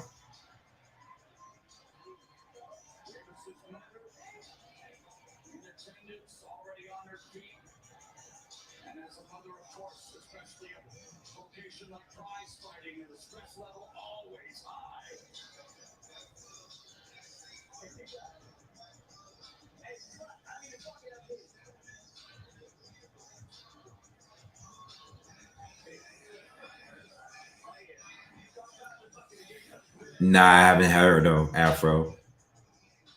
I haven't heard from them. I'll look it up though. In fact, let me write it down because I'll forget.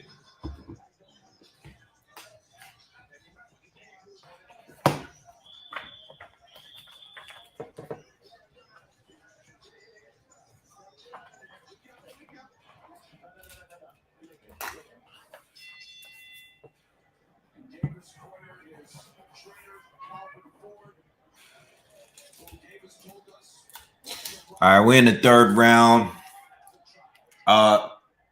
First round, I'm not scoring it. Second round, I gave to Garcia.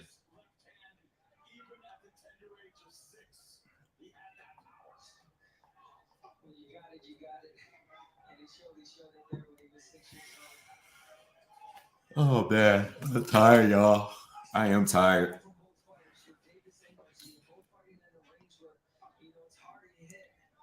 Yeah, Tank got to get in range here because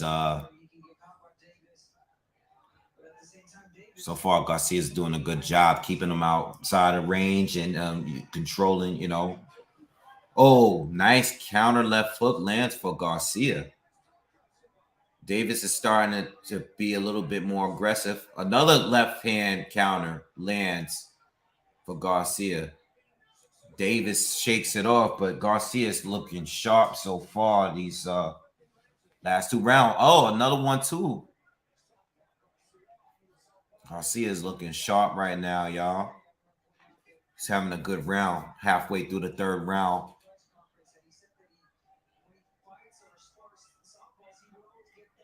Tank. Nice feinting from Garcia as well.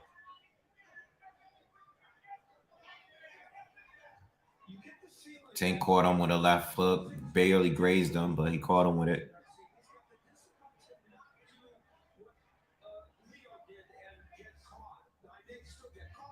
Nice jabs from Garcia.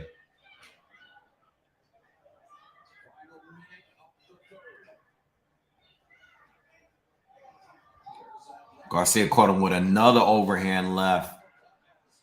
He's catching. He caught Tank with about 4 of them this round.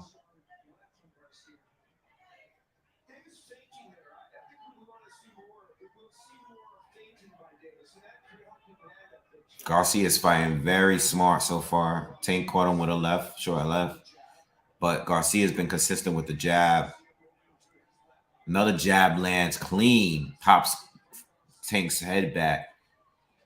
Good round. Excellent round for Garcia. Excellent round.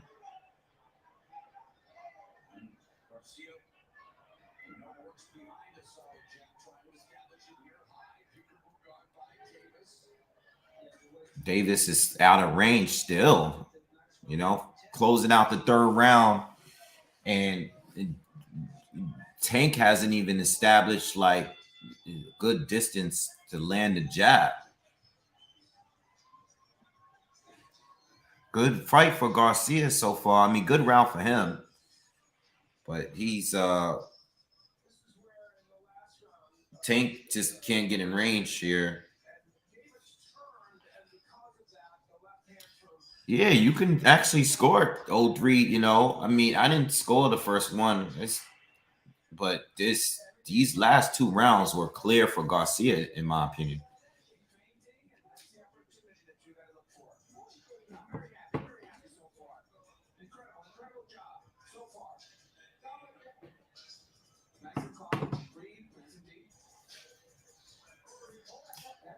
Tank gotta wake up, man.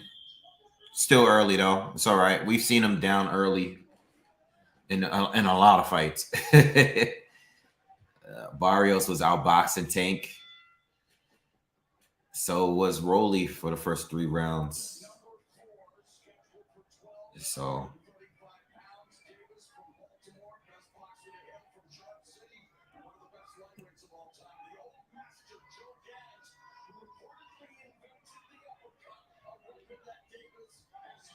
Tank showing a little redness on his forehead from the jabs that's been landing.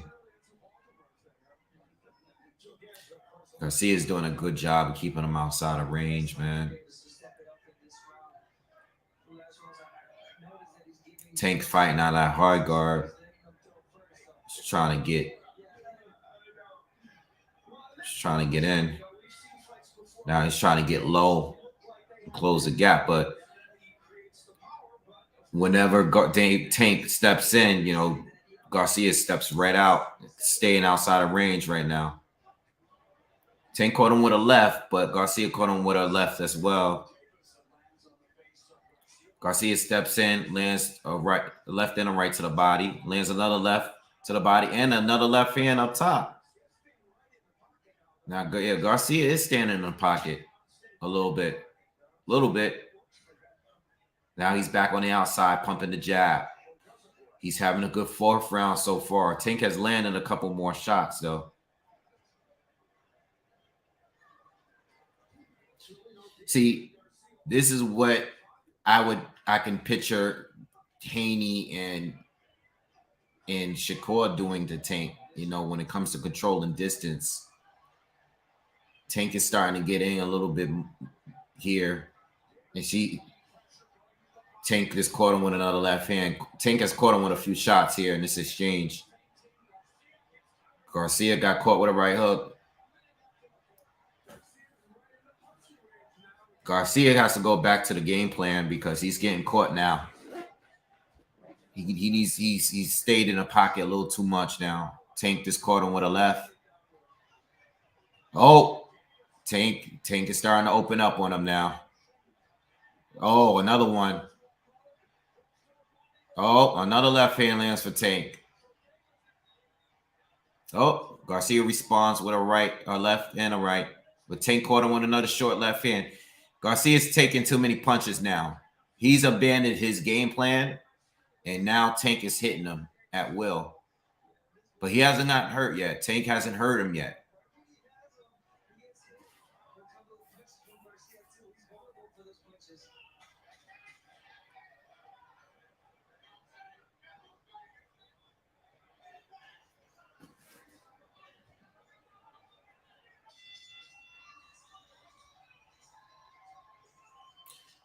Good round for Tank.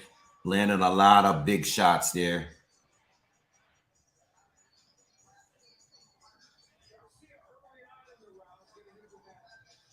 Yeah, Garcia started the round good, but he started to give up his advantage here and started to just trade a little bit. Pocket says, uh-oh, here comes Tank. Fuji says Tank ain't KOing him. Yeah, we'll see. It's still early. 4 rounds in. I think that was the first round. Tank won. Clear. Monroe says Tank. This is the last round for Hector Garcia. Tank by KO this round.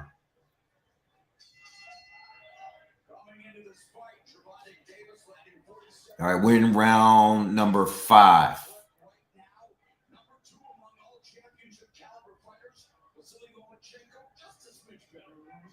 Well, I'm looking to see what Garcia is going to do. Is he going to go back and control the distance here, land the left hands from the outside? He's starting out that way.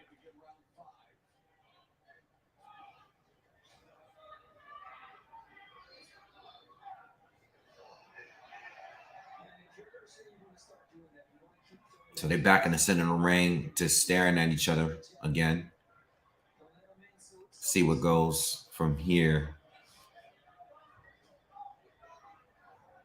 Tank is starting to get a good rhythm going here. At least he's trying to get a rhythm going. But it looks like Garcia is back to pumping that jab from the outside. His coach probably told him in his corner. Tank caught him with a left hand, grazed him with a left hand, and caught him with a jab. Nice jab from Garcia, missed the left hand.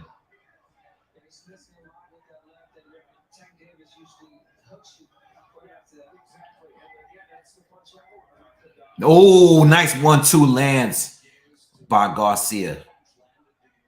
Halfway through the 5th. Not much action yet, but I think Hector just landed the best punch. Another, nice 1-2 from Tank. Nice short left hand lands for Tank. Garcia responds with a jab to the body.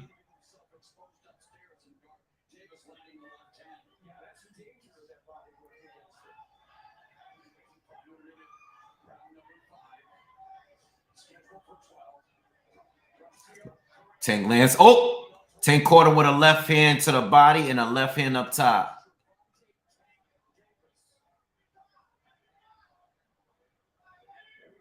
$40 seconds left in the 5th round.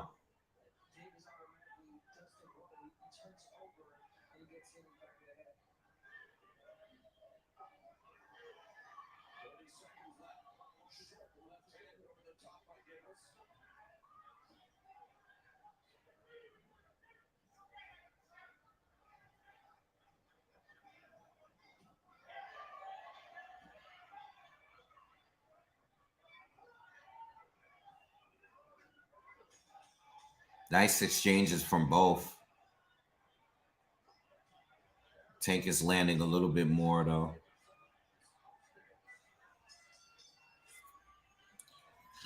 Good round. Good round. Good round. Think edged it. I edged it for Tank. Good round though. No, I don't agree with you, Fuji. I gave Tank that round.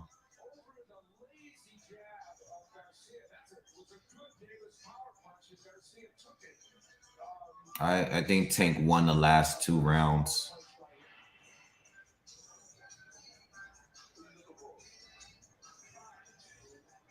Tank gotta stay focused. He always looking into who's in the crowd.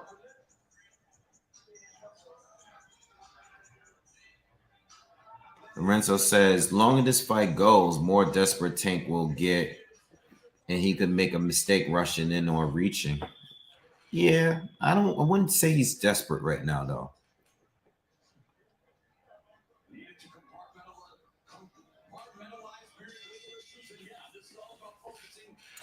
All right, we're in round 6. I have it 2-2-1.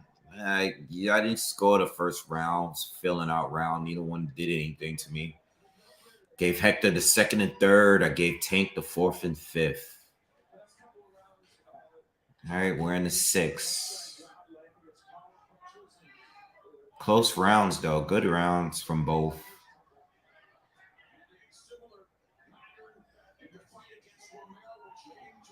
Hector steps in, lands a right to the body.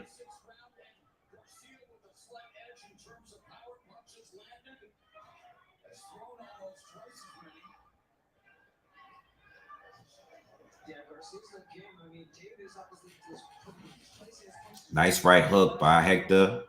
Tank lands a jab. The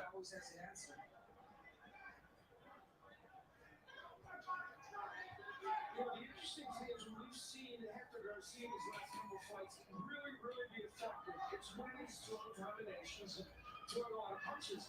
Not something you may want to do in this fight, although there's a nice combination. So you may have to take those chances and do it. Nice work from Hector so far. The 6th round, halfway through. Tank caught him with a left hand, short left hand. They both shoulder rolling now. Nice right to the body from Hector.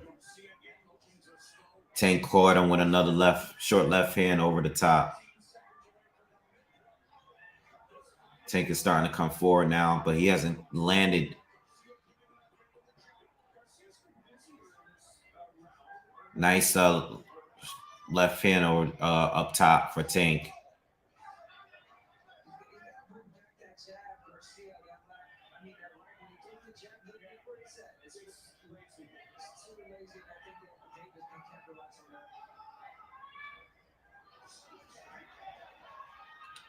Tank is starting to press forward now, and he's doing better. Hector's still getting some shots off, but Tank is getting the bigger punches off right now.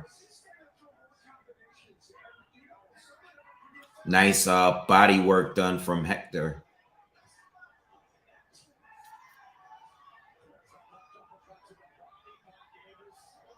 This is a good round right here. This is the closest round since the first round. Tank lands another right to the body and a left hand up top. But Hector rode with it.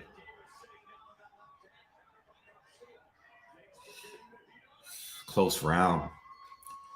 Very close round. Very close round. I like Tank a little bit more.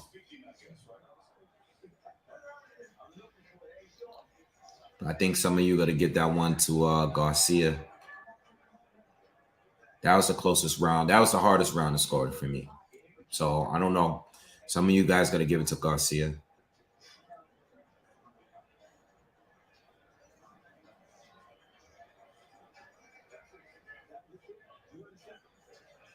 Garcia is invested to the body more. I think Tank is getting some of the upper body shots off more, especially those short left hands he keep landing. I can't argue that fight, that round. That last round was the hardest round to score for this fight, I think. I'm watching it on Showtime. Smash that like button if you haven't already. If you are just joining us, please hit that thumbs up for me. Do me a favor. We're in the 7th round, all right? And it's been a very, very competitive fight from both. Come on, Tank. Stop complaining. Let's go. Get it together. Hector lands a right to the body.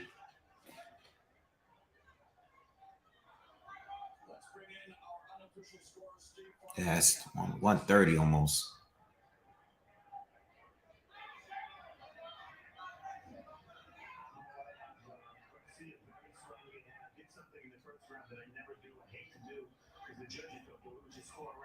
See, Farfoot unofficially has it 58-57 for Garcia.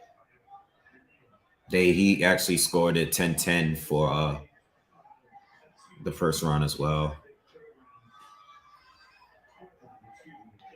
Tank is pressing forward. Garcia is going back to he's doing a good job in boxing Tank and keeping him out of range again and invested into the body. He's having a good round. Hector's having a really good round so far. Caught him with a short left hand as they both trade. But Hector's doing good. You gotta be a little careful though on these exchanges here. I feel like Hector has the blueprint to win. It's just he puts himself in bad spots sometimes, and is bringing for a good fight. But I don't think Hector has to do some of the things he's doing, like because he has something that's working. Hector lands a jab and a left to the body. He's winning this round so far, the 7th round. He's boxing really well. Tank corner with a left hand up top. And a right now. Hector lands a right to the body. Tank another left up top. Tank goes on these rallies here, like now, where like Hector is winning smoothly, but then Davis kind of rallies and lands a few 3 or 4 big left hands. 25 seconds left in the 7th round.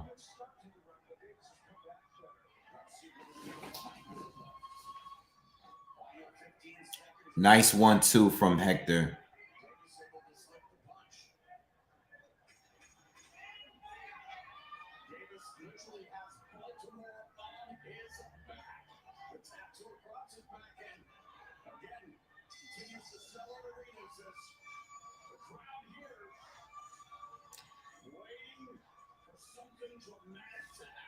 I gave Hector that round.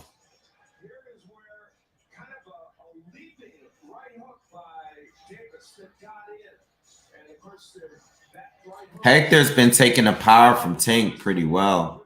He's taking some big shots from Tank and hasn't been hurt at all in this fight.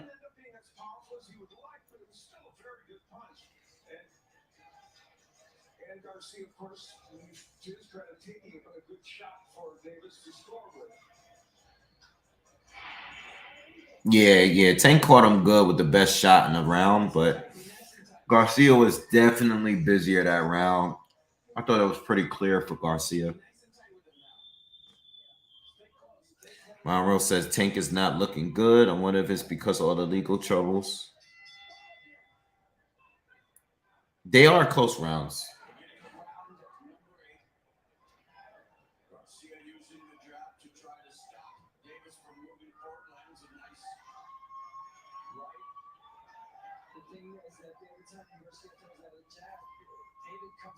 Nice short left hand, and Garcia's back in the pocket with Tank, and he's coming at Tank, and he's hitting Tank with a lot.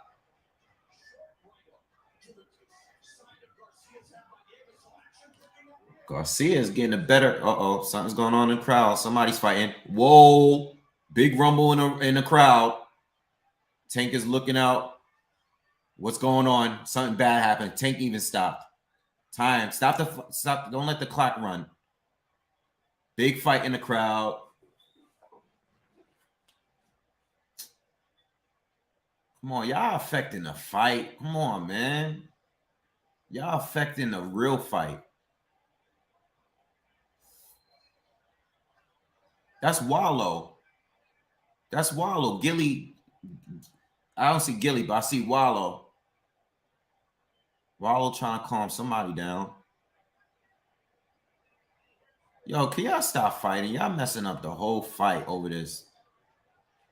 All right, the fight is paused right now until they control whatever's happening now. Oh, I see Meek. Meek is walking out. A lot of Philly people in there.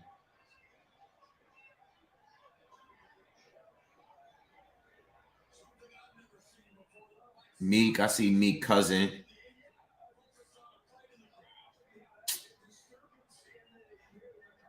This is corny.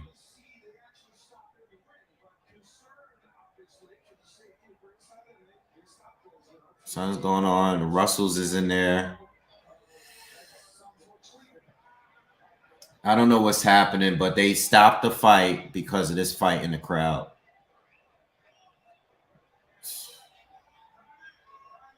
It's bullshit.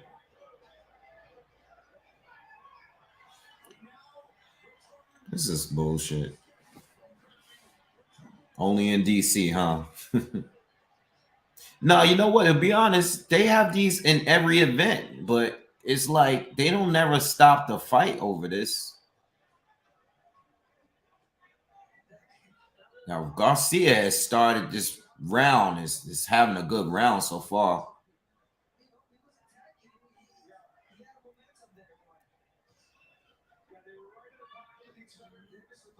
Tank is picking it up, but Garcia is landing the better. It's landing cleaner. No, the fight was paused. I'm sorry. The fight is back on. We're in the 8th round. We're over halfway through. And they're getting it in, but I feel like Garcia is doing better this round. Nice left hand lands for Tank.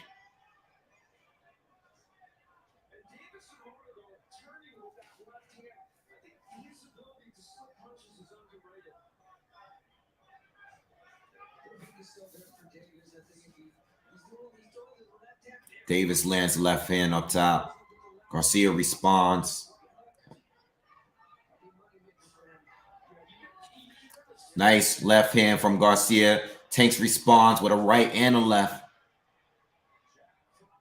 30 seconds left. Another left hand lands for Tank. Tank lands another right hook. Tank is getting off, but Garcia, this is another close round. This is another close round because Tank is landing. Tank hit him. Tank hurt him. Tank hurt him with a big left hand. Garcia almost went down. He buckled. Tavis landed a big right hand. Tank is wearing him down right here. Another left hand lands for Tank. Big round for Tank. Huge round for Tank. Garcia didn't know which way to go.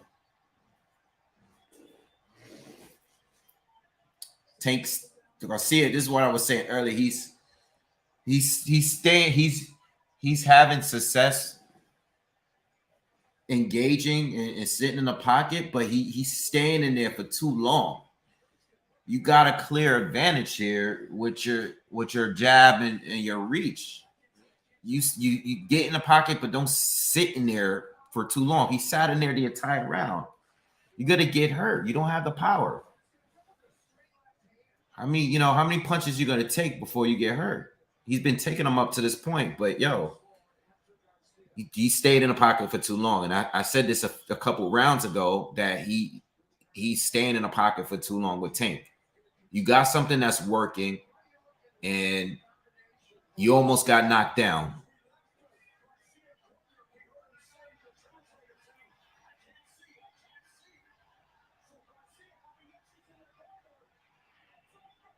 It's over. It's over. It's over, y'all.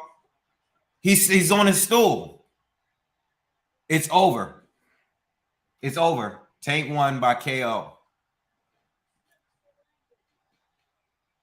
And to be honest, that whole this was weird. I don't even like it, but Garcia's done. Garcia didn't know where he was at when he walked to his corner, yo. Garcia didn't know where he was at when he walked to his corner. He might really be hurt.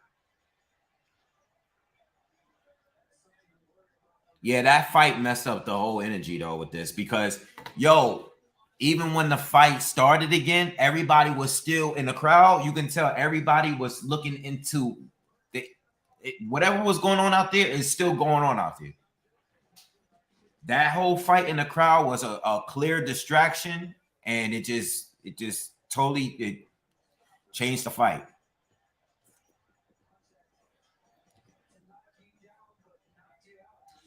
It is what it is, but Garcia is definitely hurt though from that, because once that fight started, Tank just went and started just brawling with him, and Garcia rumbled with him back, and he got hurt. They stopped the round. Garcia, the ref had to direct him to his corner.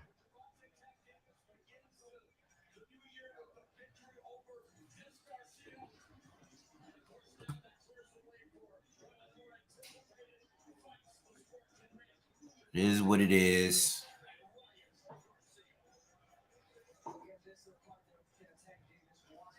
Barry Bonds to call the 8th round. Thought it'll be in. I thought it'd end by the 7th. Nah, he had him hurt. You crazy? Those exchanges were vicious, bro. He was hurt. He buckled him, and he didn't know where to. He wasn't even walking in the right direction to his corner. Tank was walking to his corner, and Garcia started to walk the same way. They'll show the replay.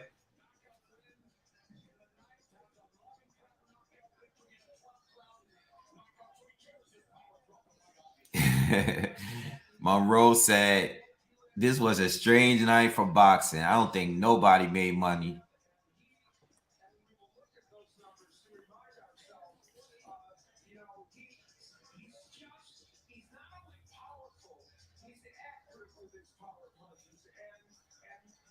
Yeah, he actually might really be concussed though. I just want to hear what Tank is gonna say.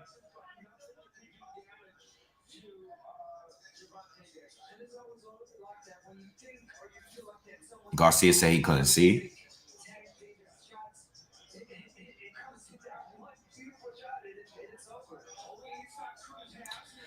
Man, right now, to be honest, I know y'all talking about Ryan and all that.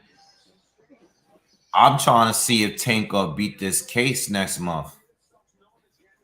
Seriously, because if he doesn't beat it, none of that has happened. He's going to trial next month, y'all. I don't play around with that stuff. They showing a replay right now. If you just checking in, they're showing a replay. Tank caught him with an uppercut and a left hook.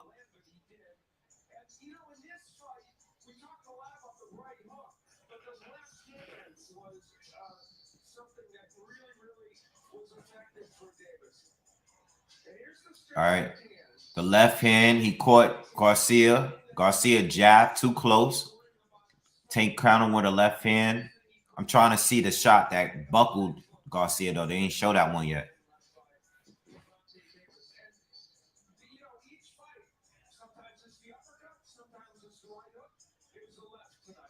Yeah, Garcia.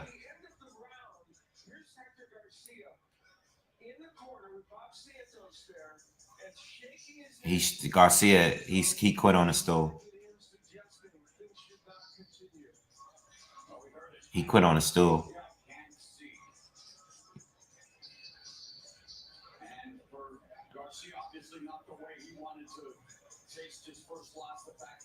Yeah, if he really can't see, I mean, he only know.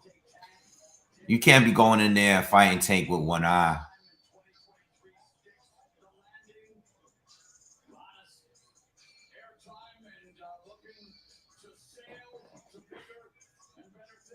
make it official from Jimmy Lennon Jr.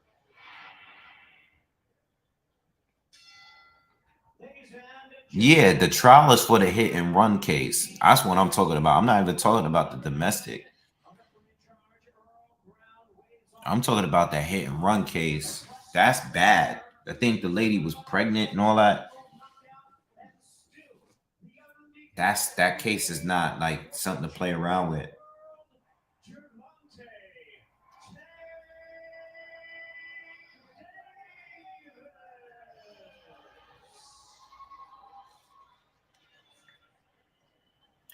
I'm just waiting for to see what he's gonna say in a post-fight interview. Here we go. Were you surprised that he did not come out? I know sometimes. Yeah, some of you was surprised when he didn't come out. I knew it was like he was hurt. He was hurt bad. He a fighter, so he didn't want to show it. You know what I mean? So I knew he was hurt though. And we're told he couldn't see out of his right eye. We will attempt to talk to Hector in just a moment. How would you assess this fight and your performance? Be easy, Will. I feel as though I got stuff to work on, but like what? Everything. Tank said he got stuff to work on, like everything. I'm not retired, so my cup never full. I'm always winning and learning. When you got things together here, and we can take a look at it. Yeah, no problem, man. Everybody, please hit the thumbs up if you haven't already. Let's get those likes up a little bit more before we get out of here, man. Yes, and also that's why I couldn't throw like a lot of shots because of I was trying to beat him mentally. You know what I mean? I was trying to trick him. Yeah, he hit him with a big left hand that buckled him. And things like that, because he's a top fighter. You know what I mean? So I had to bait him in. Yeah, I think that left hand that he hit him after he almost knocked him down was the one that did it. A little bit, because I don't fight southpaw. What's up, Glenn? Thank you. It's okay. It's a part of Glenn from Australia. Now we look forward to Ryan Garcia. One Garcia down. The next one, which is scheduled to take place. Everybody's hoping. Shout out to Indiana. That's your plan, and is it on track? God willing, man. I'm ready for the fight. It's scheduled for April. He say he ready for the Ryan fight scheduled for April. That's the who's ready about that? Will you get that deal done? Is that what will be next? Of course, on my end, I'm ready. I'll be in the gym Monday. Well, not Monday. I'll probably take a week off, but He said go take a week off and he'll be in the gym. Finally, Tank, you said this week the only one who can beat me is me. How do you avoid that happening going forward? Bring my people in close. Bring my people in close. Listen to my coach one. Listen to our hand. And just stay focused. You know what I mean? It's a lot of bumps in the road, but as long as we stay focused together, I feel as though that's how I stay. I make it a longevity in this sport. 28-0, 26 knockouts. Congratulations, Tank. Okay. All right, Hector. We're gonna speak to Hector real quick. And Felix will translate. They're gonna translate, fam. What happened with your right eye and why you could not continue? Pasó con el ojo derecho. Bueno, el problema fue en la cabeza. Yeah. Y me cegó. He said he got hit in the head Touched the head at the final. and it messed up my vision. In that round, that's when the eye just he couldn't see from. Yeah. I know a little Spanish, a little bit. I just can't speak it. I can understand a little bit. Eso fue ya terminando el round, porque recibió ese golpe. No sabía dónde estaba, realmente, no sabía. I didn't know where I was. I mean, when he hit me with that shot, my head still hurts. I mean, he's saying it, y'all. We don't have to. I mean, I didn't know where I was. I couldn't see from the right eye. How did you feel you were doing in the fight up until that point? Hasta ese punto, ¿cómo tú crees que estaba haciendo la pelea? Iba bastante bien, iba bastante bien. he said he felt like he was doing good before that round. Cuando me daba la oportunidad y lo pude conectar en buenas condiciones, vi que lo puse también en malas condiciones. Yeah, when I was going well up to that point, you saw that sometimes I would put him in a bad spot, bad condition, and I was picking my spots against him during the fight. So to then, I thought the fight was going well. Hector, thank you. We hope you're all right. Appreciate it. So, yo, you know what it is? Yo, you know why people are not gonna like these performances like the other ones? When you lose in rounds, you know what I'm saying, and people feel you get outboxed and you come back and get the win by knockout, people are gonna always, you know, it's no different from like Wilder, you know, like people are not gonna remember the knockout. People are gonna like, they're gonna remember you losing on points. All three judges had it for Tank pretty wide, which is kind of crazy to me. I don't think it was wide like that. I think they had them, all three had like 79, 73, 78, 74. But it is what it is. You know, I think with Tank, anybody that's seen Hector, they know, anybody that's seen Hector knew that Hector can box, but it's about winning. You know, at the end of the day, it's about winning. You know, you can box good, you can win rounds and all of that. We've seen other people win rounds against Tank and then get stopped. You know, it is what it is. It's about winning at the end of the day. Tank ain't is. I say that about Devin Haney. I say that about Shakur. You know, I think those guys can definitely win on points if it goes to points. If it goes to points, but if it don't, it's probably going to be because Tank probably stopped them. It could just take one moment. Tank, you know, he fought in spurts. Hector will be winning the first half of the round, and then Tank will explode at some point, and then just go after him, you know, and either stole the round or, well, clearly the judges had him winning the majority of these rounds.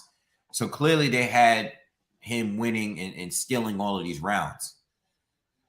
You know, he has power and he's durable. The thing is with Ryan, though, I think with Ryan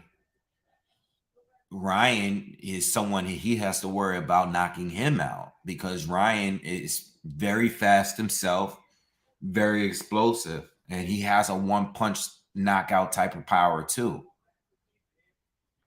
So that's an interesting matchup there, because Tank has to be concerned about getting stopped, not so much concerned about just winning rounds. You know, I don't even know if Ryan Garcia is better at keeping a distance than Hector is. I don't even think so, but Ryan got that power, you know. The thing is Ryan as durable as Tank? Not only that, but you guys got to understand, if this fight goes down, this is going to be at 136-pound catch weight, which favors Tank. You know what I'm saying?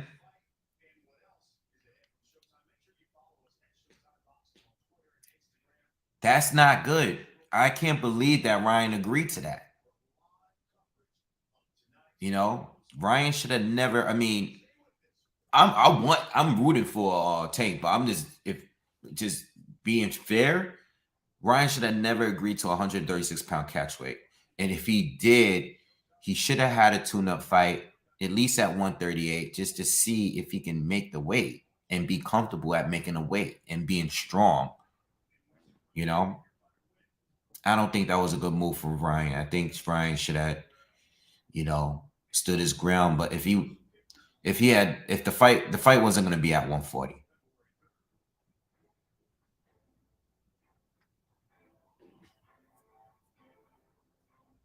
You know, I don't know. Yeah, no, I don't agree with those scorecards. I don't agree with the scorecard. Man, I want to say this. This is probably the longest 4-fight card that I covered, because we're almost close to 5 hours. This was a very, very long card. much longer than it needed to be. Usually, if I hit like close to 5 hours or roughly around 5 hours, it's because I'm covering like 5+ fights. You know, 5+ fights, at least 6 prelim fights, main event fights.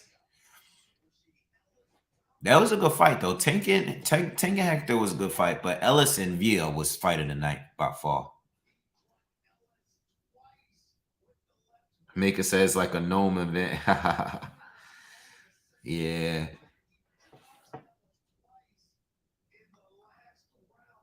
That was a fight, man. That Vashidi Ellis fight was a fight, man.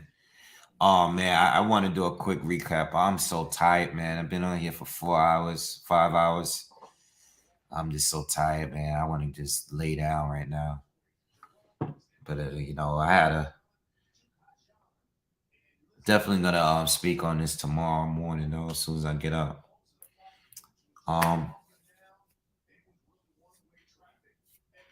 What do you guys think, man, of tonight? Charles says, what I learned tonight is Andre needs to stop calling out top fighters. He's a bum compared to his contemporaries. Ellis, all hype, boost, talented, but a lot to learn. I'm ready for the buzz Spence. Yeah, I mean, what I learned is I didn't learn anything from Andre. You know, I've seen Andre come out fast and slow it down plenty of times. You know, I just don't think he's a finisher like that. Ellis, he kind of did get exposed, you know, and we spoke about this before the fight. There was a lot of unknowns with Villa. He's only gone a distance once in his career, now twice in his career. Out of all the fights he's won, he almost stopped Ellis.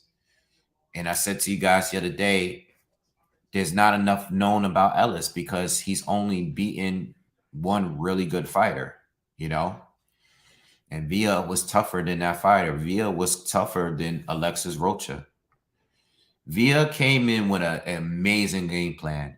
Villa decided that he was going to give up the first 5 rounds. And in the 6th rounds, he was doing stuff that we haven't seen him do at all. He looked slow and clumsy in the first 5 rounds. 6th rounds, he's changing levels. He's feinting. He's throwing jabs. He's doing stuff that he didn't do at all in the first 5 rounds. And he got 2 knockdowns. Amazing strategy against a guy that was clearly quicker and you know, had a better boxing IQ, a better defender. Brilliant game plan by Villa. Boots Ennis, I'm not mad at the performance because he's still learning. I'm not going to get mad at that. These young fighters dealing with their first runner. You know what I'm saying? This was his first runner. This is his first one. I'm not mad at it. You know, I'm not mad at it at all. He fought a guy and he landed a lot against a guy that was just durable and he moved well. But he has a lot to learn, you know, and that's why I don't like just jumping into Spence Bud, because people that support Spence were like Bud should fight Boots, and people that support Bud is saying like Spence should fight because of mandatory. But they're treating Boots like he's a boogeyman, and we still don't know how he looks when he's dealt with a little bit of, you know, toughness, you know, like, so I still want to see Boots fight the Stan Jonases of the world, the Virgil Ortizes. If he gets the Spence fight, it's cool. He is a mandatory. If he gets Bud, that'd be great too, you know, but it's just gotta watch and it just continue to be patient. As far as Tank, there's nothing that changes anything about anything. You know, Tank has been here before. He struggled against Leo Santa Cruz, Mario Barrios, Rolly Romero. You know, there was fights where he struggled against. And he ended up getting the stoppage. You know, he struggled against Cruz. Cruz went the distance to him, gave him issues. You know, it is what it is. Ain't the first time he struggled. Damn sure won't be the last. You know, I mean, who did he? I mean, even Gamboa, who he did dominate for, you know, for the most part.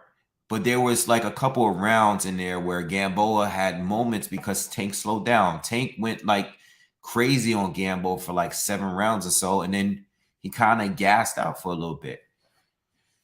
You know, I think Tank is an amazing fighter. But I think if he took this sport, if he was 100% dedicated to the sport and he didn't have all the outside noise, I think he would be a lot better than what he is, you know? Just my opinion. All right. So look, man, I'm gonna get some rest, man. I'm really, really tired. It's been 5 hours, but it's been fun.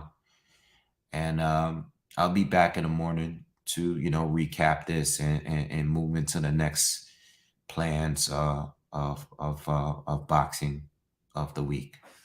All right. So I'll see you guys. Y'all have a good night. It was fun. Shout out to all you guys that was here. All y'all here, and I'm out. Good night.